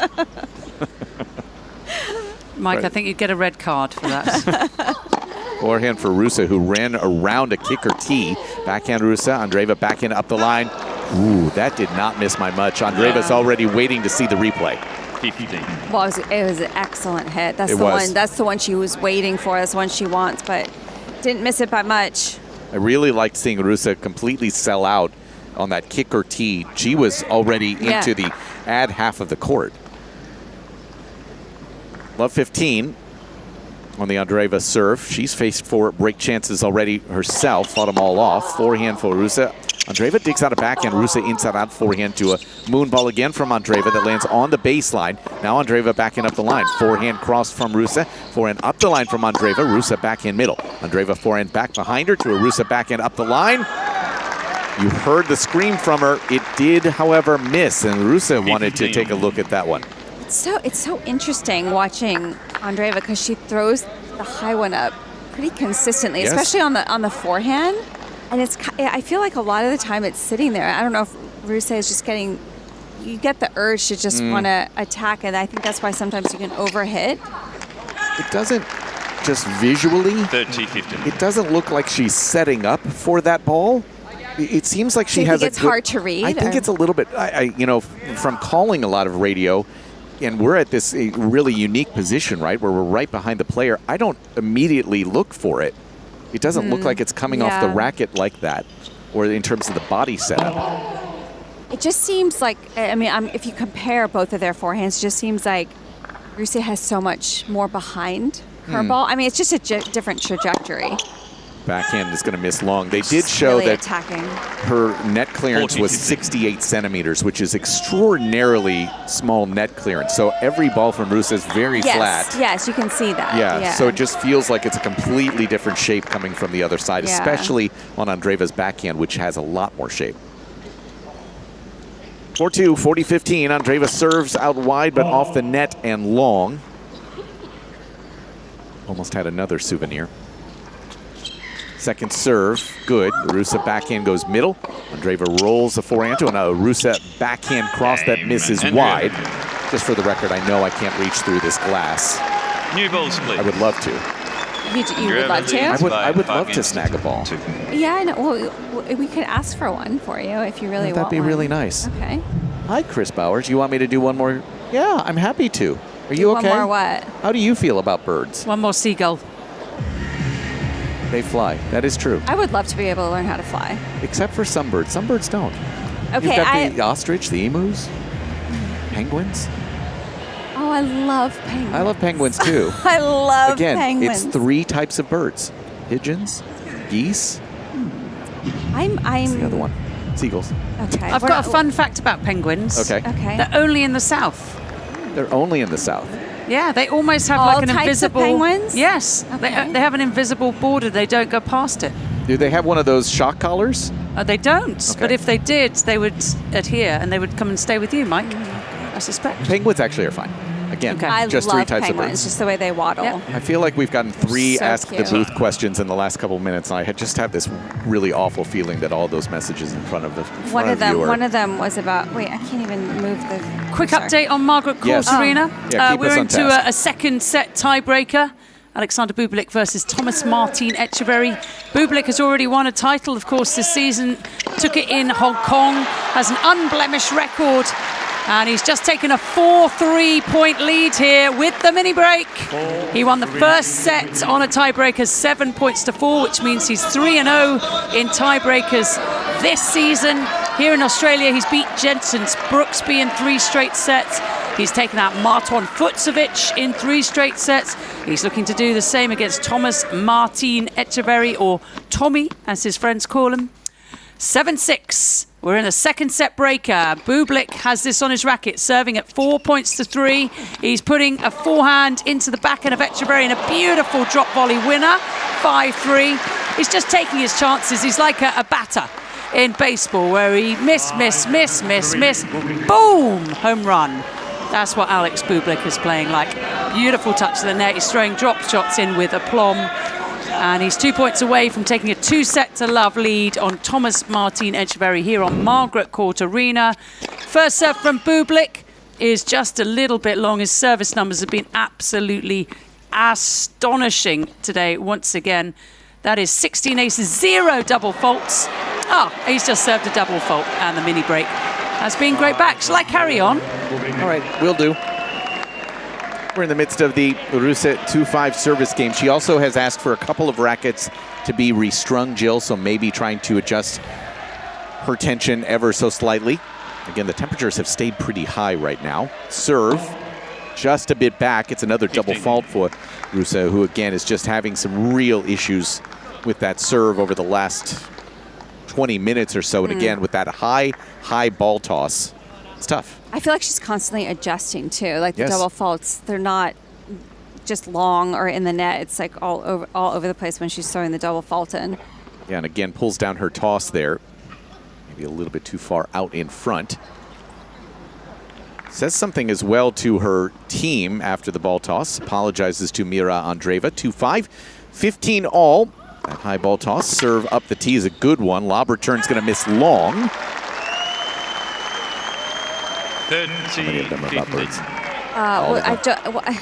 I'm trying to pay attention to 2 courts, so just one. Focus. Just one, I know. Jill, what? You told me to focus. Now I'm telling you to focus. Thomas Martin Etcheverry here has just hit a beautiful passing shot on the run. It's 5 points all in the second set tiebreaker. Etcheverry versus Bublik. Andreeva's looped a forehand, missed it wide. I think this is all too much for There's Jill's, so much happening. Jill's brain to process at the end of the day. I'm looking at 2 courts and looking at messages, and then all of a sudden Candy pops in, and This is why Steve and Chris are going to be doing Midnight Madness, okay? I know. It is a 40-15 here for Ruse, serving to stay in the set. Serve good, middle return, forehand Ruse. Andreeva goes forehand cross, Ruse backhand cross. Dug out by Andreeva, Ruse backhand cross. Andreeva backhand cross, Ruse backing up the line short. Andreeva inside out forehand, running backhand Ruse. Andreeva backhand cross, sliced up the line from Ruse, lanes good. Andreeva forehand cross, Ruse squash shot, lob is long, and now 40-30. I also like that response from Andreeva after that point. Just really dug deep after that beautiful forehand cross. Mike and Jill, we've got a set point for Alexander Bublik. He's just got another mini break back. Guys hit 16 aces, 1 double fault, won 90% of first serve points. 6-5 in the second set tiebreaker for a 2-set-to-love lead. And guess what? Have a guess. Go on, have a guess. Did he hit an ace? He has hit an ace. Number 17. What a guy. 17, wow. What a guy. 7-6 to Alexander Bublik, a man who has won 6 straight matches already this year and looking for number 7. All right, thank you so much, Candy. I also see that Steve and Chris are really anxious to get in here. You want to go through these emails really quick, as Ruse just did get the hold 5-3? Jill, Red Sox Devil says, Jill, does Mike also have traumatic memories from a concert many months ago, a Flock of Seagulls concert? Terrible. I ran so far away. This is Hitchcock's The Birds Come to Life at the AO. Well played. Well played. It's from south of Falcon, an hour south of Perth, Australia. Are there more? Let me see. Oh my gosh, there's like 6 emails. All came in at the same time. They're not all about you. Okay. I just like to think everything's about me. Andreeva serving for the set. 5-3. Serve out wide. Ruse forehand up the line. Andreeva goes backhand middle. Ruse running backhand is into the net. Couldn't get that net clearance. Just so flat. For 15 love. I had a little bit off balance there. Just got caught leaning over on that backhand. Yeah. 42 minutes into this first set. Andreeva again at the near side. Ruse in that tangerine dream on the far side. Serve is just long, trying to go forehand body. I feel like they've turned up the volume of the crowd noise in the seagulls. Second serve is good. Ruse goes backhand middle. Andreeva backhand looped cross and wrong foot to Ruse as well. Ankle breaker, and it's 30 love. Yeah, I don't know what happened, if she just ran over her toe or just slipped on that right foot. Regardless, Andreeva strikes it pure there to cause that error on the footwork. 2 points away from the set is Mirra Andreeva. Serve, T. Lob return's going to miss short and wide both. 3 set points. 40 love. Had some troubles early, did Mirra Andreeva, but now locked in. Waits for the crowd to hush. Now on the set point, serve T. Lob return on the T. Andreeva fakes the overhead, goes drop shot, and what a way to close out that first set, 6-3. 6 games. Yeah, it just looked like she was getting super aggressive, and then drop shot, perfect. And you know what else is perfect? This is a perfect time for us to have a shift change. Sounds good, Mike. It's been a pleasure. It always is. Okay. Do you need someone to walk you home? I'm probably going to need a hug as soon as we live this. Give you a hug. Yes, maybe I feel like the seagulls are going to attack me on the way out, but I know who's not. They might. Steve and Chris, they might, because now they have a bunch of emails to answer. Listen, boys, have a good time. You're going to get into some Midnight Madness, I think, tonight. Maybe. We'll see. But Steve and Chris will take you home. We're going to take a short break and come back for the second set on Rod Laver Arena and the third set on Margaret Court on AO Radio. Downtime hits different with Tennis Court Hire. Whether it's a friend you want to see, a bit of time for me, or just finding an hour free. Whatever you're into, get out on court. Tennis.com.au. Kids making a racket? Nothing hits like Hot Shots Tennis. Perfect for kids aged 3 to 12. Book your free trial at a participating club. Hit up tennis.com.au. Hot Shots Tennis. It's different. Australian Tennis Magazine has been serving up news, features and game insights for 50 years. Pick up your copy of Australia's only tennis publication or subscribe to have every issue delivered at tennismag.com.au and keep up with all things tennis via our social channels. If you're looking to reclaim your game, try Cardio Tennis presented by Chemist Warehouse. This high-energy group class is where fitness meets fun. No competition, just genuine connection. Set to great music, you'll mix tennis drills with constant movement for a workout that never feels like work. And no need to be a pro, qualified coaches tailor the session for everybody at every level, whether you're new to tennis or coming back to the court. An hour of cardio tennis is guaranteed to smash stress, lift your mood and leave you feeling motivated and confident. Reclaim your game with Cardio Tennis presented by Chemist Warehouse. Book now at tennis.com.au. Family time hits different with Tennis Court Hire. From less eyes on screens to more time with your teens or smashing fitness routines. Whatever you're into, get out on court. Tennis.com.au. The sound of summer. AO Radio. On Rod Laver Arena is the sound of summer. And we're having the great pleasure now, Chris Bowers and myself, Steve Pearce, of bringing you all the action live from Rod Laver Arena as we watch this intriguing contest between Ruse and Andreeva, which the first set has gone to Mirra Andreeva, the 8th seed, and she took that out in some style, as we saw, as we heard even, just now with Mike and Jill bringing you coverage for the last couple of hours, and now we're just into the early stages of this opening game here. Elena-Gabriela Ruse is away to a 30-love lead in this one. And we're keeping an eye on another match, of course, the other contest, which is still underway on Margaret Court Arena. But we are also joined as part of the commentary team, as you've been hearing all evening. She was here earlier. She's still here. Hello, Candy. And I'm still apologising for being here. Thomas Martin Etcheverry. Steve-O is having a medical timeout on Margaret Court Arena, so nothing to talk about apart from Alexander Bublik is one set away from winning a 7th straight match. He's already won 4 tiebreakers in 2026. He's got the Hong Kong title under his belt. Is he going to win a major for the first time? Well, he's not far away now, is he? He's started to very much compete feet and take down big players. Sure. And he's playing well. 7-6, 7-6 against Echeverry, who again is off the court having a medical timeout. Any idea what seems to be the issue then? I think he's not feeling good. Right, yeah. Well, that's fair reason. And, you're not feeling well? Well, I tell you what, he's feeling sick of seeing Alexander Bublik serve aces against him. It's 17 now, just one double fault, which was actually in the last game. Bublik's won 47 of 52 first serve points. That is very painful. Yes, indeed. Although I'm guessing the Echeverry serve is not going too shabbily itself with exactly, the 2 tie-break sets. Bublik hasn't broken either. No. 0 for 3 for both. Bublik's just left the court for a little bit of a bathroom break. The crowd are dancing on Margaret Court Arena, and hopefully we will resume soon. There's a penguin. Yeah, there's a penguin. Lady has a penguin. It's very on topic. Yes, it's not a real penguin, I'm happy to tell you. Will we leave the penguins and the bird discussion behind, or will it sustain? That is the question, Chris Bowers. Is it a fairy penguin or an emperor penguin? Well, it's a penguin, and it's from Shaun the Sheep, I believe. You know, it's that penguin with the little red hat. Right. Okay. Well, which type is that? Wallace and Gromit. I do apologise. Oh, Wallace and Gromit. Yeah, Wallace and Gromit. Okay. Isaac, was that... Producer Isaac's just reminded me he's not from Shaun the Sheep. 40-30. I was just trying to work out which series had a sheep and a penguin. The climate don't quite of the two don't quite work together. They don't often go hand in hand, do they? Although you do get the they don't hold hands much. I've never seen a sheep and a penguin hold hands. On the grounds that neither has a hand. Otherwise, maybe they would.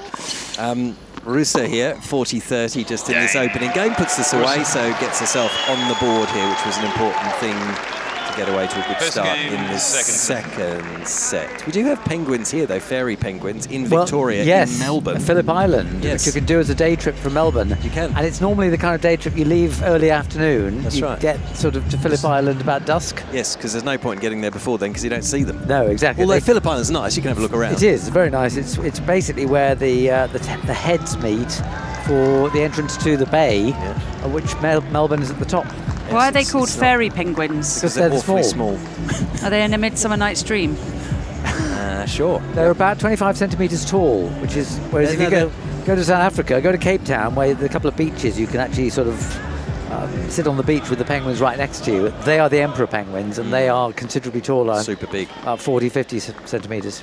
Super big. It's very cute, though. It's well worth the trip, to be honest. I mean, you can actually see them at St Kilda as well, which is much closer to the city, but there's something about going down to Phillip Island as Mirra Andreeva skids to play a backhand just to stay in this point and then leans into a double-hander. She's having to scurry and cover a lot of ground just to stay in this as Ruse works her side-to-side defensive ball up. Should be slammed away. Is nicely done by Ruse.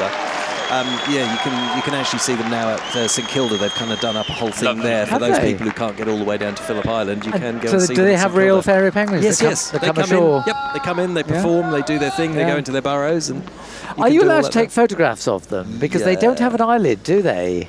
Penguins don't have eyelids, and therefore you can blind them with a flash. I think you were encouraged not to take flashes. They had that sort of low lighting when I was down at Phillip Island, but that's probably 20 years ago since I've been down there, to be honest.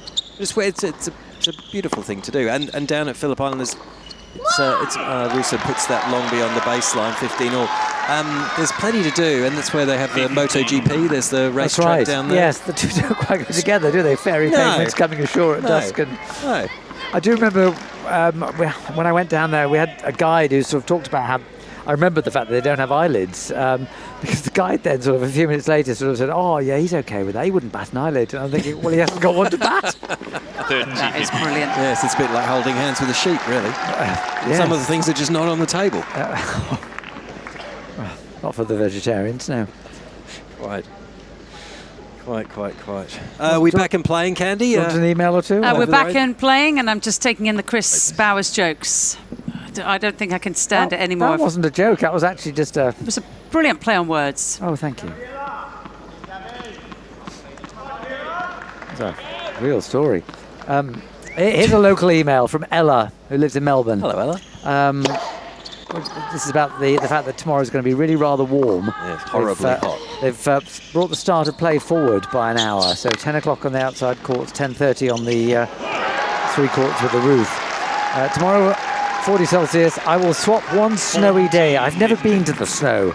Oh, I might go to Mount Buller, 3 hours from Melbourne. Yes. Is Mount Buller cold? Not at this time of year so much, no. In the winter... Wait, is that where you get skiing? Yep. Skiing? Yep, absolutely. Yeah. Okay. 100% Buller, yep, it's good. Which direction? North-east? North-east, Nordy Elephant Square. Yes, north-east, Yes. Yep. Are you a skier, Steve-O? I've skied once, Candy. It didn't go particularly Yeah, well. I I went to can't- yeah. Val d'Isère. Oh, I've been to Val d'Isère.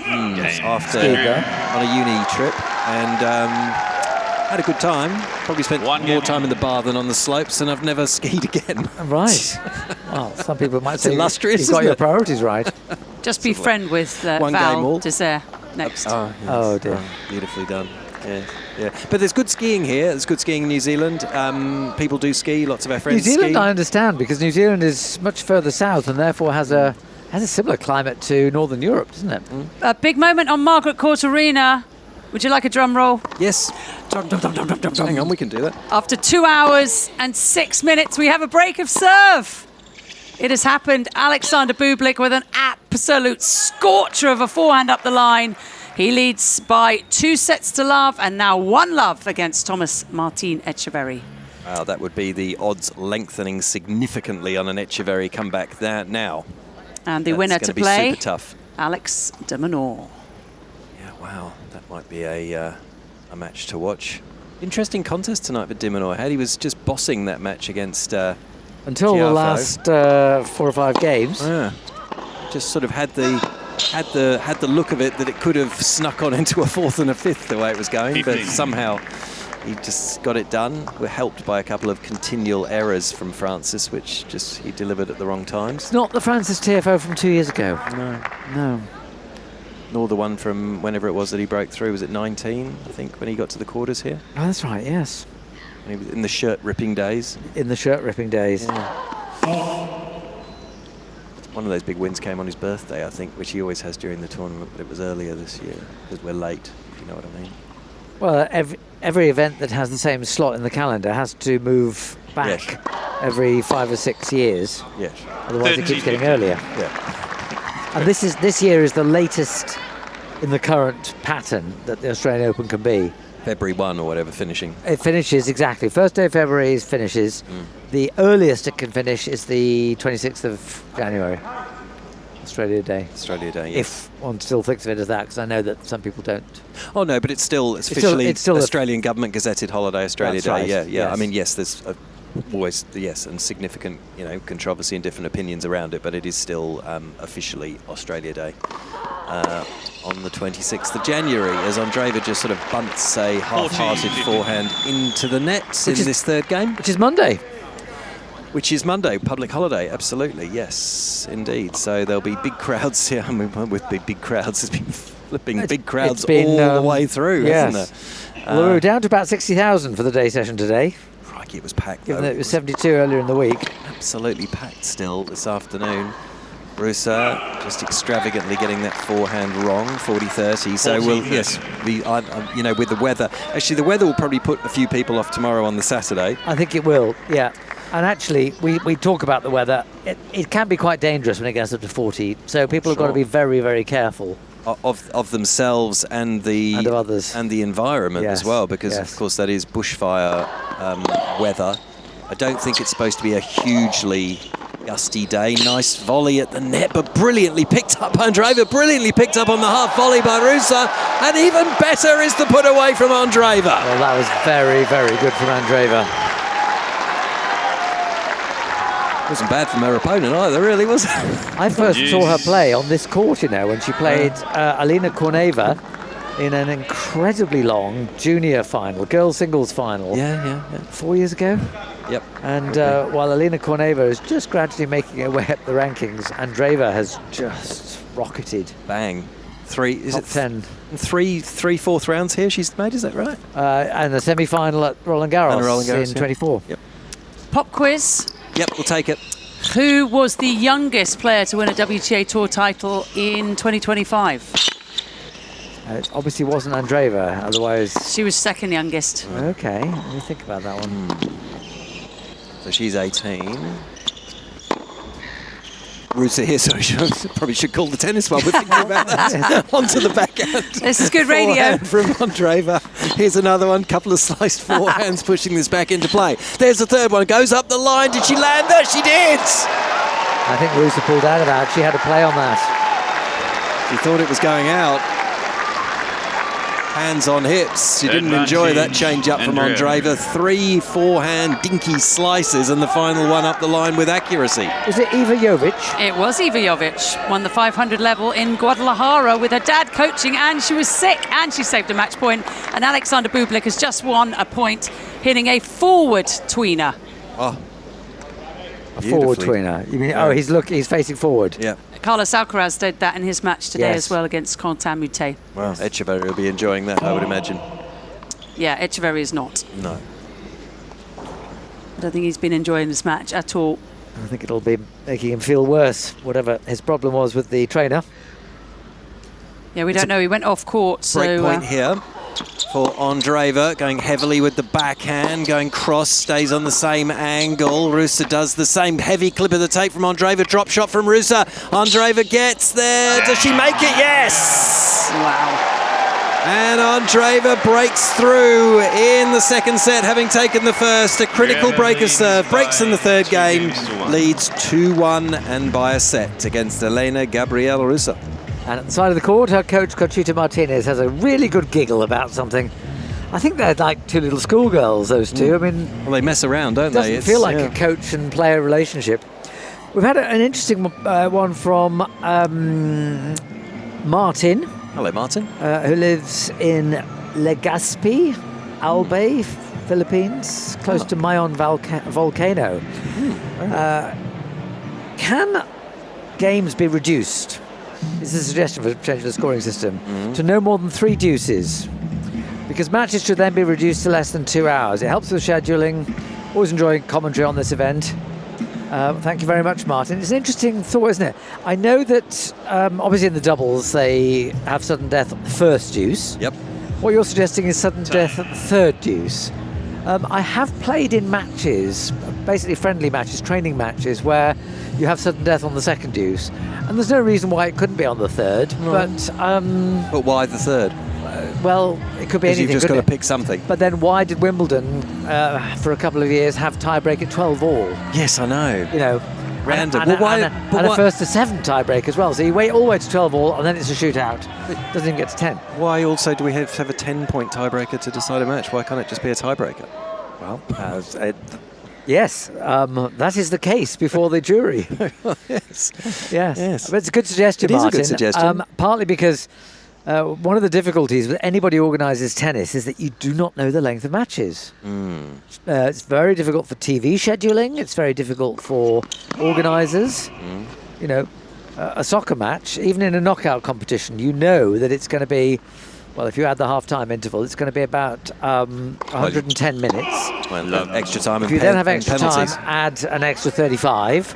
If you then have penalties, add an extra. But you've got your finite limits. Yeah. Absolutely. Whereas even a best, if you have a best of 5 set match, it could be anything from 1 hour and 20 to 5 hours. Yes. Even with a tiebreak at 6 all in the 5th. Correct.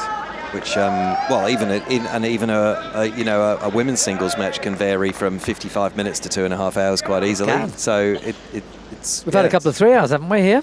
Yeah, probably have, anyway, actually. Yeah. Good suggestion, Martin. Our good friend and colleague Candy Reid would have a view on that. I don't have any opinions. Rubbish. That's the first time we've ever asked you a question you don't have an opinion. Yes. What are you trying to say, Steve-O? I can quite understand that you don't have an opinion on this, but this idea that you don't have any opinions, Candy, sorry. No one falls for that. Andreeva here having broken service at love 30, looking to consolidate the break, which is a bit messy. Serves here too deep, too long. Ruse gives herself a couple of nods and a bit of a come on. Do keep your messages coming through. AO Radio at tennis.com.au. She forgot that address for some reason for a second. Quite how I managed that. Forehand back from Ruse, and then on the run makes the backhand up the line. Andreeva's there to meet it with her own forehand. No great depth on that though. Backhand again is okay from Andreeva. Big looper one kicks up a bit higher. Ruse leans into this, but she got done a bit by the ball bouncing a little higher. She didn't quite handle the topspin. got a weird one here from Todd in Arizona. Will we take it? It's a result of Mike and Jill's discussions about animals. Okay. I'll save it for the change of ends. Okay, perfect. Todd, we'll stand by. I think it was more birds than animals. This is about a bird, actually. Well, hang on. Isn't a bird an animal? Well, a human being's an animal. Yeah. Third teal. Surely a bird Being still specific. qualifies as you want to be more specific. Okay. A feathered friend. I don't think Mike has any problems with animals other than birds. Oh, okay.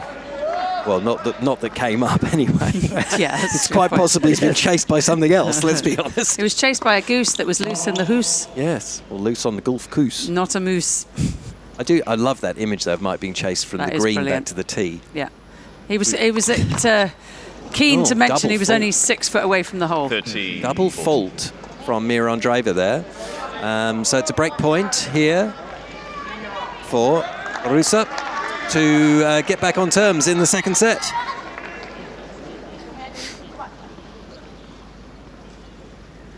Let's see what Andreeva can do, serving down the far end. Well, she can serve a fault to start with.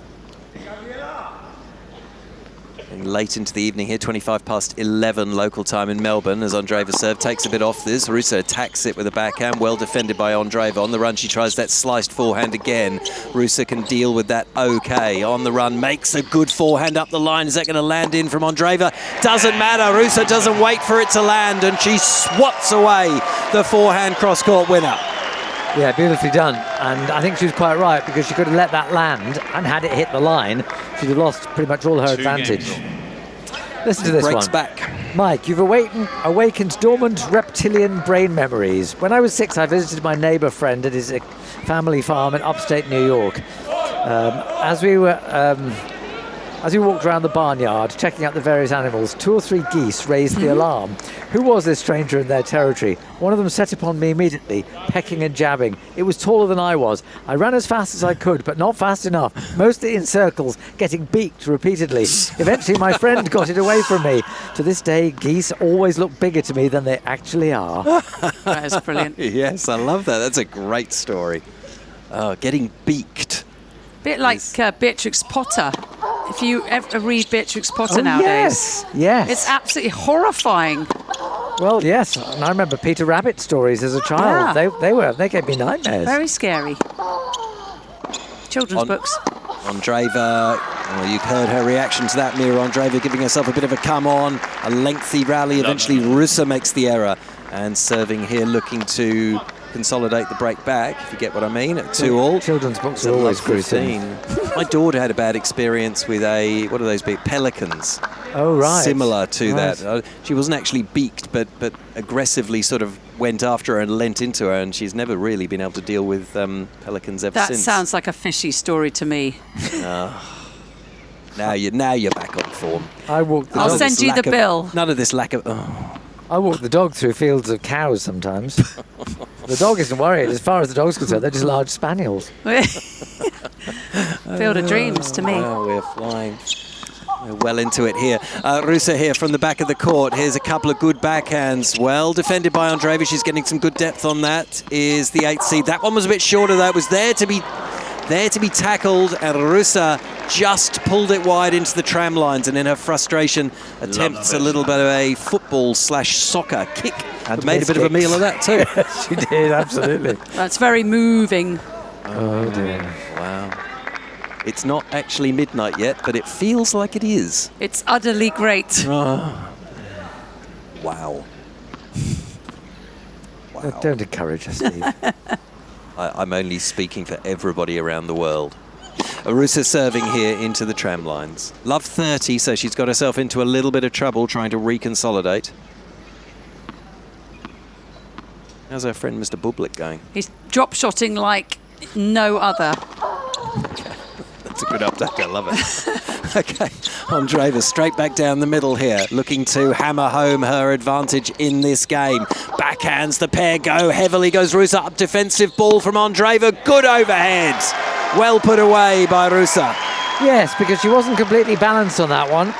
I was looking for her to be a little bit more side-on, but she got into the right position and actually did the sensible thing, didn't overhit it, placed it well. Did place it well.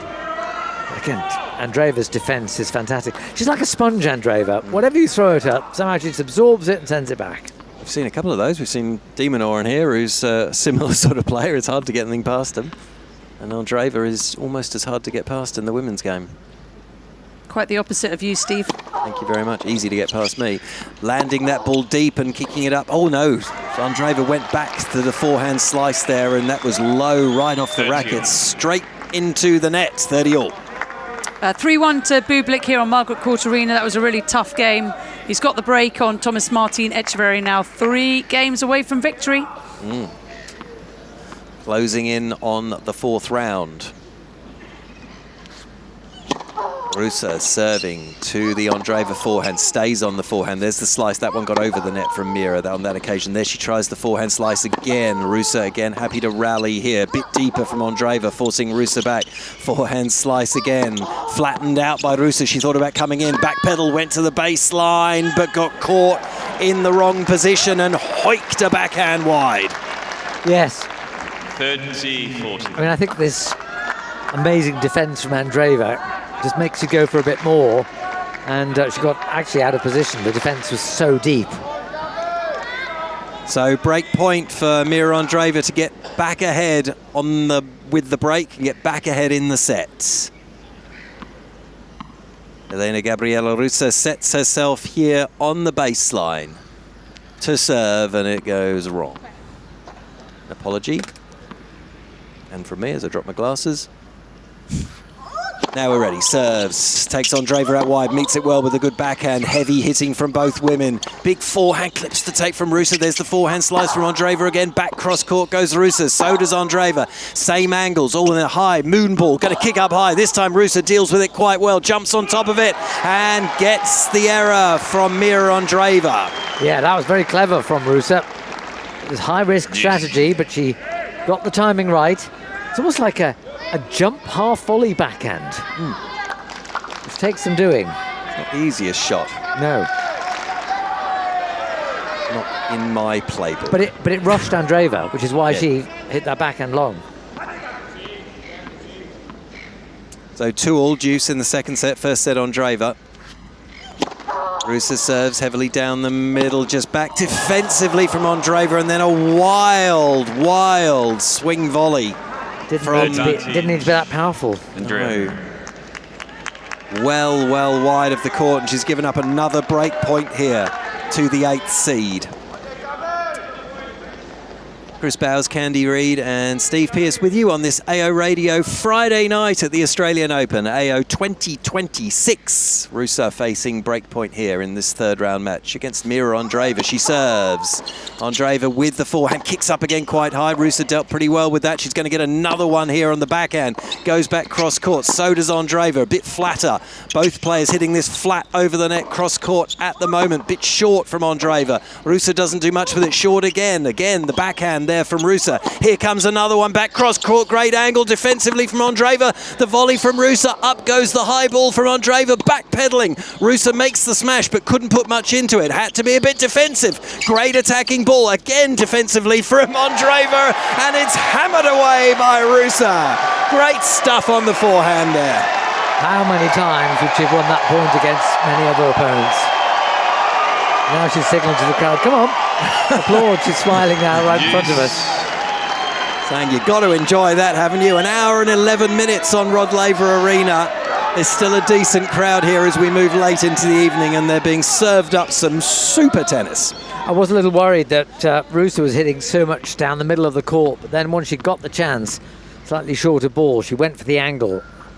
And only took her another 5 shots to finish the point. So she saved a couple of break points, but Andreeva's going nowhere, and she's going to get a look at another one as the Ruse backhand flies wide, and she nods to herself. It was a good return from Mirra Andreeva, deep, forcing a mistake from Elena-Gabriela Ruse. So Andreeva, who's pushing and pushing and pushing for this break of serve for a 3-2 lead. It's a 4th break point, I think, of this game. Ruse. 3rd successive break as well. Ruse serves, goes down the middle. That's good serving. And you heard what she thought about it. A bit of a scream and a come on from Elena-Gabriela Ruse as Andreeva's forehand just goes into the net. Yeah, strange shot from Andreeva there because it was... she had to move to her right, but it wasn't massively beyond her hitting zone. And she pushed it. Yeah, they undercut it, almost like a slice forehand. They're normally high percentage shots. Back with a regulation forehand that time, Andreeva, and then the high ball lands it very deep. Ruse actually handling this pretty well. Low over the net, both women. There's another high ball on the backhand, and this time Ruse blinks and jumping into the forehand with the ball, kicking up high, found the net. Yeah, and that's why Andreeva plays those high balls. She knows that Ruse will try and take the ball on the rise. But it's a very difficult exercise in getting the timing right. And the percentages say you're going to miss a few of them. Yeah, exactly. Quick update on Margaret Court Arena, chaps, and Alexandra Bublik is now 4-2 up in the third set, 2 sets to love on Martín Echeverry of Argentina, so Bublik 2 games away. And here on centre, Mirra Andreeva has broken serve again as Elena-Gabriela Ruse, having saved 4 break points, could not save another one, and put a forehand wide into the tram lines. And that's 3 consecutive breaks, as you were saying, Chris, but it does put Mirra Andreeva with her nose ahead again. And will the 8th seed now find a way to close out this match and move through to the 4th round? I suspect she will. She's looking very good. I still don't see her as a frontline favourite for the title. No, nor do I. For me, I'd put 4 players ahead of her, in particular Sabalenka, Goff, Swiatek, if she gets through Osaka, and Rybakina. Rybakina's been a finalist here, Wimbledon champion. Anisimova, I would almost put ahead of Andreeva. Give her a couple of years, yes. And also make the point that it's far from impossible that she still delivers, but you're right, but she can't be, well, for most people, I agree, she's not in that group. Run through a lot of very, very accomplished players. Absolutely. We have the potential here, depending on how we go, we could even be up for a simultaneous finish. This is so funny. On this court, Margaret Court Arena, Bublik has just thrown in one of 2,860 drop shots. Echeverry did run it down, popped it up. He was still going past the net post, and Bublik just kind of pushed the ball up in the air. And it was in, but he did it so nonchalantly that the crowd absolutely loved it. He's quite the entertainer. On centre, Andreeva's opening up this service game with a slice forehand into the net for love 15. Love 15. And chaps, if Bublik does win this match, which it appears he will, he's going to play Alex de Minaur in the next round, and he's won the last 2 matches he's played against de Minaur. He's actually 9-0 against Australians recently. It's not the matchup that Alex is looking for, but it should be an entertaining contest, as is this one, although a few mistakes slipping in from both women. That's a wild forehand up the line from Mirra Andreeva, and having had 3 consecutive breaks of serve, maybe we're up for a 4th. Yeah. Just to comment on Bublik, I'm amazed that Bublik is playing the tennis he is. I always considered him capable of it. I never thought he'd actually focus sufficiently to do so. He's a reformed character. Up the line this time goes Andreeva, the slice from Ruse, flat down the line with a backhand from Mirra Andreeva. That's better. Chris, I once interviewed Alexander Bublik for the now defunct ATP podcast, and he agreed to the interview as long as we didn't talk about tennis. Yeah, I interviewed him at Newport, Rhode Island, and the first 2 or 3 minutes, he was just away somewhere else, and then suddenly he thought, oh, okay, this guy can talk about tennis. All right, let's talk a bit about tennis. and from then on, it was fine, but it took that sort of 2 or 3 minutes, which are, I think, utterly unusable. 28 years old, it is late in your career to be finding your very best tennis, isn't it? Not too late, though. He's already won a title. He's doing brilliantly, 100%. Isn't he? 4 titles last season. Andreeva with a mid-court ball from around the service box, had the put-away forehand for 30 all, and sprayed it wide into the tram lines, and she takes a deep breath. She's good at keeping her emotions under control, but there's a couple of wild mistakes in this game which could end up costing her, because it's a couple of break points here for Elena-Gabriela Ruse to get back on track again at 3 all in the second set. 4th successive break if it happens, yeah. almost a self-inflicted break if this goes away, though.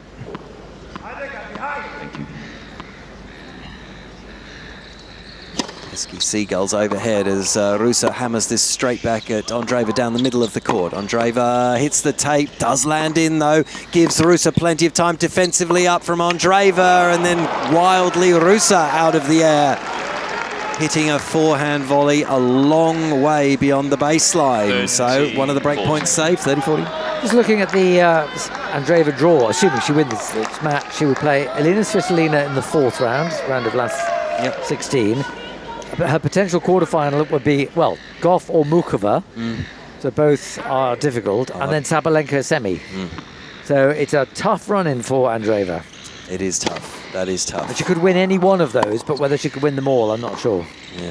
Yeah, that's a fair comment. And the high ball again is Andreeva's friend as Ruse, trying to jump into a forehand, can only net it with both feet off the court as she played that. And from 15-40 to deuce. Andreeva with the break of serve. She's been in this position before in this set, but with the break of serve, looking to consolidate to get 4-2 ahead. Serving, sliced forehand response from Ruse, hammered but very short from Andreeva on the backhand. There's a couple more regulation balls. Nice angle from Ruse, well covered off by Andreeva. Opposite corner forces Andreeva into the sliced forehand, slightly defensively. There it is again, coming in to put this away. Doesn't quite put it away, Ruse. Just lands out the defensive ball. A bit too passive there from Andreeva, almost inviting Ruse in. Advantage. I almost wonder whether Andreeva's... To the gentleman shouting out during that rally, please respect our players while we're playing them. Or just leave. Tom Sweeney? Yep. Umpire? If you've got to the point where you're calling out in the middle of a point, you've probably had a bit too much to drink. Time to leave, I'd suggest. Well, it is 20 to midnight, I suspect. Yep. Trams are still running. Trams are still running, yes. See ya. We had Daniel Medvedev on a 5-setter, but it's not going to be going out at 3:15. No. Mind you, we shouldn't speak too early, but yeah.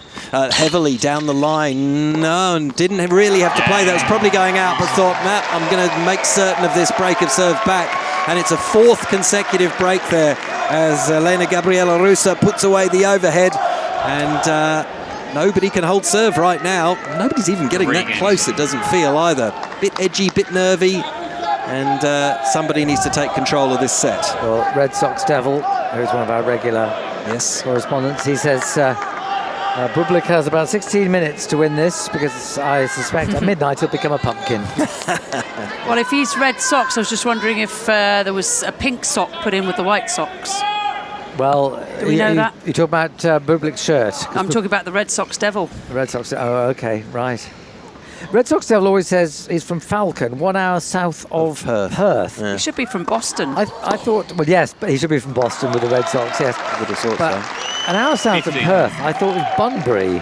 Yeah, well, there's a few places. There's Margaret River. Margaret River's further than an hour because you have to go around that little sort of bit at the bottom of southwest of Western Australia. You don't have to go right round it though, because Margaret River's on the bit as you go down, but before you get to Esperance.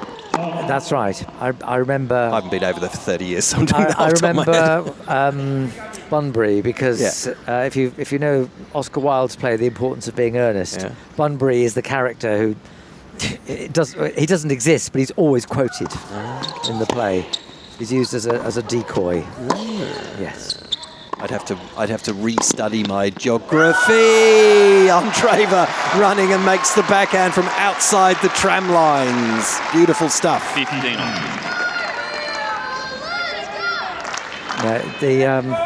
I just know if you hit the highway south of Perth, let's have a look. Fremantle, you get to Bunbury after about an hour. Okay. Assuming you're sticking to the speed limits. Well, that's true. If we find that Falcon is south of Bunbury, it means that Red Sox Devil isn't sticking to the speed limits. Bunbury. Here we go. Again. I'm assuming Red Sox Devil is A, male, and B, a driver. Everyone listening to this who is not from Australia is absolutely just come on. Everyone is fascinated by geography around the world. Ruse here, even you, Candy. Coming into the net here. Is that going to be just out from Ruse? It was. She just scooped that forehand at the net. Nobody can hold serve at the moment. No, they can't. 15-30. Now, I found Bunbury, obviously, because it wasn't that difficult to find. I just had to put Bunbury in. Before you come to Bustleton, before you come to Margaret River, Bunbury, Bustleton, Margaret River. And then you go down to the point, you know, where that Cape Lewin, that's okay. yeah. And then Albany round there, but we're none the wiser yet. Fascinating. Oh, it is, Candy. Just because you're not interested, everyone else is. Wildly wide from Elena-Gabriela Ruse into the tram line. So here we go. Surprise, surprise. Break points in this second set. 15-40 on the Ruse serve. 3 games all. Andreeva, well, I guess you can get there just by breaking serve and breaking serve and breaking serve, well, and then eventually holding. Someone's got to hold. Eventually or holding. have a tie-break, yeah. Yeah, that's right. Are we going? We're getting close. Are we, Candy? Candy not got We're getting a result, very close. Okay, 5-4 Bublik serving, but you carry on with this a little bit. Let's just see if we can get this break of serve, because we haven't seen any of those. It's had 4 consecutives. Will this be a 5th? Yes, it will, because that's another mistake from Elena-Gabriela Ruse, pulling the backhand wide into the tram line. So, again, the 8th seed has the advantage in this second set. Can she hold serve and get close to the 4th round? You'd like to think so, but who knows what's ahead. So, why don't we head over to you, Candy, in Margaret Court, because this could be it. And I can tell you that we can hold serve, and we will. Alexander Bublik has held serve throughout this match, hasn't been broken. Etcheverry has had 3 breakpoint opportunities, but no more. Bublik has sent in 5,268 drop shots, and now another one. He's won most of the points. He's just drop shotted Etcheverry, who's lost the point. 30 love to Bublik. It's 7-6, 7-6. 5-4, Bublik breaking his Argentinian opponent right at the beginning of this set, and he's held his serve throughout. He is a 28-year-old with an ATP ranking now in the world's top 10, 9 ATP Tour titles, including 1 this year, 4 last year. He's got a great Grand Slam record. It started to be winning 2 hours and 36 minutes. He's 2 points away. About to be, 30-15 just missed a backhand. He's got his white and red top on, Swiss colours. Stan Wawrinka must be very jealous. White shorts. He's got a little bit of a calf strapping, which is black, white socks, mostly white shoes. Throwing the ball up, he's got a white headband on, a man that collects watches in his spare time, likes to go and walk in the mountains. He's married with a young son. He loves Peaky Blinders. He's just hit a beautiful forehand. That one's out from Thomas Martin Etcheverry. So we have 2 match points for Alexander Bublik, who will be moving through to the 4th round and playing Alex de Minaur in the next phase. If he takes one of these, he is having an awesome time, isn't he? He's representing Kazakhstan these days and bidding to reach the round of 16 at a Grand Slam for the 4th time. Here he goes. First serve is in. Forehand should be a winner. It is. Alexander Bublik gets the job done against Thomas Martin Etcheverry. No problem at all on Margaret Court Arena. He's in exceptional form. It's going to take something very special to beat him. 7-6, 7-6, 6-4 with Thomas Martin Etcheverry. You said it was a strapping on his left calf. Isn't that a compression sock? Yeah, and he always wears it. He was wearing a right elbow one for a long time, which is not wearing now, so you can see more of the tattoos on his arm. But yeah, he's got the compression on his left side. So that's not an injury then? Oh, no, not an injury. No, it was Thomas Martin Etcheverry. He went off court for a medical timeout. We're not sure what it was because he left the court and it wasn't apparent, but he seemed to be moving freely. Just too good from Bublik. I was wondering if we stay for the interview with Bublik. He's always good fun, isn't he? I think we should. Depending on the unless you state of this match. Well, we can keep an eye on proceedings. We're in danger of a service hold here. We could, but that won't end the match. So let's see if we can take the interview with Sasha Bublik. So we've got the top half of the 4th round draw. Then is complete. We've got Alcaraz versus Tommy Paul. We've got Bublik versus Alex de Minaur. We've got Alexander Zverev, who got the better of Cam Norrie for a 7th straight time up against Francisco Cerundolo, who upset Rublev. And we've got Daniil Medvedev, who came back from 2-0 down against Fabian Marozsan. He's up against Lerner Tien. And I don't think he's going to fancy that too much, Medvedev. Tien beat 5 top 10 players last year. One of them was Daniil Medvedev. In 5, wasn't it? Yeah. If Andreeva holds here, it might be a bit risky to take the interview because we'll be very close to the end of the match. So we might we might have to turn it around, or be on the overnight show, or be tomorrow's interview type of thing. Because I think, let's just see what happens here. Bublik is walking towards having his interview. Okay, let's just keep an eye on things here. What's Ruse going to do? She's going to put it in the net. Yeah, so that's 5-3. Bublik's going to be talking now. Let's just take the first answer. Performance. You won Hong Kong last week, so your confidence was obviously very high, but gee, you played a high level tonight. Well done. Thank you.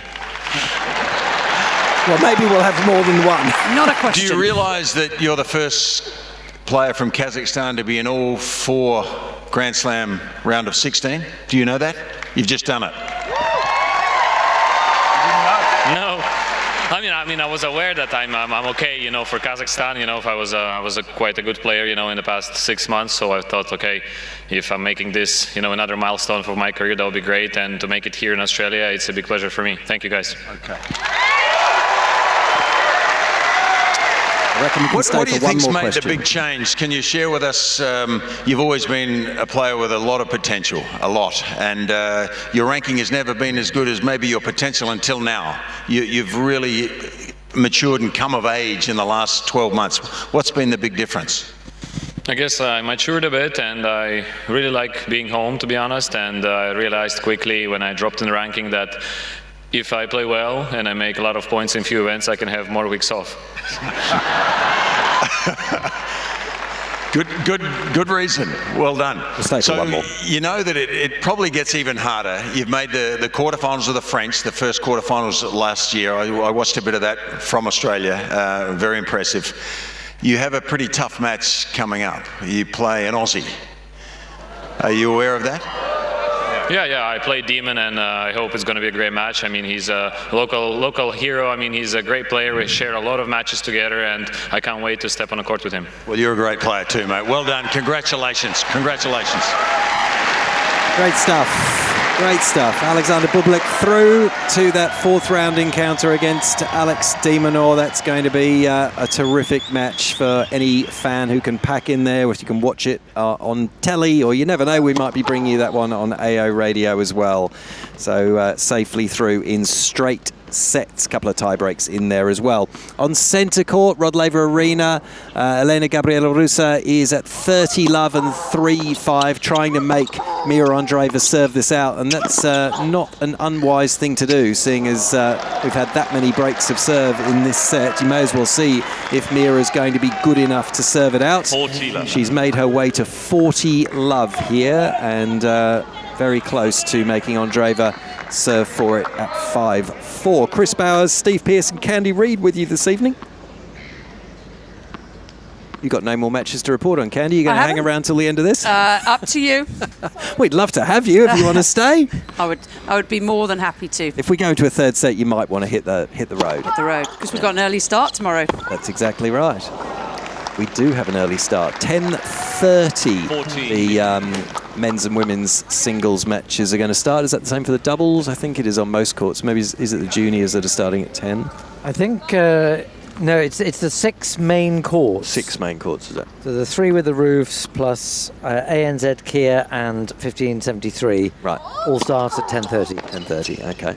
That was just out from Andreeva, so she does hold Ruse. And Andreeva will get the opportunity as the 8th seed at 6-3 and 5-4 to serve this match out. She hasn't served particularly well in this second set, but she did just hold quite comfortably in her last service game. So I'm sure as she sits down after an hour and 31 minutes on court, that will be front and centre of her mind, just to give a repeat performance and book her place in the ice bath and recovery room shortly. Steve and Chris, if you have to pick one player on the women's side to win, who's going to win the tournament? I've picked Iga, so I can't really vary, I don't think. I am going with Sabalenka. It's terribly dull, but I just have a feeling that come the sharp end of the tournament, she's going to play best. I just don't think rocky today, wasn't it, though? It was rocky today, but that was her rocky performance, and she had a bad day and she still won in 2 tie breaks. Anastasia Potapova, who had multiple set points, she in the second set. Yeah, and then later pulled out of her doubles. That's not so good. I'm picking Elena Rybakina. Yep. Okay. Yep. That's legit. Former finalist. Yeah, I think she won the WTA Tour finale along with 2 other titles last season. I think with Stefano Fukov back in her box, she's looking a lot better. I have to say, I did the Towson Mboko match. Well, you finished it, didn't you, Candy? But I thought that was wonderful. And give Mboko 3 years, and she'll be a frontline favourite for this title. I think she could beat Sabalenka. They're playing next, aren't they? They are playing next, yes. That would be that would be exciting. It would be some upset as well. As good as Mboko is, that would be a big upset at this stage. It would put the cat among the pigeons in the women's singles if that's not going to throw Mike Cation completely out. Don't mention the pigeons. I'd say if Mike's still listening, he's going to be feeling very uncomfortable about cats and pigeons right now. Okay, can Mirra Andreeva serve this out, or is there another twist in the tail of this one? The pair going toe-to-toe, and there's the high ball that's been thrown in so often by Mirra Andreeva today with some success, and there's the ball into the net from Mirra Andreeva, which has gained her no success. Something that's really hurt Mirra Andreeva just recently is her emotional upheaval when she loses matches. We've seen her on podiums, for instance, Ningbo 2024 crying and having to be sort of looked after by the champion on that occasion, Daria Kasatkina, but she looks mentally like she's keeping it together a lot better. She has looked like mentally she's keeping it together very well, but she's certainly struggled in this set with her nose ahead. We're seeing a couple of those defensive forehand slices. Good defensive work again from Andreeva. She's on the back foot here, though. Can Ruse finish this off? Well, she doesn't have to, because that's flown long, the defensive forehand long beyond the baseline, and she's not taking control of this situation here, Mirra Andreeva. She's kind of letting it happen to her. Yes, she has been a bit too passive. And in fact, if Ruse had come in and played a few more volleys, I think some of these points might have been over more quickly. At love 30, she serves to the Ruse forehand and running into the opposite corner. The backhand from Ruse, just looking for too much baseline, and found that little spot beyond the baseline, which is of no use to her. Are we going to get to Midnight Madness? We might sneak in. We might sneak into madness if Mirra cannot close this out, because who knows what could be ahead if she can't serve this out here. Yes, she could be. Well, I know. Fragile. It's going to be another game. Well, that's true. 2 games. She can't serve this out. High ball, high forehand, cross-court backhand from Ruse. Oh, and that's a horror of a shot from Ruse. A forehand halfway up the net. Yes, I suppose that's the thing. When you're playing someone like Andreeva, you have very few opportunities. So when you get one, there's always the temptation to do a little too much with it. And she ended up doing very little with it.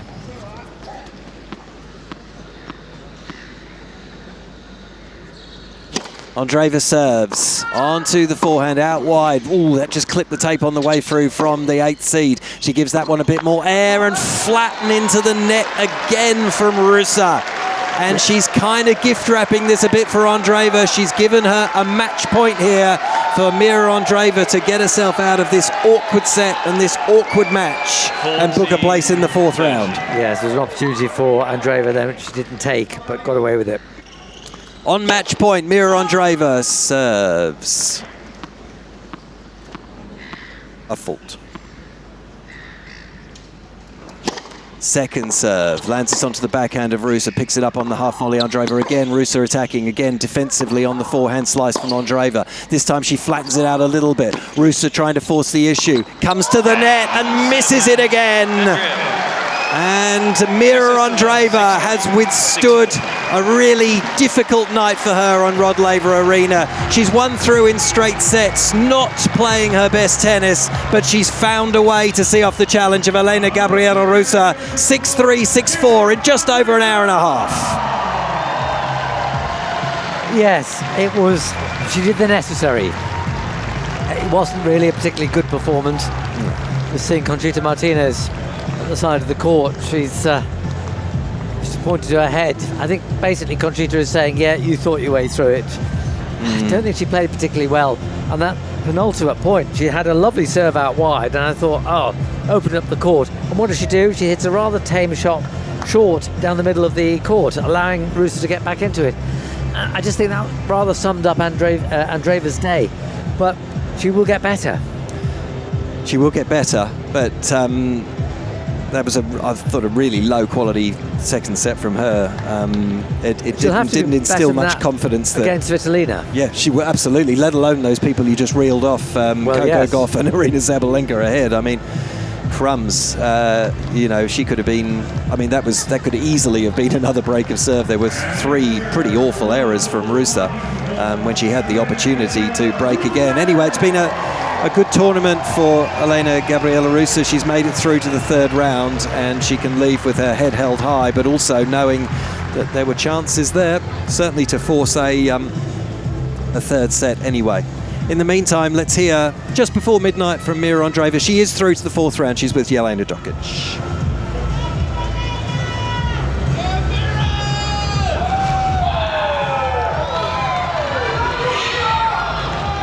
Mirra, congratulations. You're through to the 4th round. Back on Rod Laver, some of your big first breakthroughs came here, your first top 10 win a few years ago. How good is it to be back on Rod Laver Arena tonight? Of course, it feels very special, even though I was a little nervous to play that late after men, but thanks to Alex that he kept things short, so we didn't have to wait for so long, but yeah, the atmosphere was amazing. Thank you guys for staying so late, because I know maybe most of you already want to go home and sleep in your bed, but I really appreciate that you stayed and supported me tonight.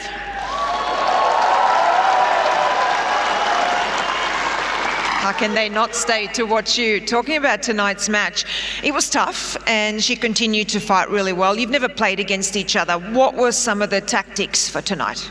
Well, of course I knew that she likes to play aggressive. She's a big hitter, so yeah, our plan was basically try to neutralize her ground strokes, but yeah, she started pretty well and she maintained her level throughout the whole match, and I'm super happy that I won today, because in the end I got a little bit tight. I think you saw a little. I started to play really passive, but I'm just happy that I forced myself to go for my shots, even though it was in the last game. But anyway, I'm still happy about that.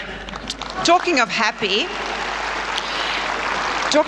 this is your 7th 4th round Grand Slam appearance and you're only 18.